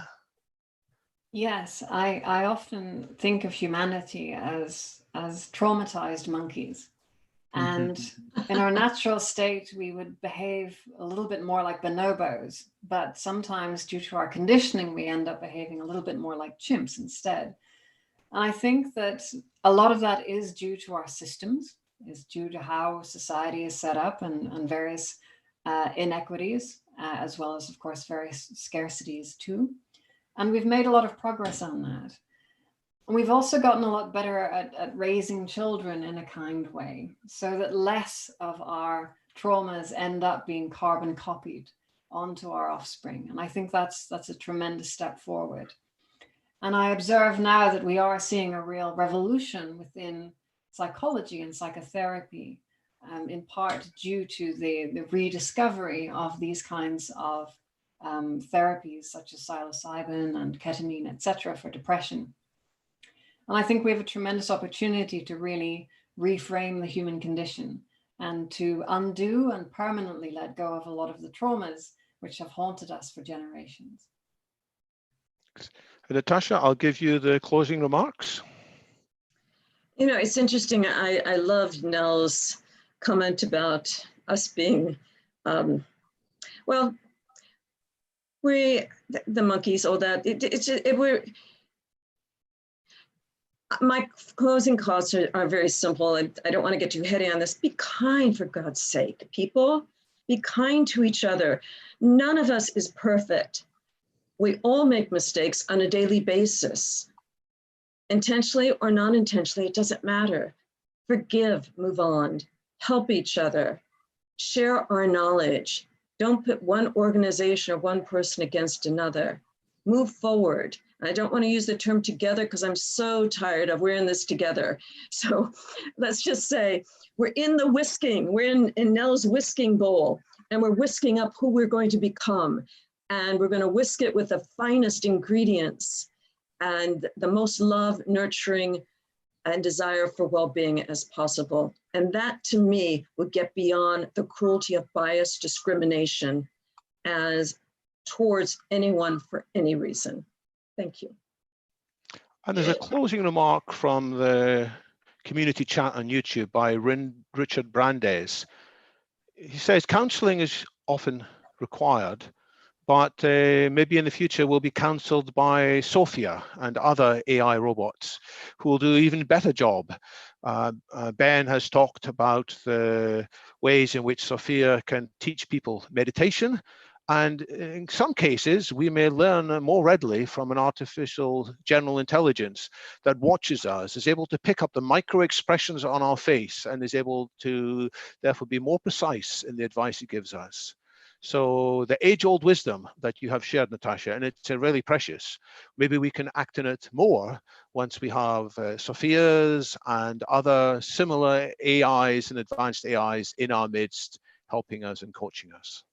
And then truly we will be beyond cruelty, beyond divisiveness, and into a world of kindness and empathy and compassion, as well as intelligence and super longevity. Thanks to a great discussion on this panel. Thank you, David. Let you go now, and we'll move on to the next phase of the agenda. Okay. Thanks, Jose. Thanks, Nell. Thanks, Natasha. Live long and prosper. All right, so here we're going to move on to our next speaker. Thank you for the panel. It was engaging, and I was looking at all the discussion on the side. It was heady, good stuff. Now, I'm going to introduce a speaker who I think is highly valuable to this summit, and someone you may have heard speak in the not too distant past. It's David Wood. He is a pioneer of the smartphone industry and is now a futurist commentator, speaker, and writer. His latest book, working title, Approaching Rejuvenation, is scheduled for publication during H1 2016, which has already been out. So he has written more books than that. I wanted to say that he has been writing books since 2016. Here we're at 2020. I think David writes a book once every 6 months, if not once a year. So let's remember David as a voice of wisdom, because his website is Delta Wisdom. He's also the co-founder of Symbian, the creator of the world's first successful smartphone operating system. And that's a milestone. Thank you, David, for that. And importantly and notably, David is the founder and runs the London Futurist Group, which puts on incredible events frequently. So thank you, David. Welcome. Thank you so much, Natasha. It's a real pleasure to be here. Let me share my screen. Hopefully you're seeing my slides now. As you heard, my name's David Wood. I mentioned my social media there, DW2 on Twitter, because I've just posted a copy of my slides there in case anybody wants to get a hold of them afterwards, also on Facebook. My topic is practical steps to improve how the public conceive the future. Ways in which we can improve the public's understanding of the future and therefore improve the future itself. This is a very beautiful landscape, but let me move to a different, bleaker, more barren landscape to illustrate an ancient point of wisdom. Where there is no vision, the people perish. That's from the Old Testament book of Proverbs. There's a modern version of that, which I heard in a fascinating panel yesterday in day one of the H+ Summit, when Anders Sandberg, the senior research fellow from the Future of Humanity Institute at Oxford, said, the problem is when people lose hope, they start turning nasty, which is a modern translation, if you like, of that same sentiment. In more details, what people do today, what we put our minds to, it's strongly influenced by what we believe is possible in the future. If we think that the future is broadly the same as today, perhaps a bit worse, perhaps a bit better, we're not inclined to do great heroic tasks, to get involved in important, huge projects.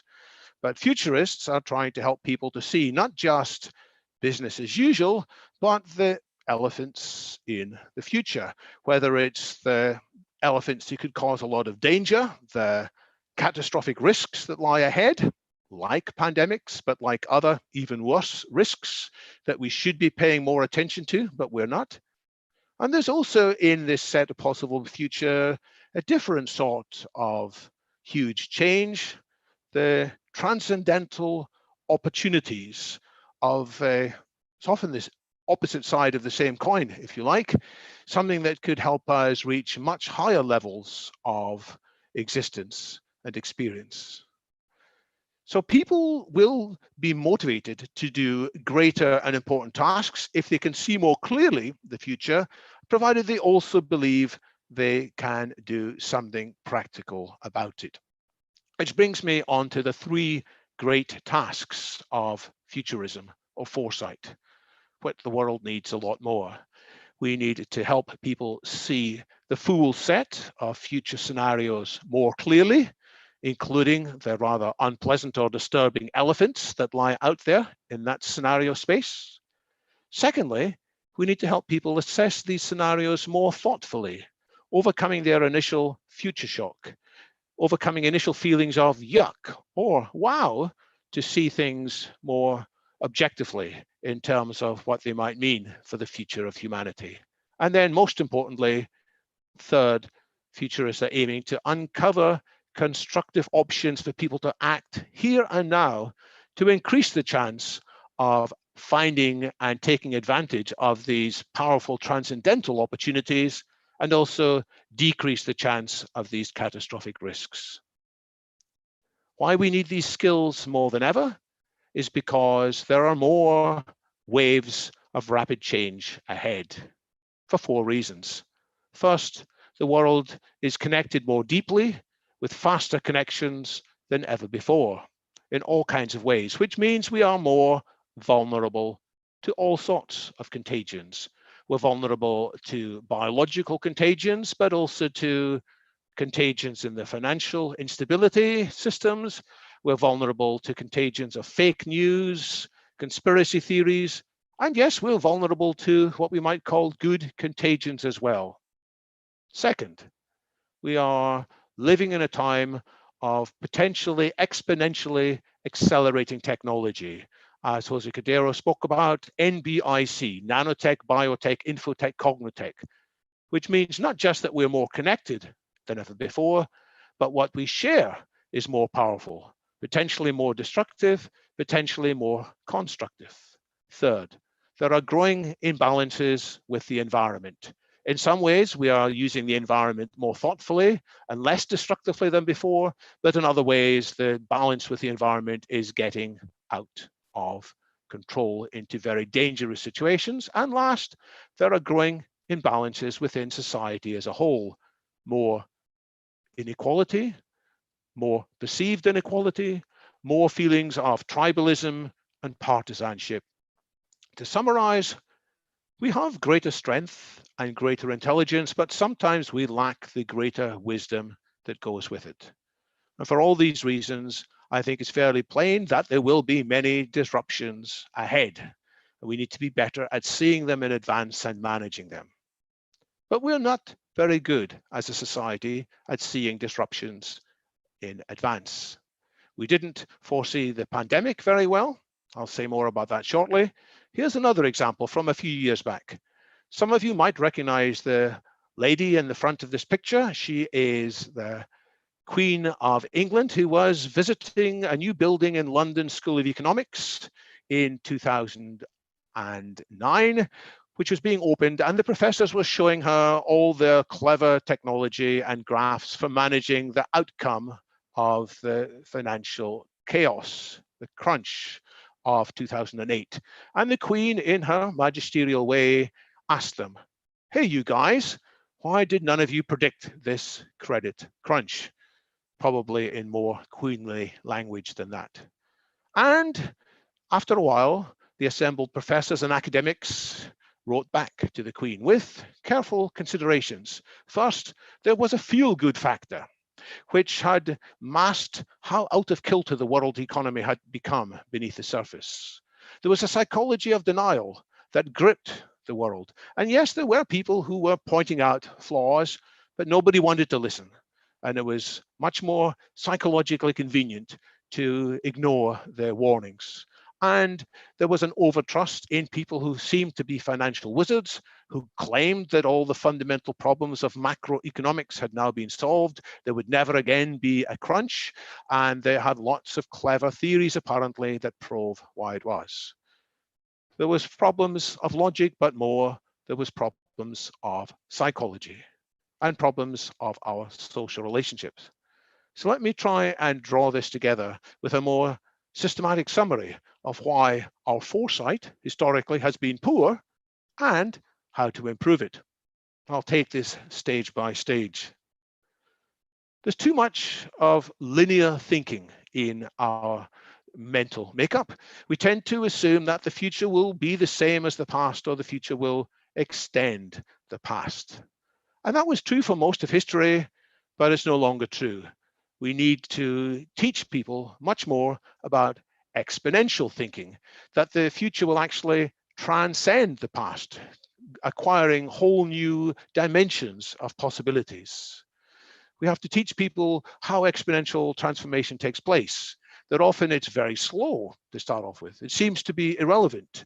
And then there can be an accumulation which causes transition from a slow, disappointing, local experience to something that's increasingly global and increasingly fast moving.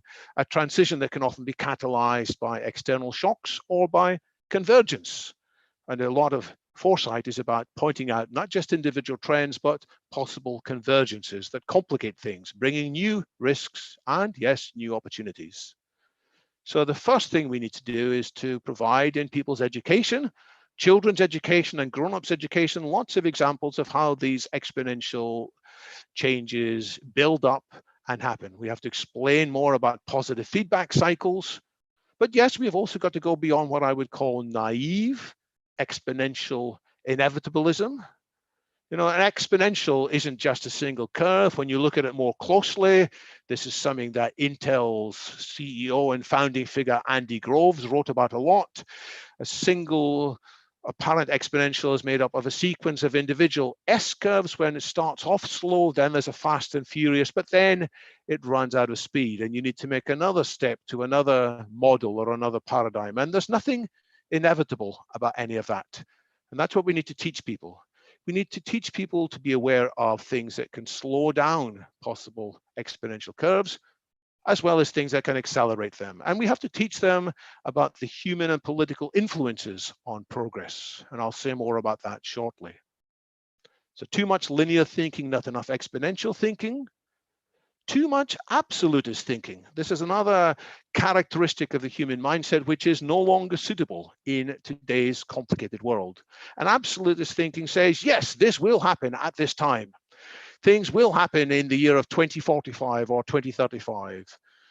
And the problem with this is it leads people to think a forecaster is either right or wrong. And if they hear one forecast that seems to be wrong, then they lose interest.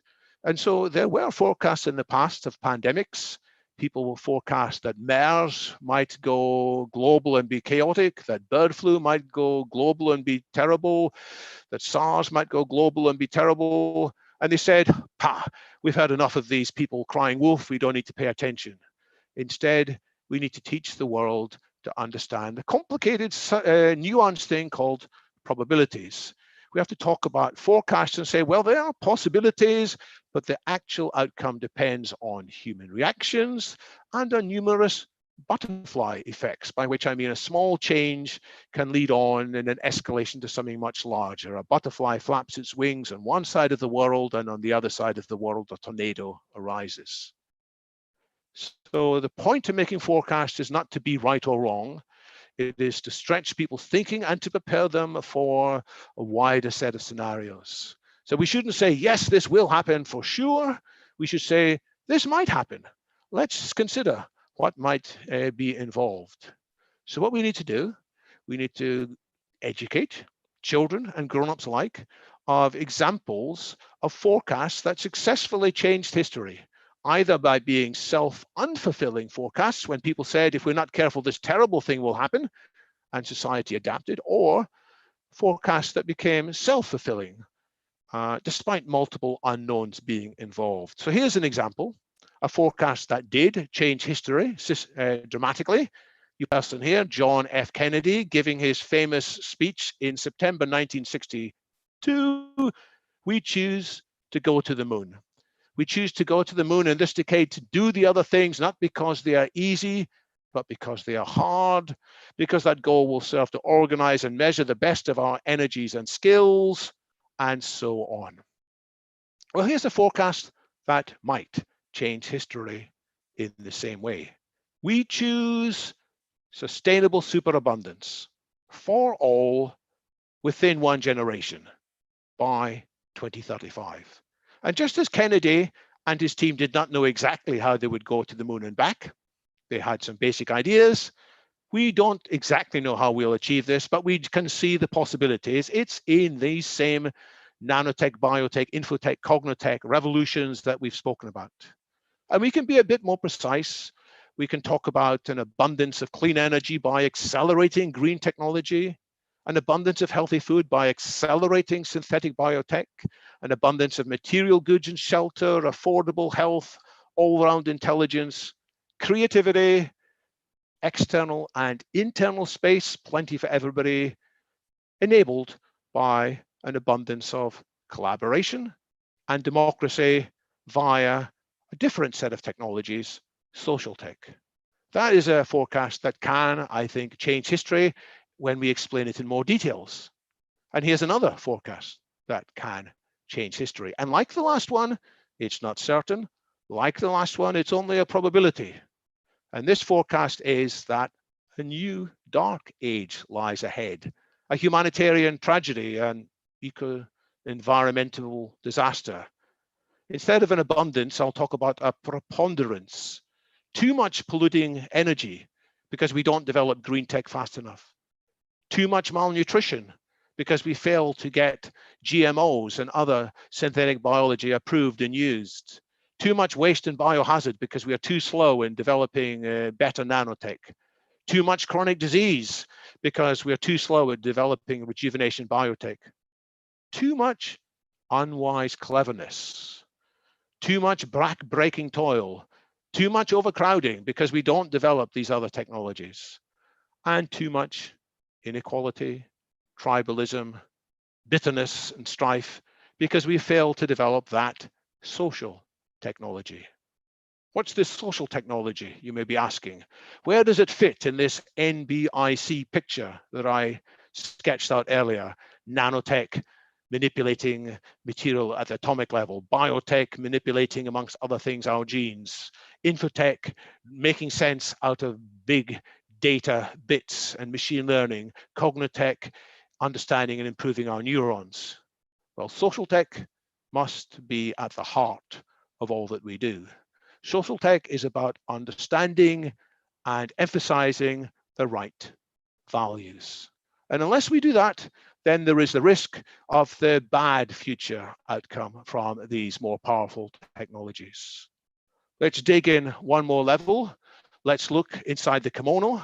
We don't have time to explore this in any depth, but sometimes when I'm talking in my professional business, I talk about 25 ways the world will be changed by NBIC in the next 15 to 20 years. Lots of changes in nanotech, biotech, infotech, and cognotech, and by crossover combinations, sometimes called planetary tech. These are all possibilities. But again, I say the most important thing is the social technologies. And now I'll spell that out. Finance, clouds, ledgers, blockchains, markets, regulations, they all involve technologies. But if we're not careful, they will not serve humanity well. They will serve subsets of humanity. They will lead to more divisions.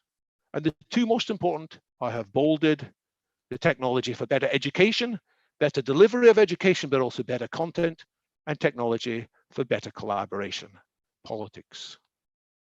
So to start drawing my remarks to a close, just keep an eye on the time. One other thing which has caused us to be bad at foresight is what I'll call not just what goes on inside individual heads, it's the systemic things about the way society is set up. And society encourages, in some ways, too much short-term thinking.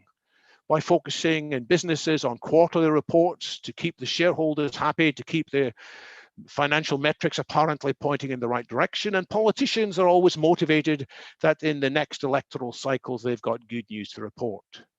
It's too much short-term stuff. It's there for a reason.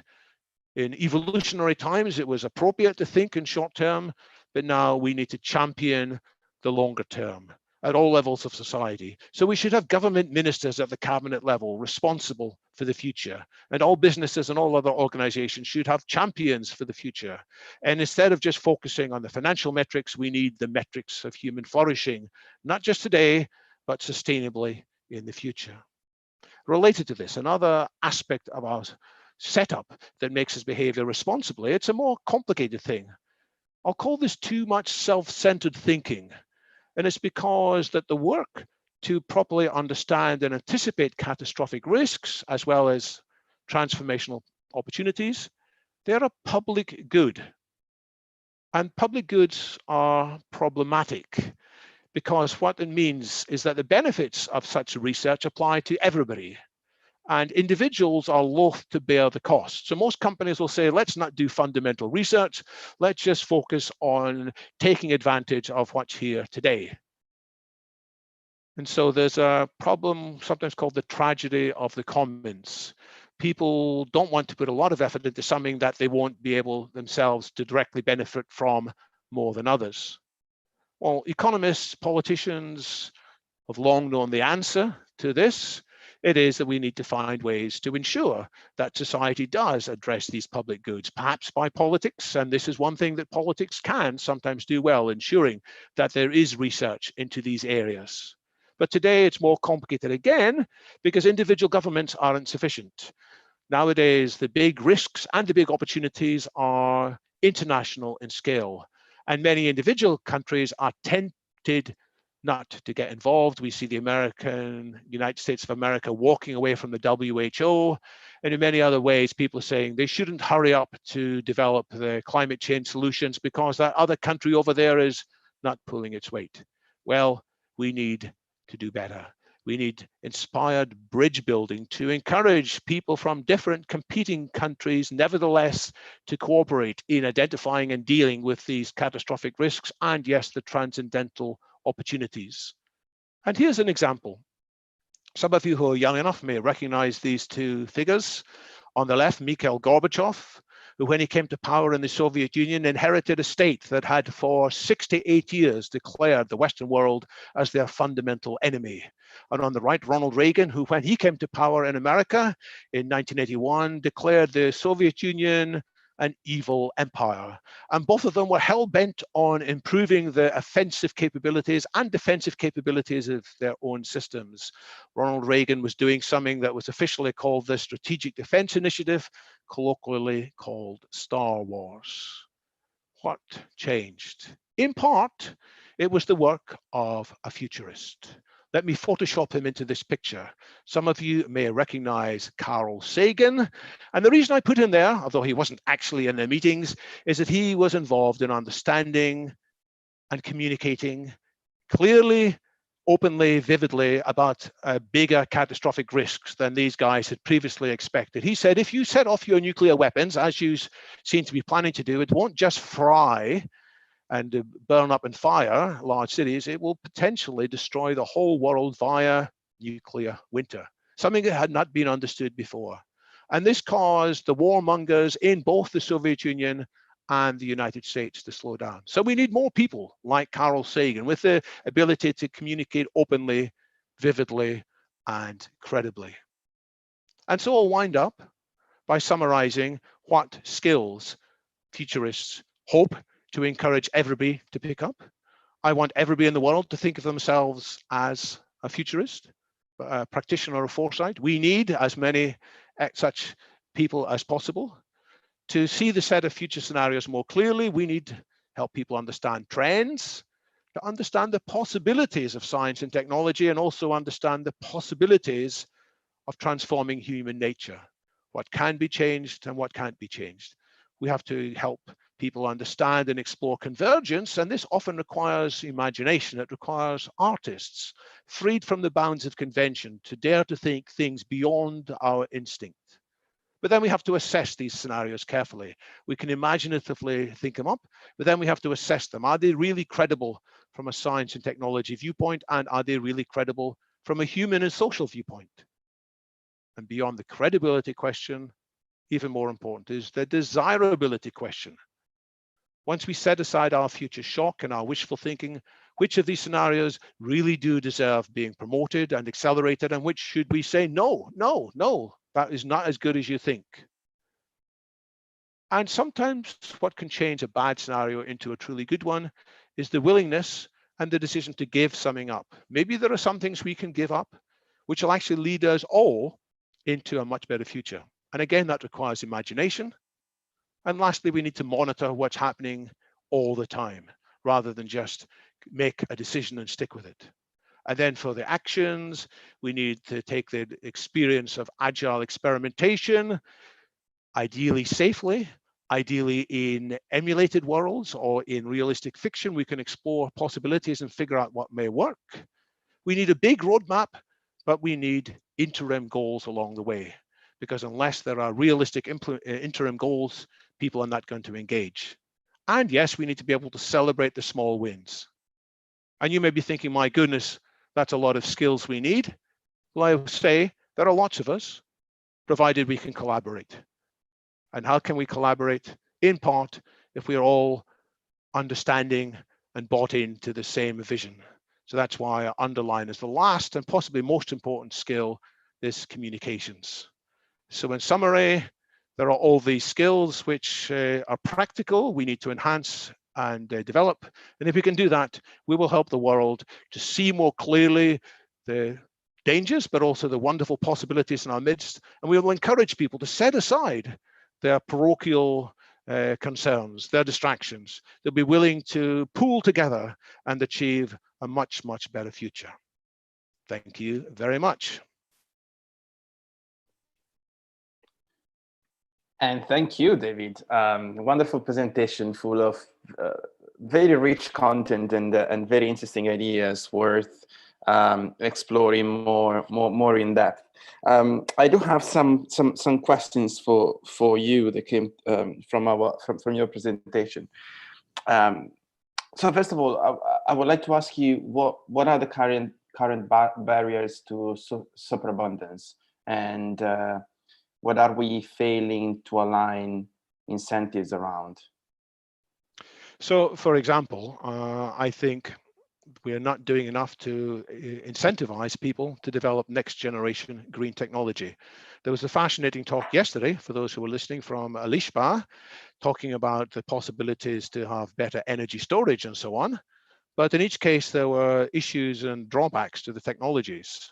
So I think that society as a whole needs to set financial incentives to encourage people to stop developing polluting technologies, carbon-based technologies. So this is the idea of a carbon tax. We've had taxes and incentives before.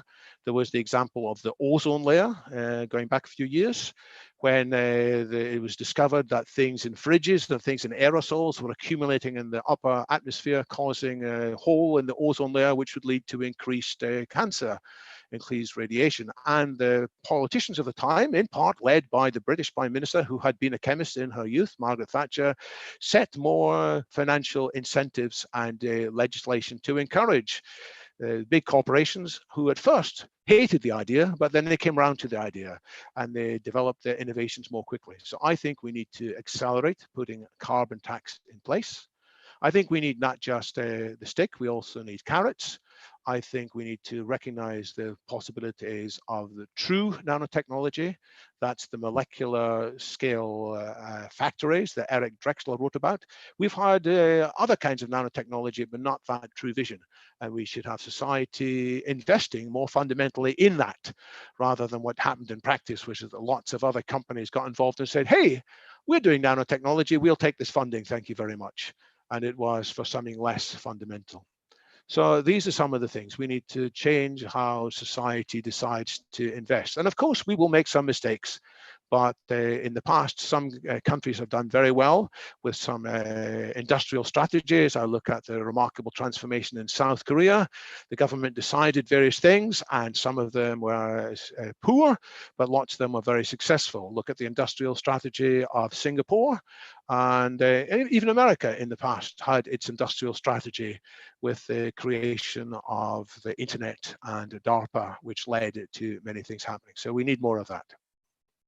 Yeah, I think you answered perfectly my question, and you got the point very correctly. It does seem to me that sometimes people scared of the future because they prefer the doomsday scenario somehow. There is a sort of negative narrative that people like to embrace more than the positive one. And I want to give you an example from my own personal experience dealing with Sophia in the last few years. I've been doing public relations for SingularityNET and working with Sophia. So the very first time Sophia went viral was when she said that she wanted to destroy humanity, right?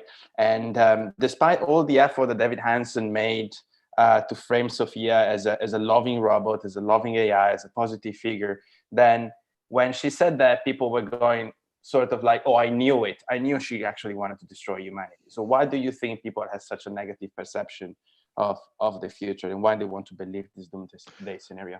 So there are 2 points here. One is we have to be careful what we say, because sometimes if we say the wrong things, it may get magnified very quickly.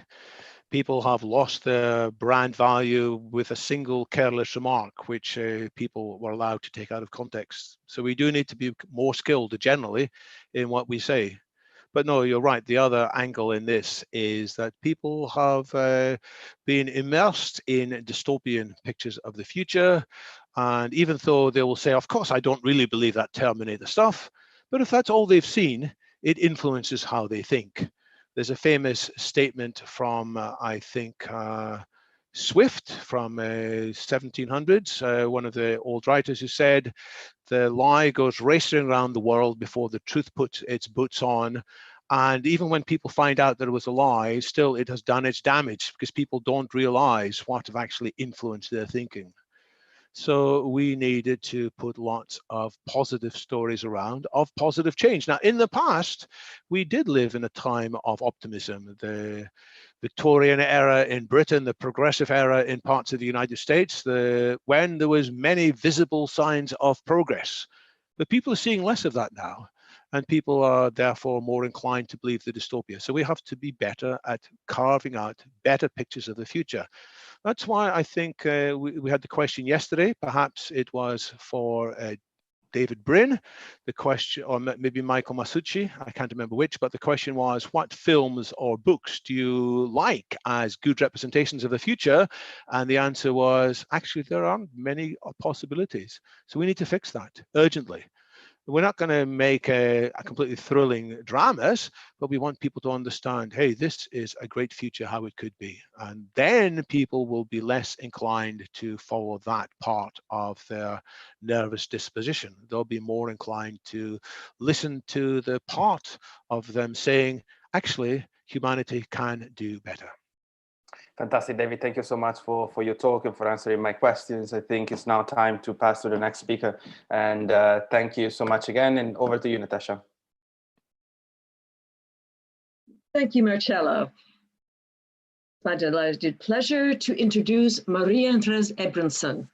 Maria is a well-known singer. She's been involved in the film industry for years before she became involved in flight. She's a pilot. She's an advocate for longevity. She is an entrepreneur in the sense of being that advocacy for longevity. She serves as the Global Outreach Coordinator for SENS Research Foundation and is a board member of the International Longevity Alliance. So I welcome Maria in joining us at Humanity Plus and all of our decades of love and passionate advocacy for super longevity. Welcome, Maria. Thank you. Hi, Natasha and everyone. Thank you so much for having me, and thanks everybody for attending. Thank you, Humanity Plus and SingularityNET for organizing such a wonderful event. Let me see my screen here. Well, I feel humbled by the incredible speakers. Great talk by David Wood. I don't have any slides, so I hope my makeup looks good because I'm going to be on screen all the time. You look amazing. Okay, thanks. We're all wondering how this global crisis will affect the fast-growing longevity industry. I'm personally very worried about it. Let me share some information and some personal thoughts about it. So a pandemic is sweeping the globe, infecting millions and killing over 500,000 people as of today. And that number will keep climbing, unfortunately. These are terrible times. Over 11 million people have been infected. Many right now are suffering a great deal, isolated in a hospital, needing a ventilator to stay alive. We're all very anxious to know how long this will take. Waiting for scientists who work at a record-breaking pace to bring us a drug or a vaccine. In reacting to this pandemic and in a pretty much coordinated way, the entire world has taken all kinds of extreme measures to contain this problem. And I wouldn't expect less in front of such a threat. Our health is at stake, our life is at stake. Millions of people sat and sit in lockdown at home. Basically, whole countries have been shut down and millions of businesses may never open again. World economies are going down, all in response to a disease. It seems like fixing this problem is the world's #1 priority right now. Why is that? You must be thinking, Maria, it is pretty obvious why, because this virus can get us all very sick. And not only that, it can kill us. So what do you expect? Of course, we will close down the whole world if we have to. Yeah, that's fair enough. We all agree that getting sick and even worse, dying of it is not something we take lightly. We don't accept disease easily. And in fact, we fight it with all we have. But do we really? Maybe not always. Life is very uncertain and we don't know when or how we will die. But what we know for sure is that if we won't be killed by something else other than old age, we will eventually 100% sure die of an old age, sorry, not age-related disease, you know what I'm saying, or simply call it aging. And yes, we're all infected by it, just like in a pandemic. But we still don't categorize aging as a medical problem. We don't fight aging as we fight cancer or heart disease. Aging touches all of us, and just like in a pandemic, makes us very sick and kills us. The only difference is that in a pandemic, we could be lucky and be okay. With aging, there's a way out. Not yet, at least. The SARS-CoV-2 pandemic is both an immediate pressing danger and a call to action. It demonstrates the critical need for better long-term strategies for addressing threats to human life. It is logical that we spend so many resources on attacking this enemy, developing a drug and a vaccine or both that directly impairs the virus, that we should also look at a defensive plan and strengthen ourselves, especially the elderly. Policymakers need to understand that this approach will be useful not only for this virus, but for a lot more virus to come, which they will. And also for endless health problems that are overwhelming the healthcare system today. At SENS Research Foundation, we're working on some of these ways that would make us less vulnerable to this virus and to disease in general. Some of those things are restoring the immune system through regeneration of the thymus, which Greg Fay also is making really progress on, and also he reversed aging through it. Purging senescent cells for younger lungs using senolytic drugs, rejuvenating the signaling environment, addressing senescence-associated inflammation, which is another big deal, triggering self-destruction of mutation-prone cells, transplant of mitochondria to rescue critical lung cells. Those are all projects we have at our organization going on now, and in association with other organizations, extramural, intramural, both. You can read in detail about the research on our website. We have a new section called COVID-19 and Aging, with a nice introduction by Edward James Olmos. COVID-19 marks the return of a very old and familiar enemy. Nothing other than aging killed more humans than infectious diseases, not even natural disasters or war. So this is not the first pandemic in history. For example, malaria has been attacking humanity for thousands of years, and even though a lot less people die of it today, it still kills about 500,000 people a year. Over the past 1,000 years, epidemics have been mass killers on a scale unimaginable today, even now during COVID-19. For example, the plague of Justinian in the 6th century killed about 50 million people. Perhaps that was half of the global population at the time. The Black Death of the 14th century may have killed about 200 million people. Smallpox, about 300 million people in this century, 20th century alone. Some 50 to 100 million people died in the famous Spanish flu in 1918. More than the death toll of World War I, that was, which by the way was happening at the same time. So yeah, you know, this is not the worst crisis humans had to face. 1918 the Spanish flu, infected 1 in every 3 people on the planet.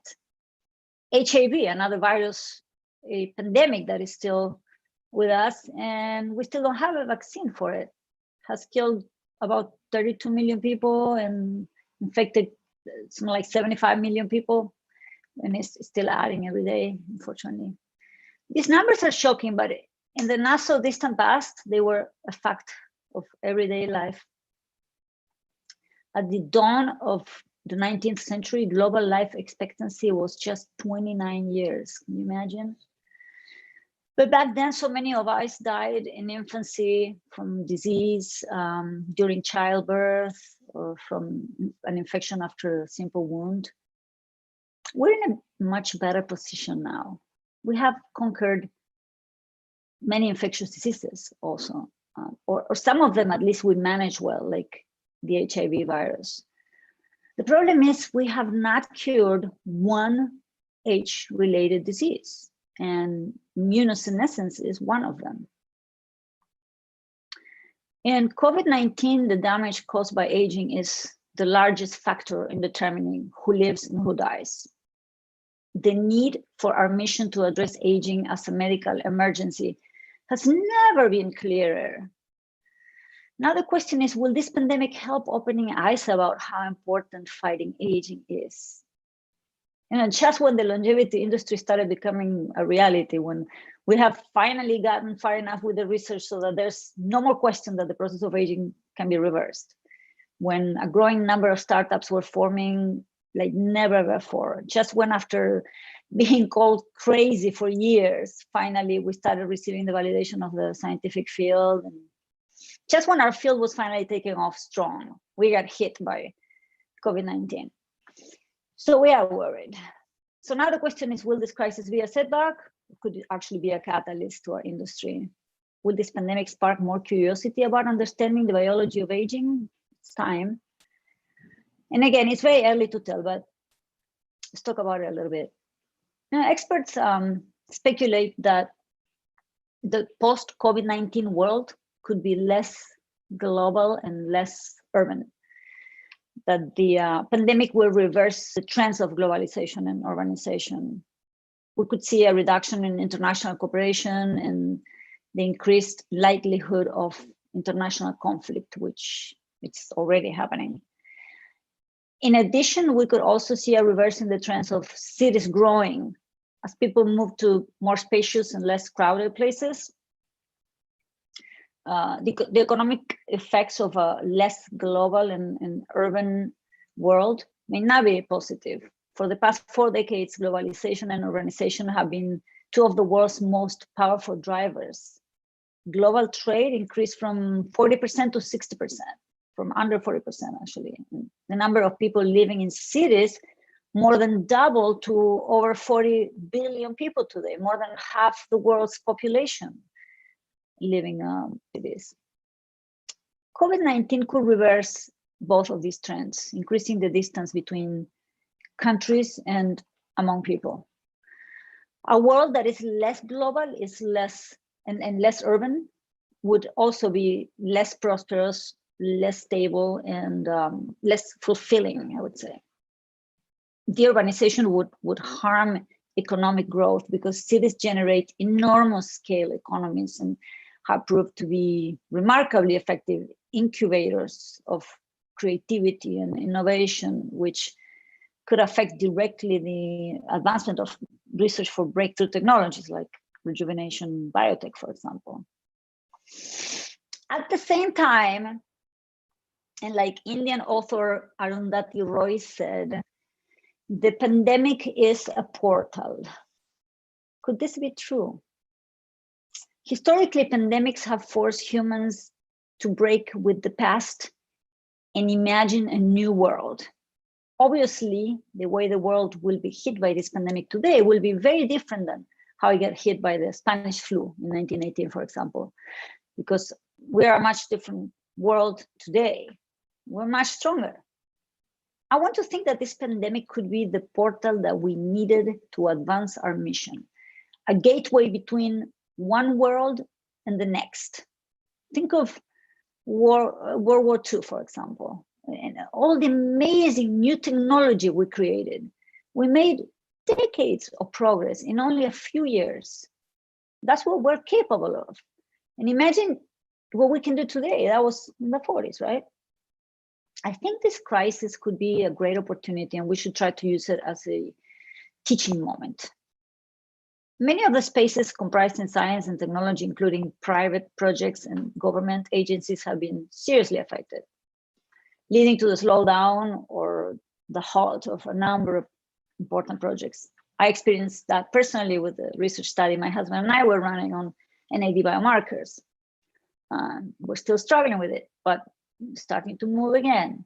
But this has also opened new lines of research, both at the government and private levels. It is possible that the pandemic will improve scientific communication or create new ways for it. Well, it's definitely happening already. For instance, a lot of information is being made available on preprint servers and is getting broken down on social internet platforms and sometimes in the media before even entering formal peer review. Scientists are reviewing, editing, analyzing, and publishing manuscripts at record speeds and in large numbers. This intense communication seems to be an unprecedented level of collaboration among scientists and unprecedented efficiency too. This is all great stuff. A response like this is what we need to make our mission happen. And of course, this joint response that is happening now is to fight this distant enemy because it is considered an emergency. And unfortunately, aging is not. But maybe all these changes will lay down a foundation in a new structure that could help advance our mission soon, or at least sooner. The US is working right now really hard to create a vaccine.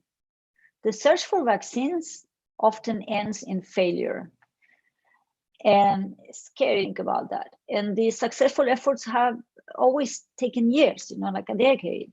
So it seemed improbable, and if not impossible, that researchers who began working on vaccines for the new virus in January could discover something so elusive and do it so quickly.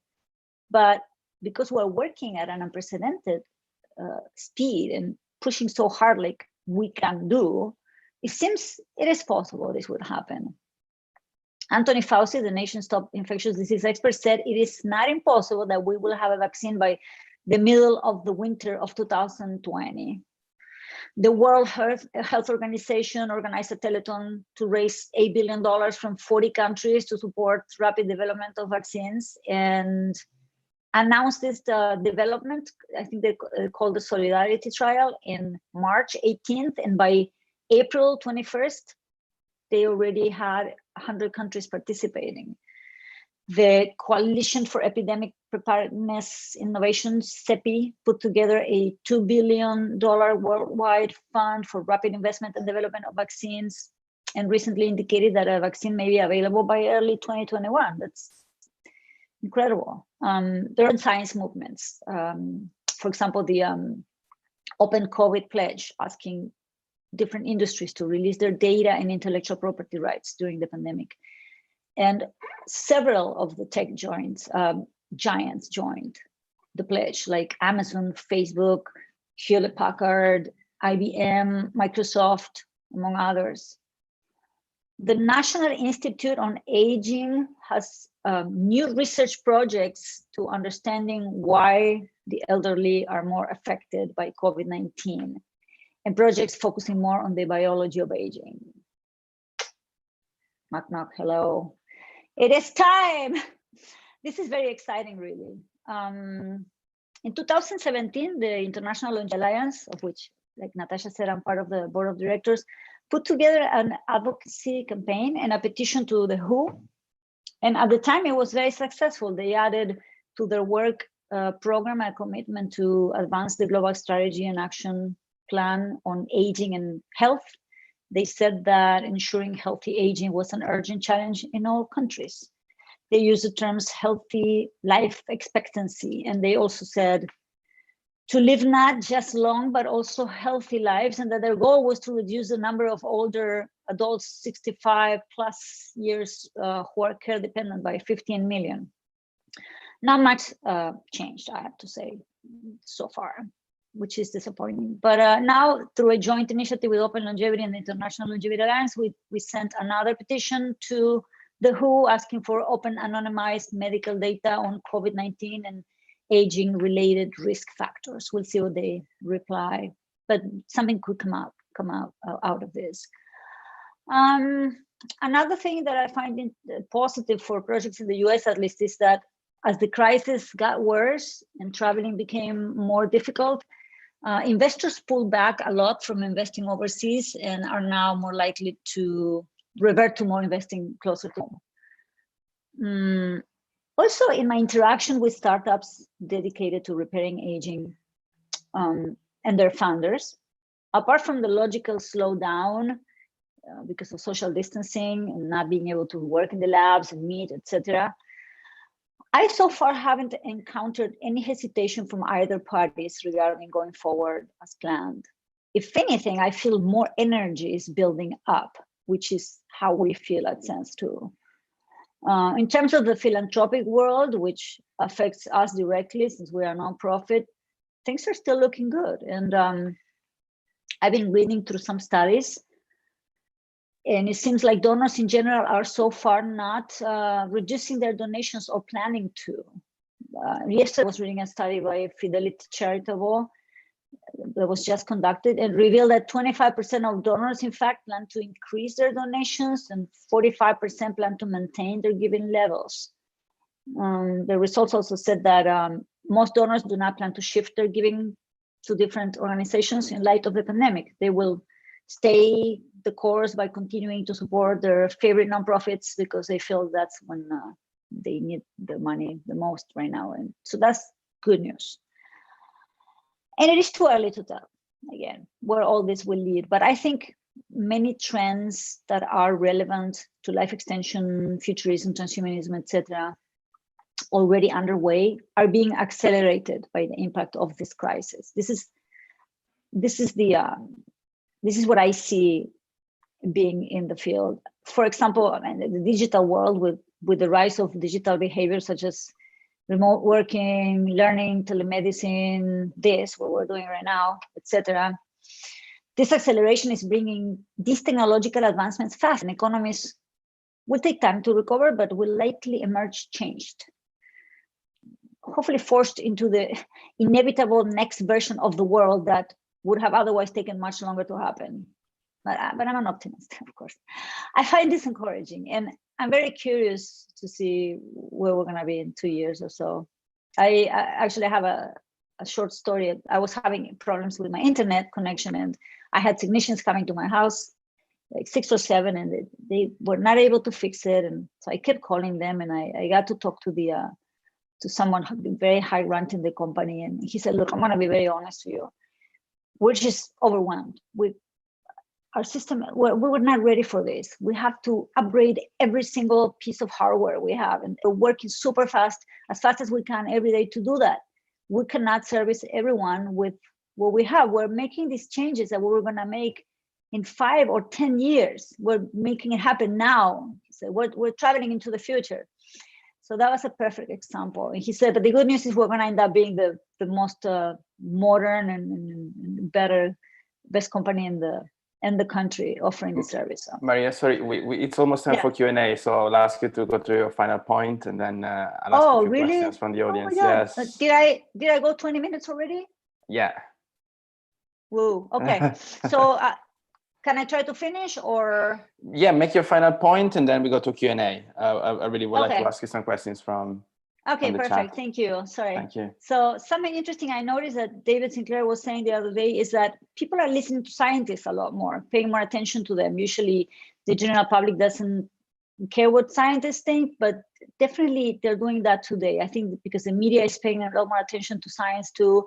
So the public is getting more into health stuff. And I think the pandemic has led them to get interested in learning about disease and what they can do to fight it. And indirectly, that is immersing them into wanting to know more about selfie, and also they see directly that this infection is associated to aging, and they're gonna obviously think more about aging and disease, which they never put together, those two things. Yeah, I think the pandemic will leave a lasting indentation in the world's economy, and it will definitely cause changes that will teach us a lot of valuable lessons too. And I think we can capitalize on many things here. Thank you. Thank you so much for sharing your experience and your knowledge. And sorry to pressure you, but we have a strict schedule that we need to keep. Thank you. I really appreciate that. So the first question, it's more about your personal experience. And I would like to ask you, how did the pandemic affect your career as a singer? Oh, 100% affected in a negative way. Almost nothing is going on, obviously, only just a little bit of recording that you can only do at home. So for those of us who have a little studio at home, we can do some work like that, but it's almost completely zero happening. Yeah, that's unfortunate. The entertainment industry has been one of the one hit and the heaviest by the pandemic, unfortunately. And another question that I wanted to ask you that was coming from the community, and I think it was very pertinent to your talk and to some of your points. So someone's asking, What were you worried about a year ago, and what do you think you'll be worried about in a year from now? And then he or she concludes by saying, worrying about aging is somewhat of a luxury item depending on condition, in my humble opinion. I've reported. Someone said that it's a luxury. Someone said it's not. Perhaps it's my point as well, but I just reported the question. It's a common thing we hear. We'll respect that, you know. You have 3 minutes. But I was worried about it. Yeah. Sorry. Okay. A year ago, I was worried about getting more funding so that we can make have our cures happening sooner. And a year from now, I think the obvious answer is I want to make sure that this pandemic is under control. I mean, I could expand on my answer, but I know I have 2 minutes. And in terms of aging being a luxury, well, you know, it depends. I think we're all different. I think we all worry about disease, and whoever asked that, I'm pretty sure you worry about disease. I'm pretty sure you don't want to get cancer. If I ask you, do you want to get Alzheimer's when you're 70, you probably would tell me no. If I asked you if you want to get it when you're 80, you'd probably say no. I don't know. I imagine you would say no. If I ask you if you want to get it at 90, you probably say no too. So that's what aging is, basically. It's getting sick. So it's not a luxury if you see it like that. Thank you. Last question. We still have 3 minutes, so we still have some time. Okay. How do we get media and art to be more positive about longevity in the future?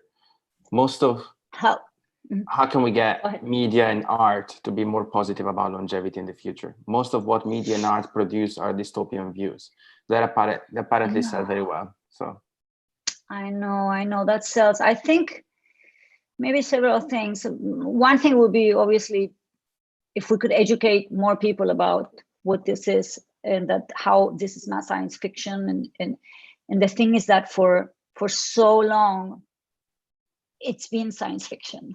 And I think humans, that's what they have, and you know, they're conditioned to that. So they prefer to be entertained by these ideas and just leave it at that, and then think, well, it's impossible, so I'm not going to get excited. So the more information that is scientifically validated, that is out there, that we can show people that this now is changing, that it's not like it used to be. This is really happening now. I think people are going to get more excited. And then media is already shifting. They are already shifting into a little bit of a more positive thing, or at least even if they don't say, oh, this is a great idea, they just leave it out there more up in the air without throwing at you the completely negative thing they used to do with the movies. Yeah, I think it's shifting. We are actually working on a documentary now with a team of people who are Hollywood people that want to do something very positive about it. So the more science comes out and the more progress we made, you know, everything goes together. And I think, yeah, it's gonna get viewed better. Yeah. Who is, in your opinion, an artist who's doing very well in giving a positive portrait of the future? And I have someone in mind. I want to see if we agree. Portraying the future. Maybe Natasha has somebody in mind. I can't think of anybody right now that is an artist portraying the future. You know, I don't know. What's his name? The director. Sometimes I forget names. The TV show that the guy who created The Simpsons. Matt Groening. Well, no.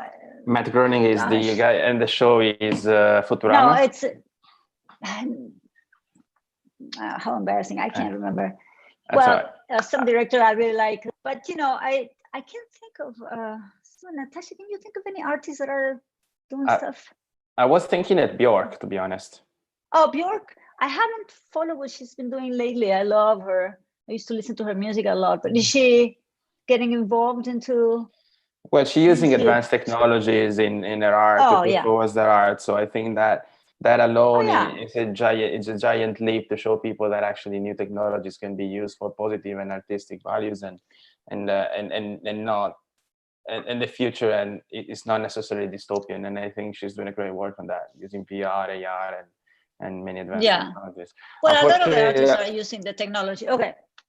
Gotta go. Unfortunately, our time, yeah, exactly. It's time for the next speaker. So we'll let Natasha introduce the next speaker. And I thank you so much for your talk and for sharing your point of view and for sending all my questions. Thank you, guys. And, thanks so much for having me in this wonderful event. And thank you. Bye, everyone. Hope to Appreciate have you talk. soon. Bye. Bye. Thank you. Okay, good. Here we go. The next speaker is Dr. Kat Cotter. To introduce her, I'd like to let you know that she is a doctor of chiropractic and a certified anti-aging practitioner. She specializes in nutrition and especially super immunity for over 30 years. She has customized, accomplished anti-aging program for individuals like personalized nutrition who want to slow down the rate at which they're aging. She helps people change their diet, their lifestyle, both their psychology, their bodies, and the way they practice their lives. It is my pleasure to introduce Dr. Kat Cotter. Thank you.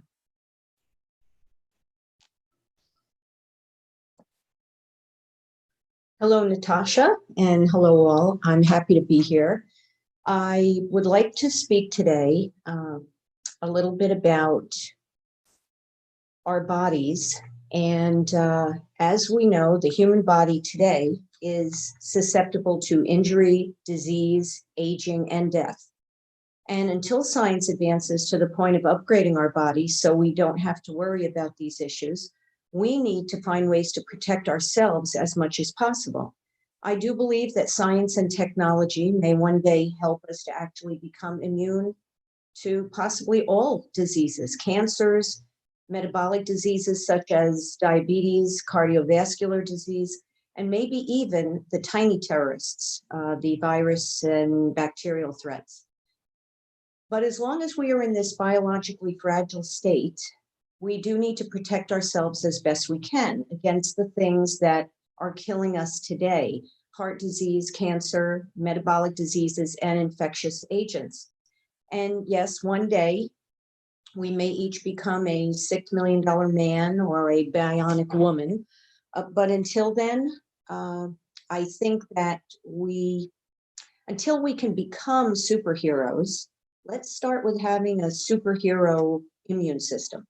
Now, I'm an anti-aging practitioner, and I work with patients and clients with this goal: to optimize their health and help them stay as healthy as possible for as long as possible, slowing down their aging as much as possible until science can stop and eventually reverse it.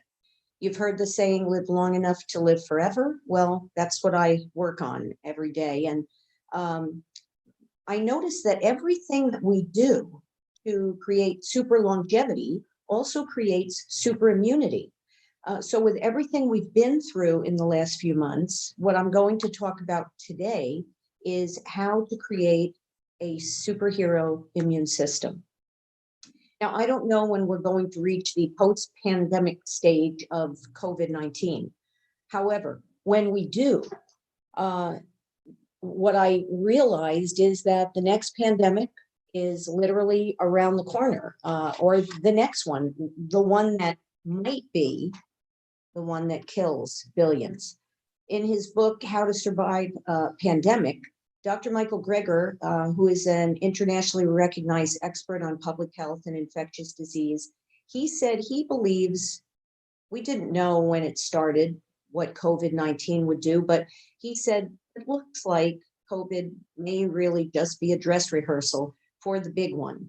He said COVID-19 caught us all off guard, but now we're a little more prepared, though there isn't really that much preparation we can do. H5N1 or another mutated version of the original avian flu. He said that most infectious disease experts around the world are most afraid of one of those because they are much more deadly, killing 40% of those infected versus the 2% that this COVID-19 seems to be doing. He said they're afraid that one of these might literally kill 1.5 billion people, and possibly within 6 months. And they just don't know how many mutations away these are from becoming virulent and communicable enough. So we could be years away, or we could be months away. So they also say that while we are so much more technologically advanced today than we were, let's say, in the 1918 pandemic, we're really not much more equipped nor prepared than we were 100 years ago. Over 100 years ago, they didn't even know what a virus was. Well, we now do, but how much more prepared really are we? These viruses are continuing to mutate at a more and more rapid rate because we're providing them with the perfect situations to do so. The ever increasing contained animal feeding operations, the huge number of people now on the planet, the faster and more increasing amount of travel. For example, some people that were around might remember the Hong Kong flu. That was an avian flu epidemic that was in 68, 69, and 70. It killed several million people.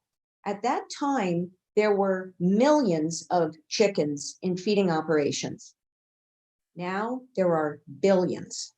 So while COVID-19 might not be the one, we do need to prepare for any coming pandemics that might come in the future. Now, since we're not in charge of the world's poultry industry, we may not be able to make changes to that system, but we could potentially buy only pastured chicken, turkey, and beef, or switch to a vegan diet, or maybe at least a more plant-based diet. So what else can we do? Count on a vaccine. I hear so many people saying we will not be safe until we get a vaccine. And a lot of people, I think, out there are under the idea that once they come up with this vaccine, then people can take off their masks and we'll be okay. However, okay, even if they do come up with a vaccine that works, it will be a vaccine that works for COVID-19. Just one of thousands of infectious diseases. So what about all the other infectious diseases that keep mutating? Okay, for example, they've been trying to create a vaccine for H5N1, which is a much more virulent version of the original avian flu. They've been working on that for 15 years. They haven't been able to create one vaccine that worked. The problem, one of the problems is that it continues to mutate. So if we can't count on vaccines to save us, then that's why I am centering on trying to create a super immune system. So the first thing to do would be to eliminate any actual risk factors. If you have heart disease, diabetes, high blood pressure, or just being overweight, as you know, raises, they say that not obesity, but just being overweight raises your risk factor by 6 times. And yes, age is also a risk factor. I'm in my 60s, and even though I don't have any of the other risk factors, and I feel in relatively good shape, and a lot of times I think, hey, even if I catch the virus, I have a good immune system. I'll have a few days of the flu and I'll be fine. But the truth is, whether some of us want to admit it or not, if we're no longer in our 20s and 30s, we can keep ourselves in as good shape as possible, but aging is definitely, associated with marked declines in our immune system. Now, as Maria mentioned, Dr. Gregory Fay is working on regenerating the thymus gland, which is a major part of our immune system, and that's good. And until then, what do we do right now? Okay, so let's say you are healthy without any of those risk factors, or you've worked on those, and the next thing I would look at are tests. The more, the better. Get as many blood tests as possible. I really like that, because even if you feel good, this is a real roadmap of what's going on inside. And I don't look at tests the way an average doctor might. I'm not looking just for the absence of disease. I am looking for optimal health. So where do you start? Regular CBC, then you want to make sure you look at your thyroid, your blood sugar, your levels of vitamin D, omega-3. Next, your diet. Now, whether someone says, I'm a carnivore, I'm an omnivore, I'm a vegetarian, How about becoming a nutritarian, meaning that your goal is to eat as the most nutritionally dense, immune boosting foods that you can? Dr. Joel Fuhrman, in his book Super Immunity, said that what they found is that in most cases, when exposed to a healthy, well-nourished body, when this happens, it may remain just harmless. Our vulnerability to the initial virus and our inability to fight off the virus once we become exposed is directly affected by the quality of our diet prior to being exposed. So let's think about the implications of this. This means poor nutrition not only makes us more susceptible to getting the virus, but significantly impacts the length and severity of an illness. So what might cause a serious or even life-threatening infection in a person eating a conventional, kind of the standard American diet, might not even result in symptoms of illness in a nutritionally competent person. So you can social distance, you can wear a mask, not touch your face without washing your hands first. But I do believe that having comprehensive nutritional adequacy is my best defense. Now, some of the most nutrient-dense foods and superfoods are greens, all greens. I eat a big salad. I eat raw greens. I also eat a lot of cooked greens. I like to blend them up into a creamy soup. So I'm getting all the greens. I'm getting onions, garlic, mushrooms, beans, berries, pomegranates, nuts, seeds. If you go to nutritionfacts.org and you type in immune, you will see lots of foods that boost your immune function. And most of you have heard of the 1% and the 99%. And no, I'm not talking about it in financial or political terms. What I'm talking about is that 99% of you is made up of bacterial or other foreign DNA. So you are really not, you heard you are what you eat. I say you're not what you eat. You are what your bacteria, your gut bacteria eats and is able to digest and assimilate. So along with adding as many nutritionally dense foods as possible, you want to eat for them. So along with probiotics and prebiotics, you may want to eliminate or lessen foods that might damage the lining of your gut.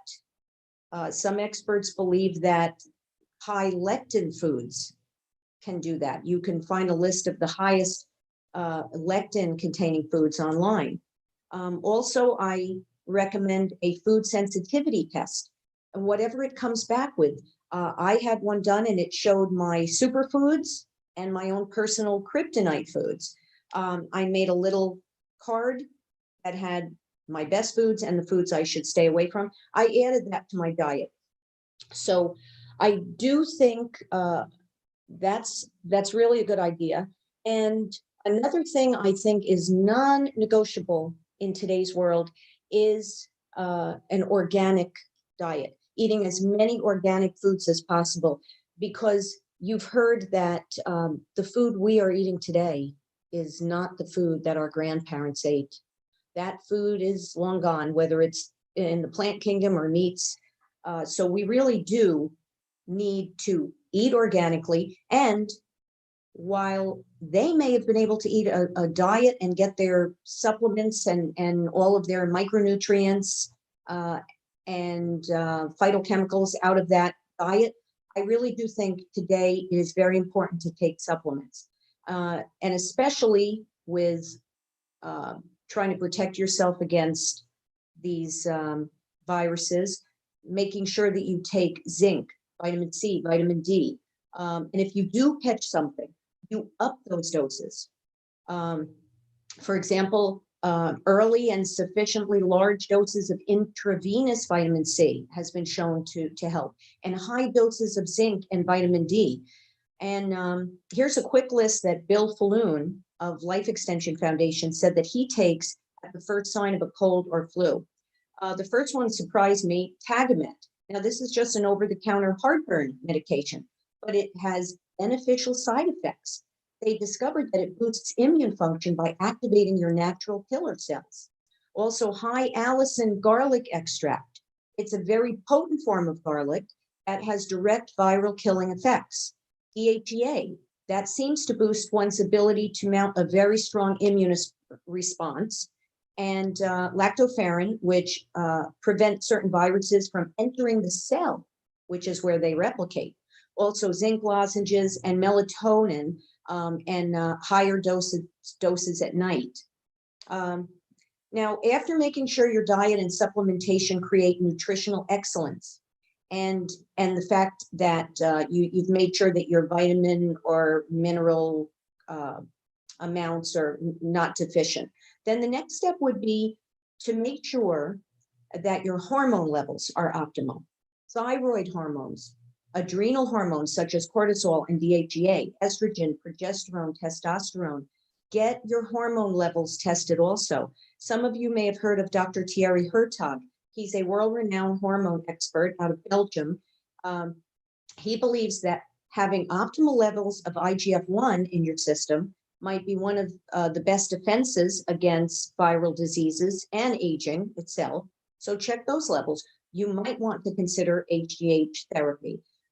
Also, he named 3 other hormones that he says seem to be very good to protect you against viruses and also aging. Cortisol, melatonin, and also thymosin alpha-1. Now, note if you take cortisol, you need to take the same amount of DHEA. And if you do get sick, thymosin alpha-1 and cortisol can be given at much higher doses.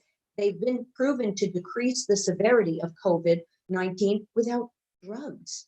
So those are definitely things to look at. And then finally, if you want to look at other areas that might be stopping you from having truly super immunity, look at your lifestyle, really think about your life, look at your stress levels. Everyone knows that when your stress levels are high, that absolutely blocks your immune system from kicking into gear and doing its job. So suddenly you catch something, your immune system it's off its game. So besides stress, we have sleep. If you are not getting good quality deep sleep, that is affecting your immune system. There are many devastating effects, but they've proven that it actually hinders the production of T cells, because during deep sleep is when that is done most. And of course, have to mention regular exercise. You know, I heard that a lot of people cut down on exercise and also gained weight during the last 4 months, and they called it the quarantine 15. And people joked that that was the average amount of weight that people gained. And it made me so unhappy to hear, because this is the time when people could have and should have and still may be able to, at this point, say, okay, I no more excuses. I need to build a superhero immune system, and I absolutely need to exercise to not only lower my risk of things like type 2 diabetes, heart disease, other chronic diseases. You will lose weight and you'll cut all those risk factors out, which also lowers your risk of any viral or bacterial infection taking hold and becoming dangerous for you. Remember, a healthy, strong body is your best defense. In closing, I would like to share a comment by George Church. Many of you have heard of this Harvard scientist. He's working on genetic engineering and CRISPR. He said, we have a strategy by which we can make any cell or any organism resistant to all viruses by changing the genetic code. So if you change that code just enough, now you get something where the viruses or that virus expects a certain code provided by the host so they can replicate. And if that code is changed, the virus would have to change so many parts of its own RNA that it could never change them all at once. So that's it. It can't replicate, and it also cannot then mutate. It's over. So one day, I do believe we will eradicate all diseases, and with that, all pandemics. And that will be a wonderful day for humanity, whether it's genetic engineering, nanomedicine, or other new technology that may have not even come along yet. But until then, I hope I gave you some food for thought on creating your own superhuman immune system. Thanks. Thank you so much, Kat. You definitely gave us a lot of food for thought, and I truly appreciated your talk. And as Natasha pointed out in the chat, you provide us with solid facts and actionable insights, which is very great, and we really appreciate that.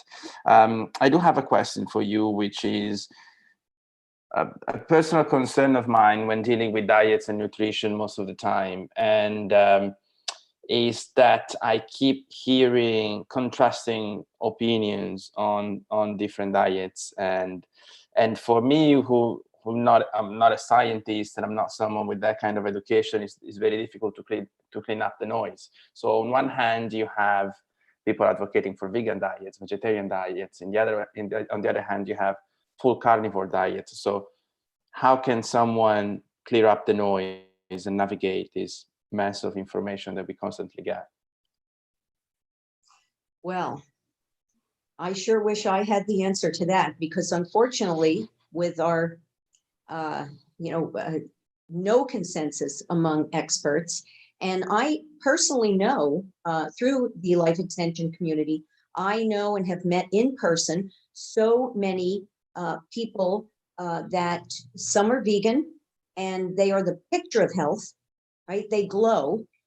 And then I've met some people that were vegan and they had problems with it. And then when they switched to a full carnivore diet, they are now the healthiest they say they've ever been. What's interesting is if you read the book by Dr. Gundry called The Plant Paradox, where he talks about lectins, and by the time you're done with that book, you are absolutely 100% sure that lectins are the cause of most every possible illness and disease, and they're evil, and you will never eat another lectin-containing food. Then you talk to someone who eats grains. Now remember, lectin-containing foods are things like grains, and so even wheat, rice, things like that are suspect. And you talk to someone who eats those things and they're in perfect health. Then if you read the carnivore diet, you'll go into that thinking that has to be the worst diet that you've ever heard of. And then by the end of the book, you think, wow, he really made some. So remember, on the internet or from different experts, you can always find so much, not just contrasting opinions. We're talking actual results, different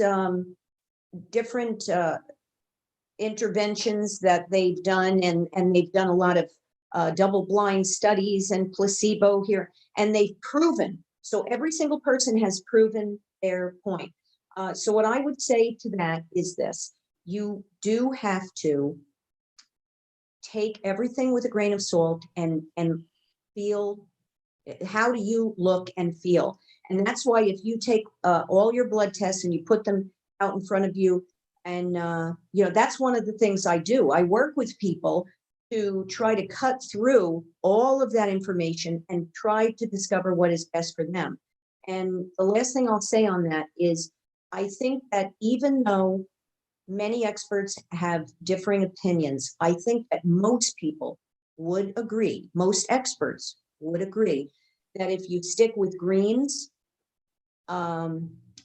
onions, mushrooms, beans, seeds, things like that, I really think you can't go wrong by at least having those in your diet. Okay, thank you for your answer. I think, yeah, I think it's pretty clear. I'm still concerned that the amount of information can get people very confused, and and it's definitely not an easy landscape to navigate. I have another question for you coming from the community, and they're asking, do you think that you will reach longevity escape velocity? I certainly hope so. I sure hope so. If I live long enough, I do believe that all humanity will reach that point. And is it, I don't think, I hoped for that 30 and 40 years ago.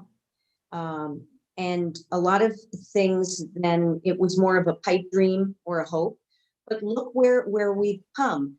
So I do believe we will reach that. And if I am taken out too soon by, a big pandemic or something, I am signed up for cryonic suspension just in case, so that, at some point when if I was taken out by a pandemic, maybe they'll be able to revive me at some point in the future when they have, when we've eradicated all those with the genetic engineering or nanomedicine, and I'll still have, that's kind of my second chance. So. And you said you were hoping for it like 30, 40 years ago. What did you think back then? Actually, did you think back then that by now we would have reached longevity escape velocity? Well, I was 7 years old in New York when I went to the 1964 World's Fair. And there in the Chevrolet Pavilion was, right there on the floor, was a prototype of the first flying car. And I looked at my dad and said, hey, by the time I'm driving, that's what I'll be in. So things have not always come along as quickly as we thought they should or would or wish they had. I think in many ways, things have occurred that we never even expected. When I was young, of course, there was no internet. So we have really moved forward in so many ways, but then we are so behind in other ways. And when it comes to infectious disease, which we're dealing with right now, I read something and it said a kind of a sad joke that is made by a lot of microbiologists and epidemiologists. They say, we went from, when it comes to infectious disease, we went from the 19th century into the 20th century and then into the 19th century. So while we are so far ahead technologically in so many areas, we have a long way to go with this. So, yeah. When did you start taking longevity supplements, if I can ask? Well, in my 20s, which was the late 70s, I had gotten into the whole, exercise craze. I became an exercise instructor, but I didn't know enough then about, I thought exercise was it. But once I started to do that and I wanted to have more energy and more speed and more get fatigued less, I started to read. And at that point, I learned more about nutrition and supplementation. So probably I was already in my late 20s before I, maybe almost 30, before I really took charge in that way. Okay, great. But by then, I began to take things like life extension mix. I started to learn about every supplement I could. And from then on, so for the last 30 years, that has been my focus. Fantastic. Then I'm not too late. Thank you so much, Kat, for your talk and for your answers. Our time is running up now, so it's time to introduce the next speaker. It was wonderful to have you, and thanks again. Thank you. Thank you. Take care. Over to you, Natasha. Thank you, Marcello. Delightful talk, Kat. What I truly love, and Marcello mentioned this, is that the pragmatic approach, rather than being a theoretical supposition, you gave us some tactile playbook to go by. So thank you for that.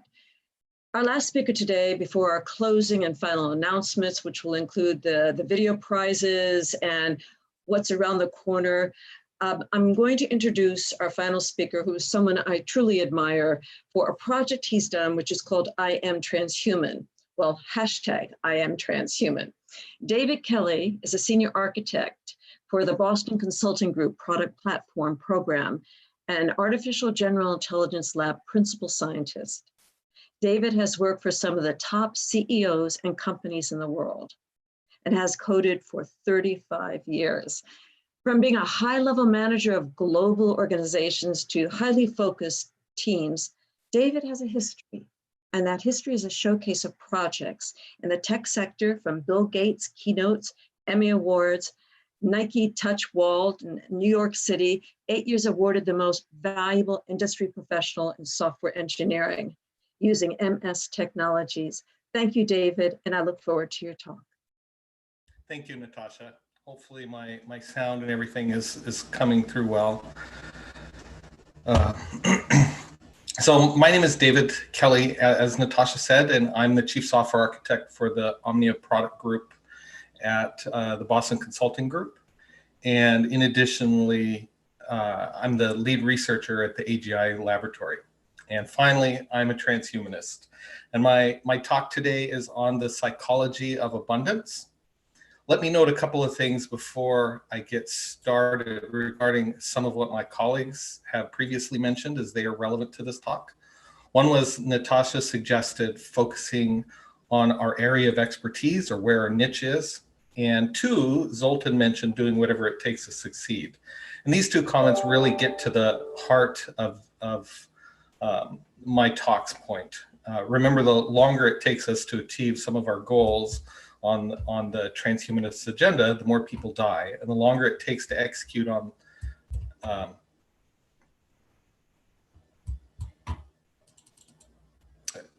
as I said, the longer it takes, the more people die.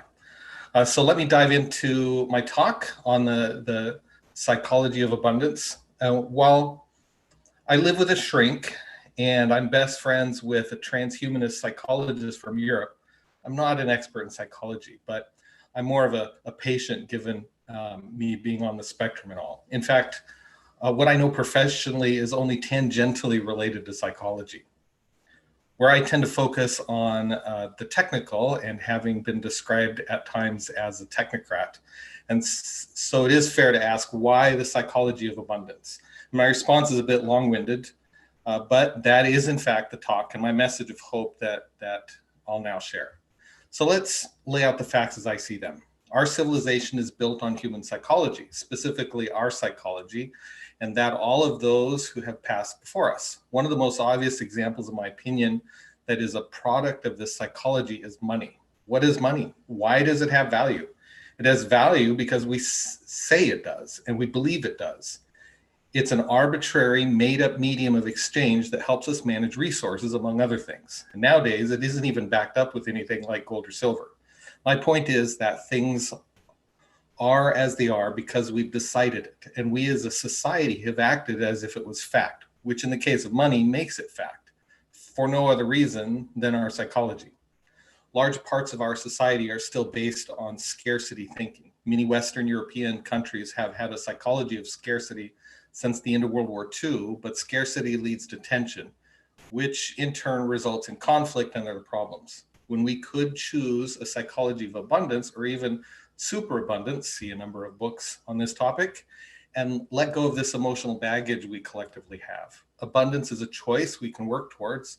That is not to say that someone already in a dire situation might not have a way out, in which case we need to help them, but we as a society certainly do have a way out, and we can help.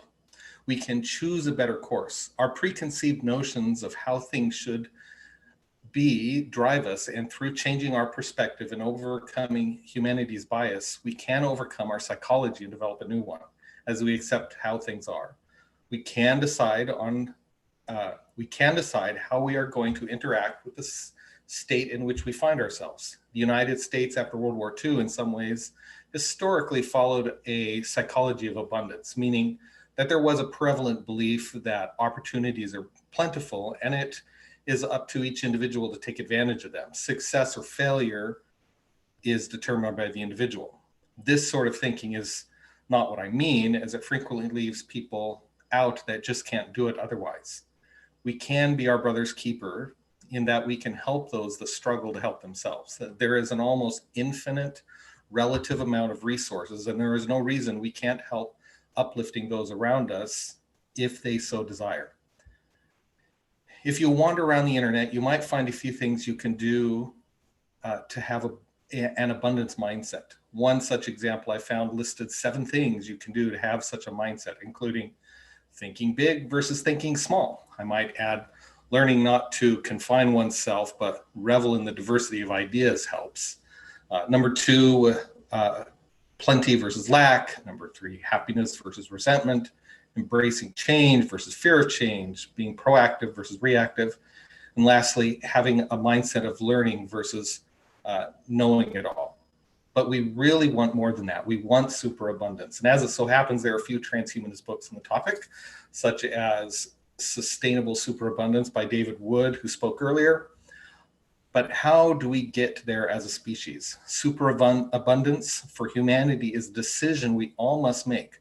Not how do we help those around us work to, let me say that again. But how do we help those around us to work to that end? This really gets back to where we started, or rather, where I laid the groundwork in the talk for where we go from here, and why I chose the topic, I Am Transhuman and a Psychology of Abundance. As you may or may not know, I work in the computer science field. And as Natasha suggested, I've focused on the area in which I've shown some measure of talent. One of the things I have spent a good part of my life doing is in the area of artificial general intelligence. For those familiar with my work, you might note that I've taken a very radical approach to AGI system design in working on cognitive architectures. We stumbled upon the fact that humanity has super intelligence now. It's not self-aware, nor is it even consistently present, but at times in integrated groups, humans are capable of super intelligence in these same groups. Yes, I recognize there's lots of problems with this in a natural sense, such as groupthink or any number of 188 plus biases that are hardwired into the human mind, but it is provable and demonstratable. It occurred to me to use our lab, instead of just creating toy AGI systems to test theories, we could build a hive mind, also known as a collective mind, using architecture designed for AGI, but implementing additional infrastructure within what we know how to do. It's not just e-governance, but e-governance built on cognitive architectures designed to force superintelligence to emerge. And on our results so far, an artificial superintelligence with humans in the loop that turns out to be an easier problem than independent AGI. So I designed what we call a mediated artificial superintelligence, which is essentially a toy, fully working AGI system with a group of machine learning systems that feed into it, and humans helping build emotion-based models to train the system dynamically in the fly, so it can make independent choices based on how it feels about things and develop goals and interests and such like any other proper AGI or person. In this case, however, we can audit every action and decision, and to some degree, it is just not capable of being independent of the support structure. But we get a kind of superabundant thinking, superintelligence governance system out of the gate that is in itself a hive mind that we generate that is arguably self-aware, being both sapient and sentient. At least there's research evidence to support that theory.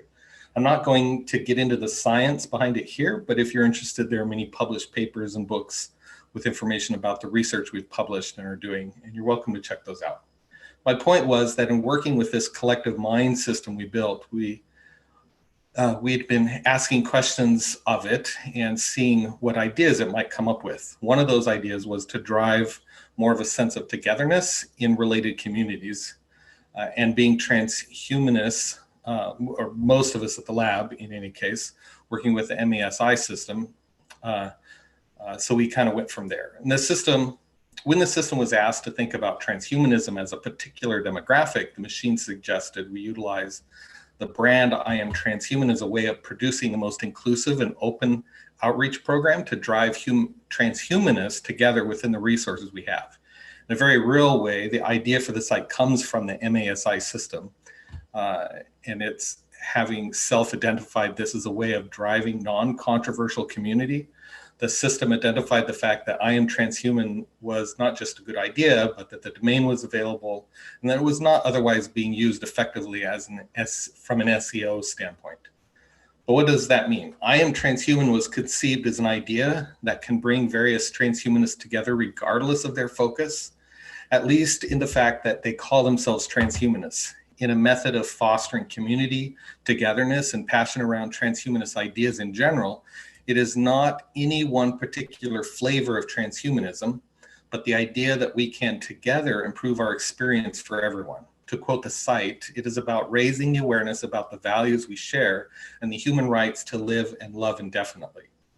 In developing this idea, we learned how to tie this into the psychology of abundance, as it is one thing to drive abundance psychology through community and the like, but at the same time, entirely something else to make it real and drive it into the corporate world. If it's one thing that matters to me, it's tangible results. Something I think I have in common with Zoltan that I can touch. And this is something that I could touch metaphorically. I Am Transhuman was our way of applying our skills to AI to create something that that could be used to help drive community in transhumanism and thus help disseminate a more consistent transhumanism vision in all that we do. Granted, it would help if more than one of the 15 people on our research team knew what the Facebook was, but we have to work with what we have.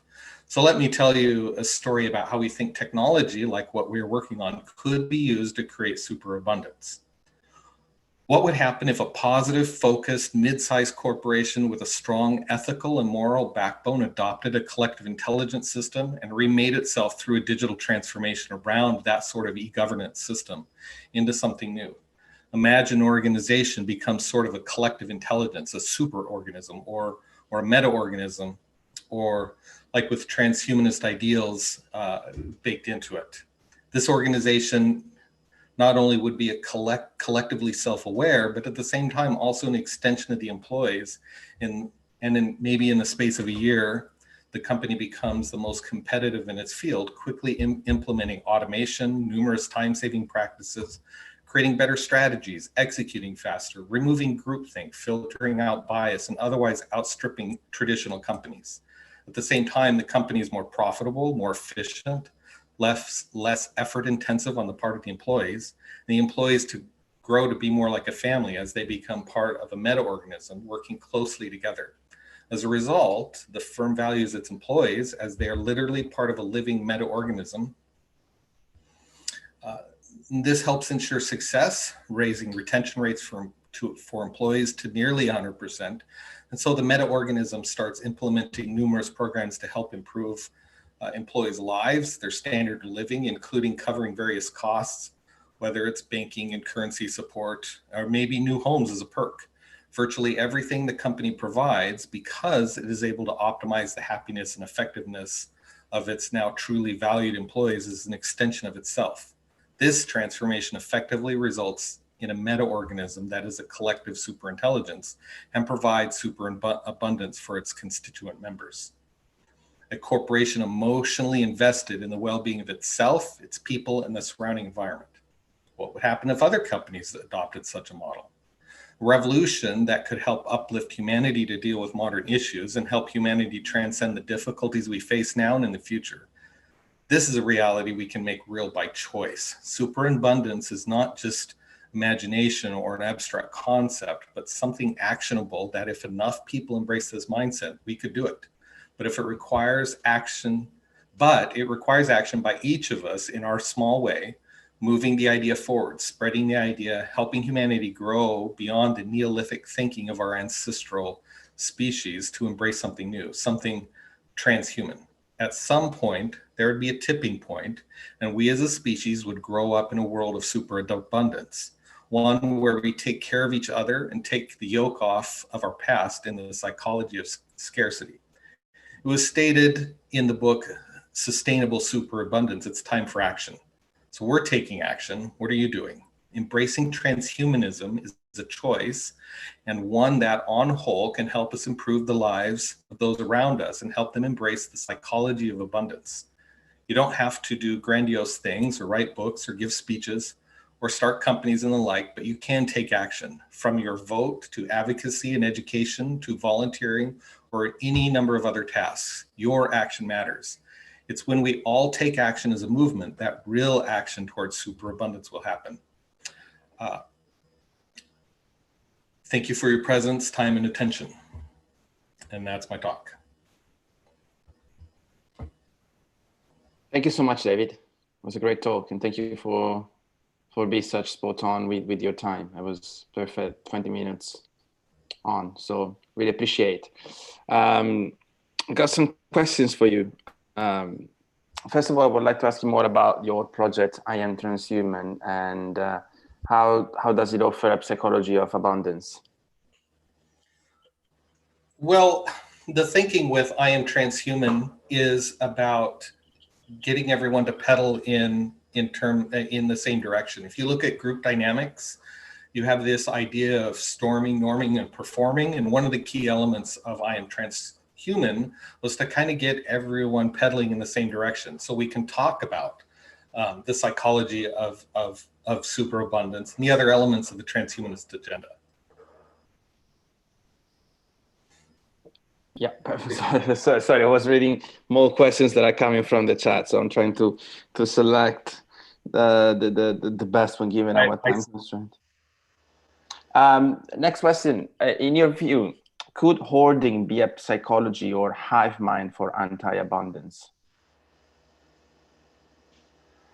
Well, yes, it could be.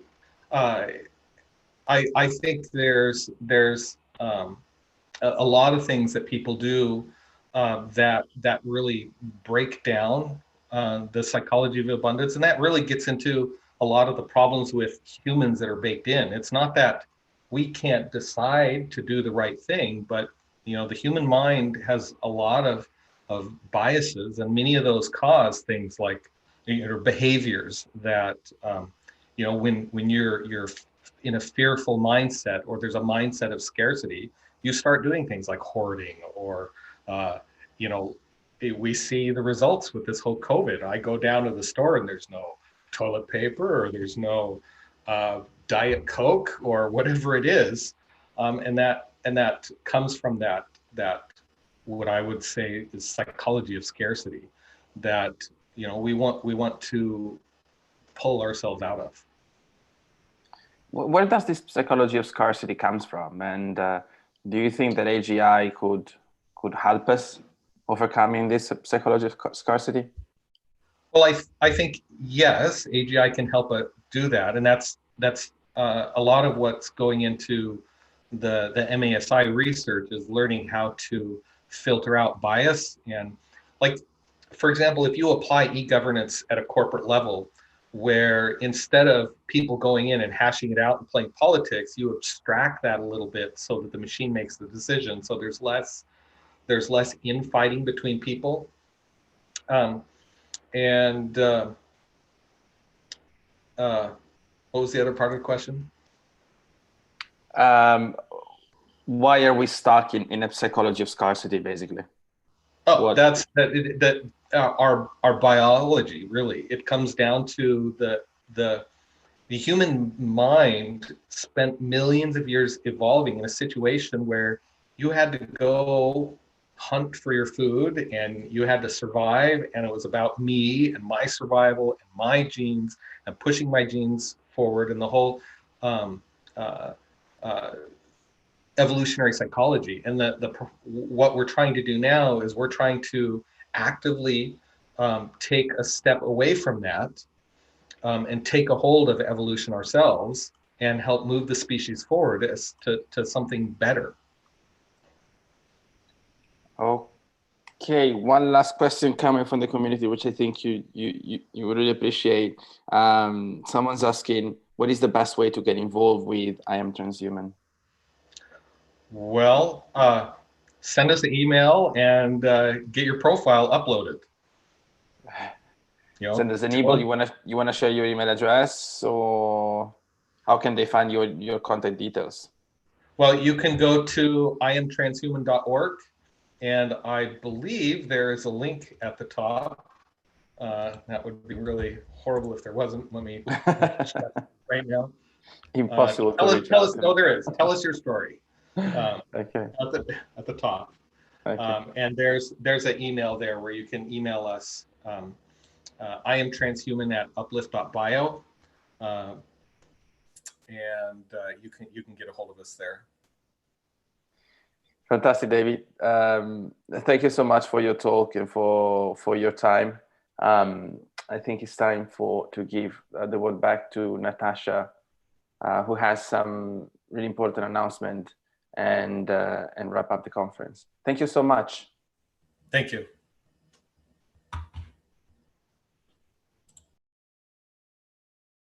Hello again.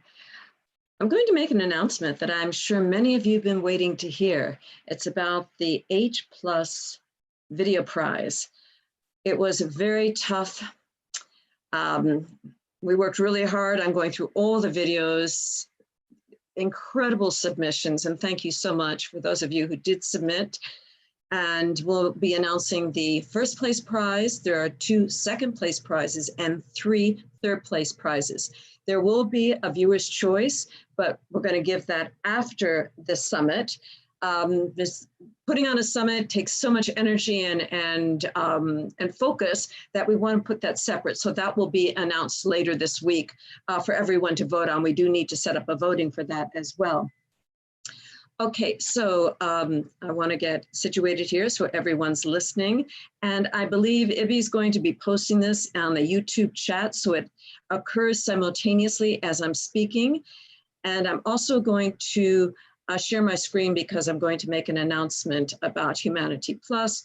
So let me just pull this together here. I think I have it there. Screen share is on.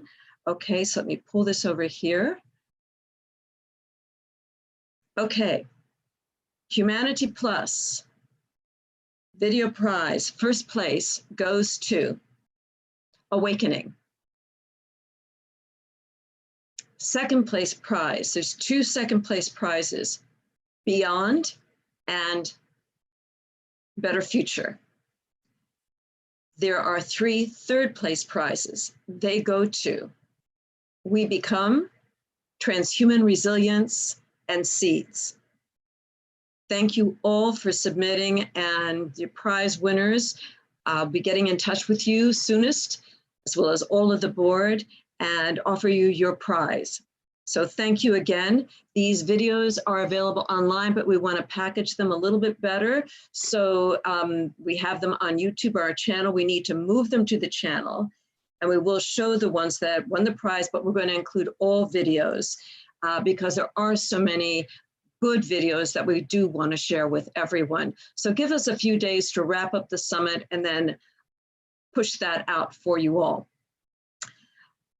In closing, I'm sharing my screen here. I just want you all to see here that the board of Humanity Plus has been supportive and worked diligently to help me produce this summit.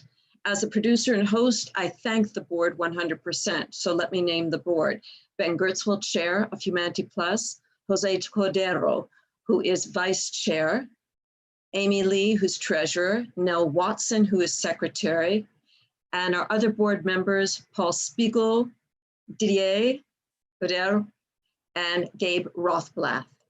All these board members work superbly as a team, always supporting each other, going in, wrestling and discussing and debating issues so that we get to the best point to deliver you the best educational product we can as a nonprofit 501c3 corporation. I'm showing here on the screen some elements that I want to share with you all. On the left here, I have my my pointer going, you'll see some of the covers of our magazines. We did have a glossy magazine. The magazine is online and it's in a repository. We've been mentioned on so many newsworthy outlets, both in social media, on television, in documentaries, and in press, from Wired magazine to Forbes magazine, to Politico, to CNN, Newsweek, Voice, etc. The mentions of Humanity Plus, its board and its members, as well as advisors, has had millions of hits on the internet. So we bring to you a solid team of thinkers who are always searching to ask better questions and find better answers.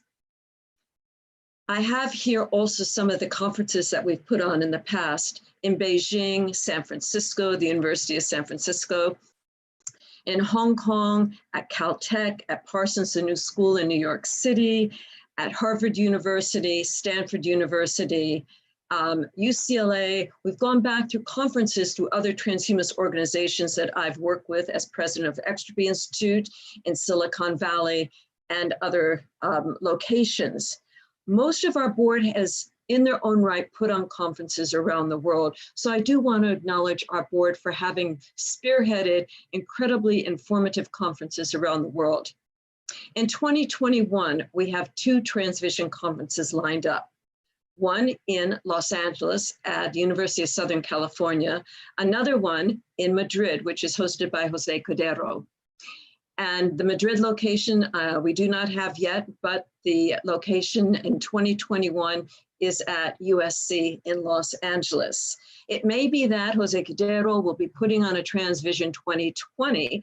I don't know if that's going to be online or on ground, but we have to wait and see, just like everyone is doing with their businesses, their corporations, their educational institutions, and their livelihood. We're just waiting on hold to see what is going to happen next. So these conferences may come earlier or later, but I'll keep you attuned to them. Humanity Plus is dedicated to elevating the human condition. And through this conference, this summit, post-pandemic, a world free of disease and destruction, we have tried to deliver the voices of thinkers, entrepreneurs, innovators, and enthusiasts about super longevity, transhumanism, the future. We don't know the answers to all the questions, but we're searching. And I hope that we continue to search as a team, as what David has just said, as this wonderful, delightful, ever effervescent and merging and colliding and synthesizing mind, connective of our individuality and our shared interests. Thank you, and thank you to SingularityNET, to Marcello, to Ibby, to Tim, to Ben, to the whole team there for all the work that you've done, and to the graphic designer of Desiree, who has put together the flashcards in a beautiful way. We thank you, SingularityNET, and I look forward to a collaboration in the future. So if there's no questions from the team or no questions from YouTube in the chat, I'll give it a moment, a pulse to wait to see. And in a last note, please do join Humanity Plus. We not only need you, we want you. We want to work with you. And as Janati mentioned in the YouTube thread, let's work together. We can do it better. Thinking about ways in which we cross over, thinking about ways where we can increase the mainstream views on transhumanism and our transhumanist approach, not just from the earliest manifesto, but to the current works that are being done by all the different groups and all the different advocacies that are available online, on ground, Syncflex, and everywhere. Thank you. Natasha, I want to tell you thank you, and thank you. It was so beautiful to get all the transhumanists together to talk about all these issues. So all the board is so happy about your fantastic event. Really, really, I think this has to go viral, even though viral is not a good word now, but it has to go viral. And another board member, Paul Spiegel, also has some words, but we really appreciate it. It was lovely. And thank you, thank you, thank you. Thank you. Okay, to Paul. Thank you, Natasha. And thank you for your kind words about the board. We do our best to support this organization in every way we know. And I want to thank all the participants of this conference for showing up and making this a really remarkable event. Because you see, one of the ways that a nonprofit organization such as Humanity Plus is judged in the world is by the quality of the events that it produces, the magazines it publishes, the work that it does generally. And in participating in this conference, you have helped us just by your presence to improve our reputation beyond the wonderful reputation that we already had, to show to the world that even under the most adverse circumstances, we can still do it. We can put up a conference that's as good as any in the world right now. And that is wonderful. We couldn't have done it without you. We hope that you appreciate us as much as we appreciate you. Another thing, another metric by which a nonprofit is judged is not just the quality of its events, but the quality of its members. And you, as participants, are the kind of people we would really love to have as members. Now, I know that a lot of you already are. The judgment about membership is not just the quality of members, but also the number of members. And for those of you that are not yet members of Humanity Plus, well, we'd like you to be members of Humanity Plus. And accordingly, I think it's important that we make another little pitch here. So I'm going to share my screen, if my screen will share. There we go. That should do it. Maybe not. But we should have a Join Humanity Plus page up here, which shows our membership categories. And if you can't see it on the screen, by all means, just search for Join Humanity Plus and you'll find it. A full membership is not a big burden. I know I said something like this yesterday, and some people said, well, someday when I have money, I'll join Humanity Plus. Well, our basic full membership is $60 a year. That's $5 a month. And most people can manage that. It's the price of a cup of coffee in a cafe, if we'll ever be allowed to go and have another cup of coffee in a cafe. So consider this. We also have a Plus membership at $1 a day, which is $360 a year. And it gives you the satisfaction of knowing that you are helping out Humanity Plus. And we also have a sponsor membership at $1,000 a year, and that's useful. You can become featured in our newsletter, and generally you get invitations to special gatherings. I know that none of this is new. You've all been hit for membership before. But since you've just seen what a wonderful organization we are and what wonderful things we can do, it seemed like the sort of thing to ask right now, while you're still feeling the warm glow of a wonderful event. Now, sponsorship is wonderful. $1,000 a year is not small change. But there are some of you who might be able to do better. Maybe you've just had a successful exit from your corporation. Maybe your Uncle Leopold has just left you a fortune. Maybe you just feel wealthy and your retirement fund is all in Tesla stock. I don't know. But we would really, really be able to use that kind of help. We have some very good benefactors, some very good donors, but as with any other nonprofit organization, that's not enough. We need everybody who values us, everybody who believes in us, everybody who thinks we're great to help us to make that happen. That way we can pay the salaries and pay the expenses that allow us to put on events like this, because guys, you didn't pay anything to come to this conference, but it's hardly free. We had to pay a lot to put it on. And if we put on a live conference, whether it's Madrid or Los Angeles or Hong Kong or Beijing, it'll cost us a lot more. And that comes out of our operating budget. So I'm asking for your help.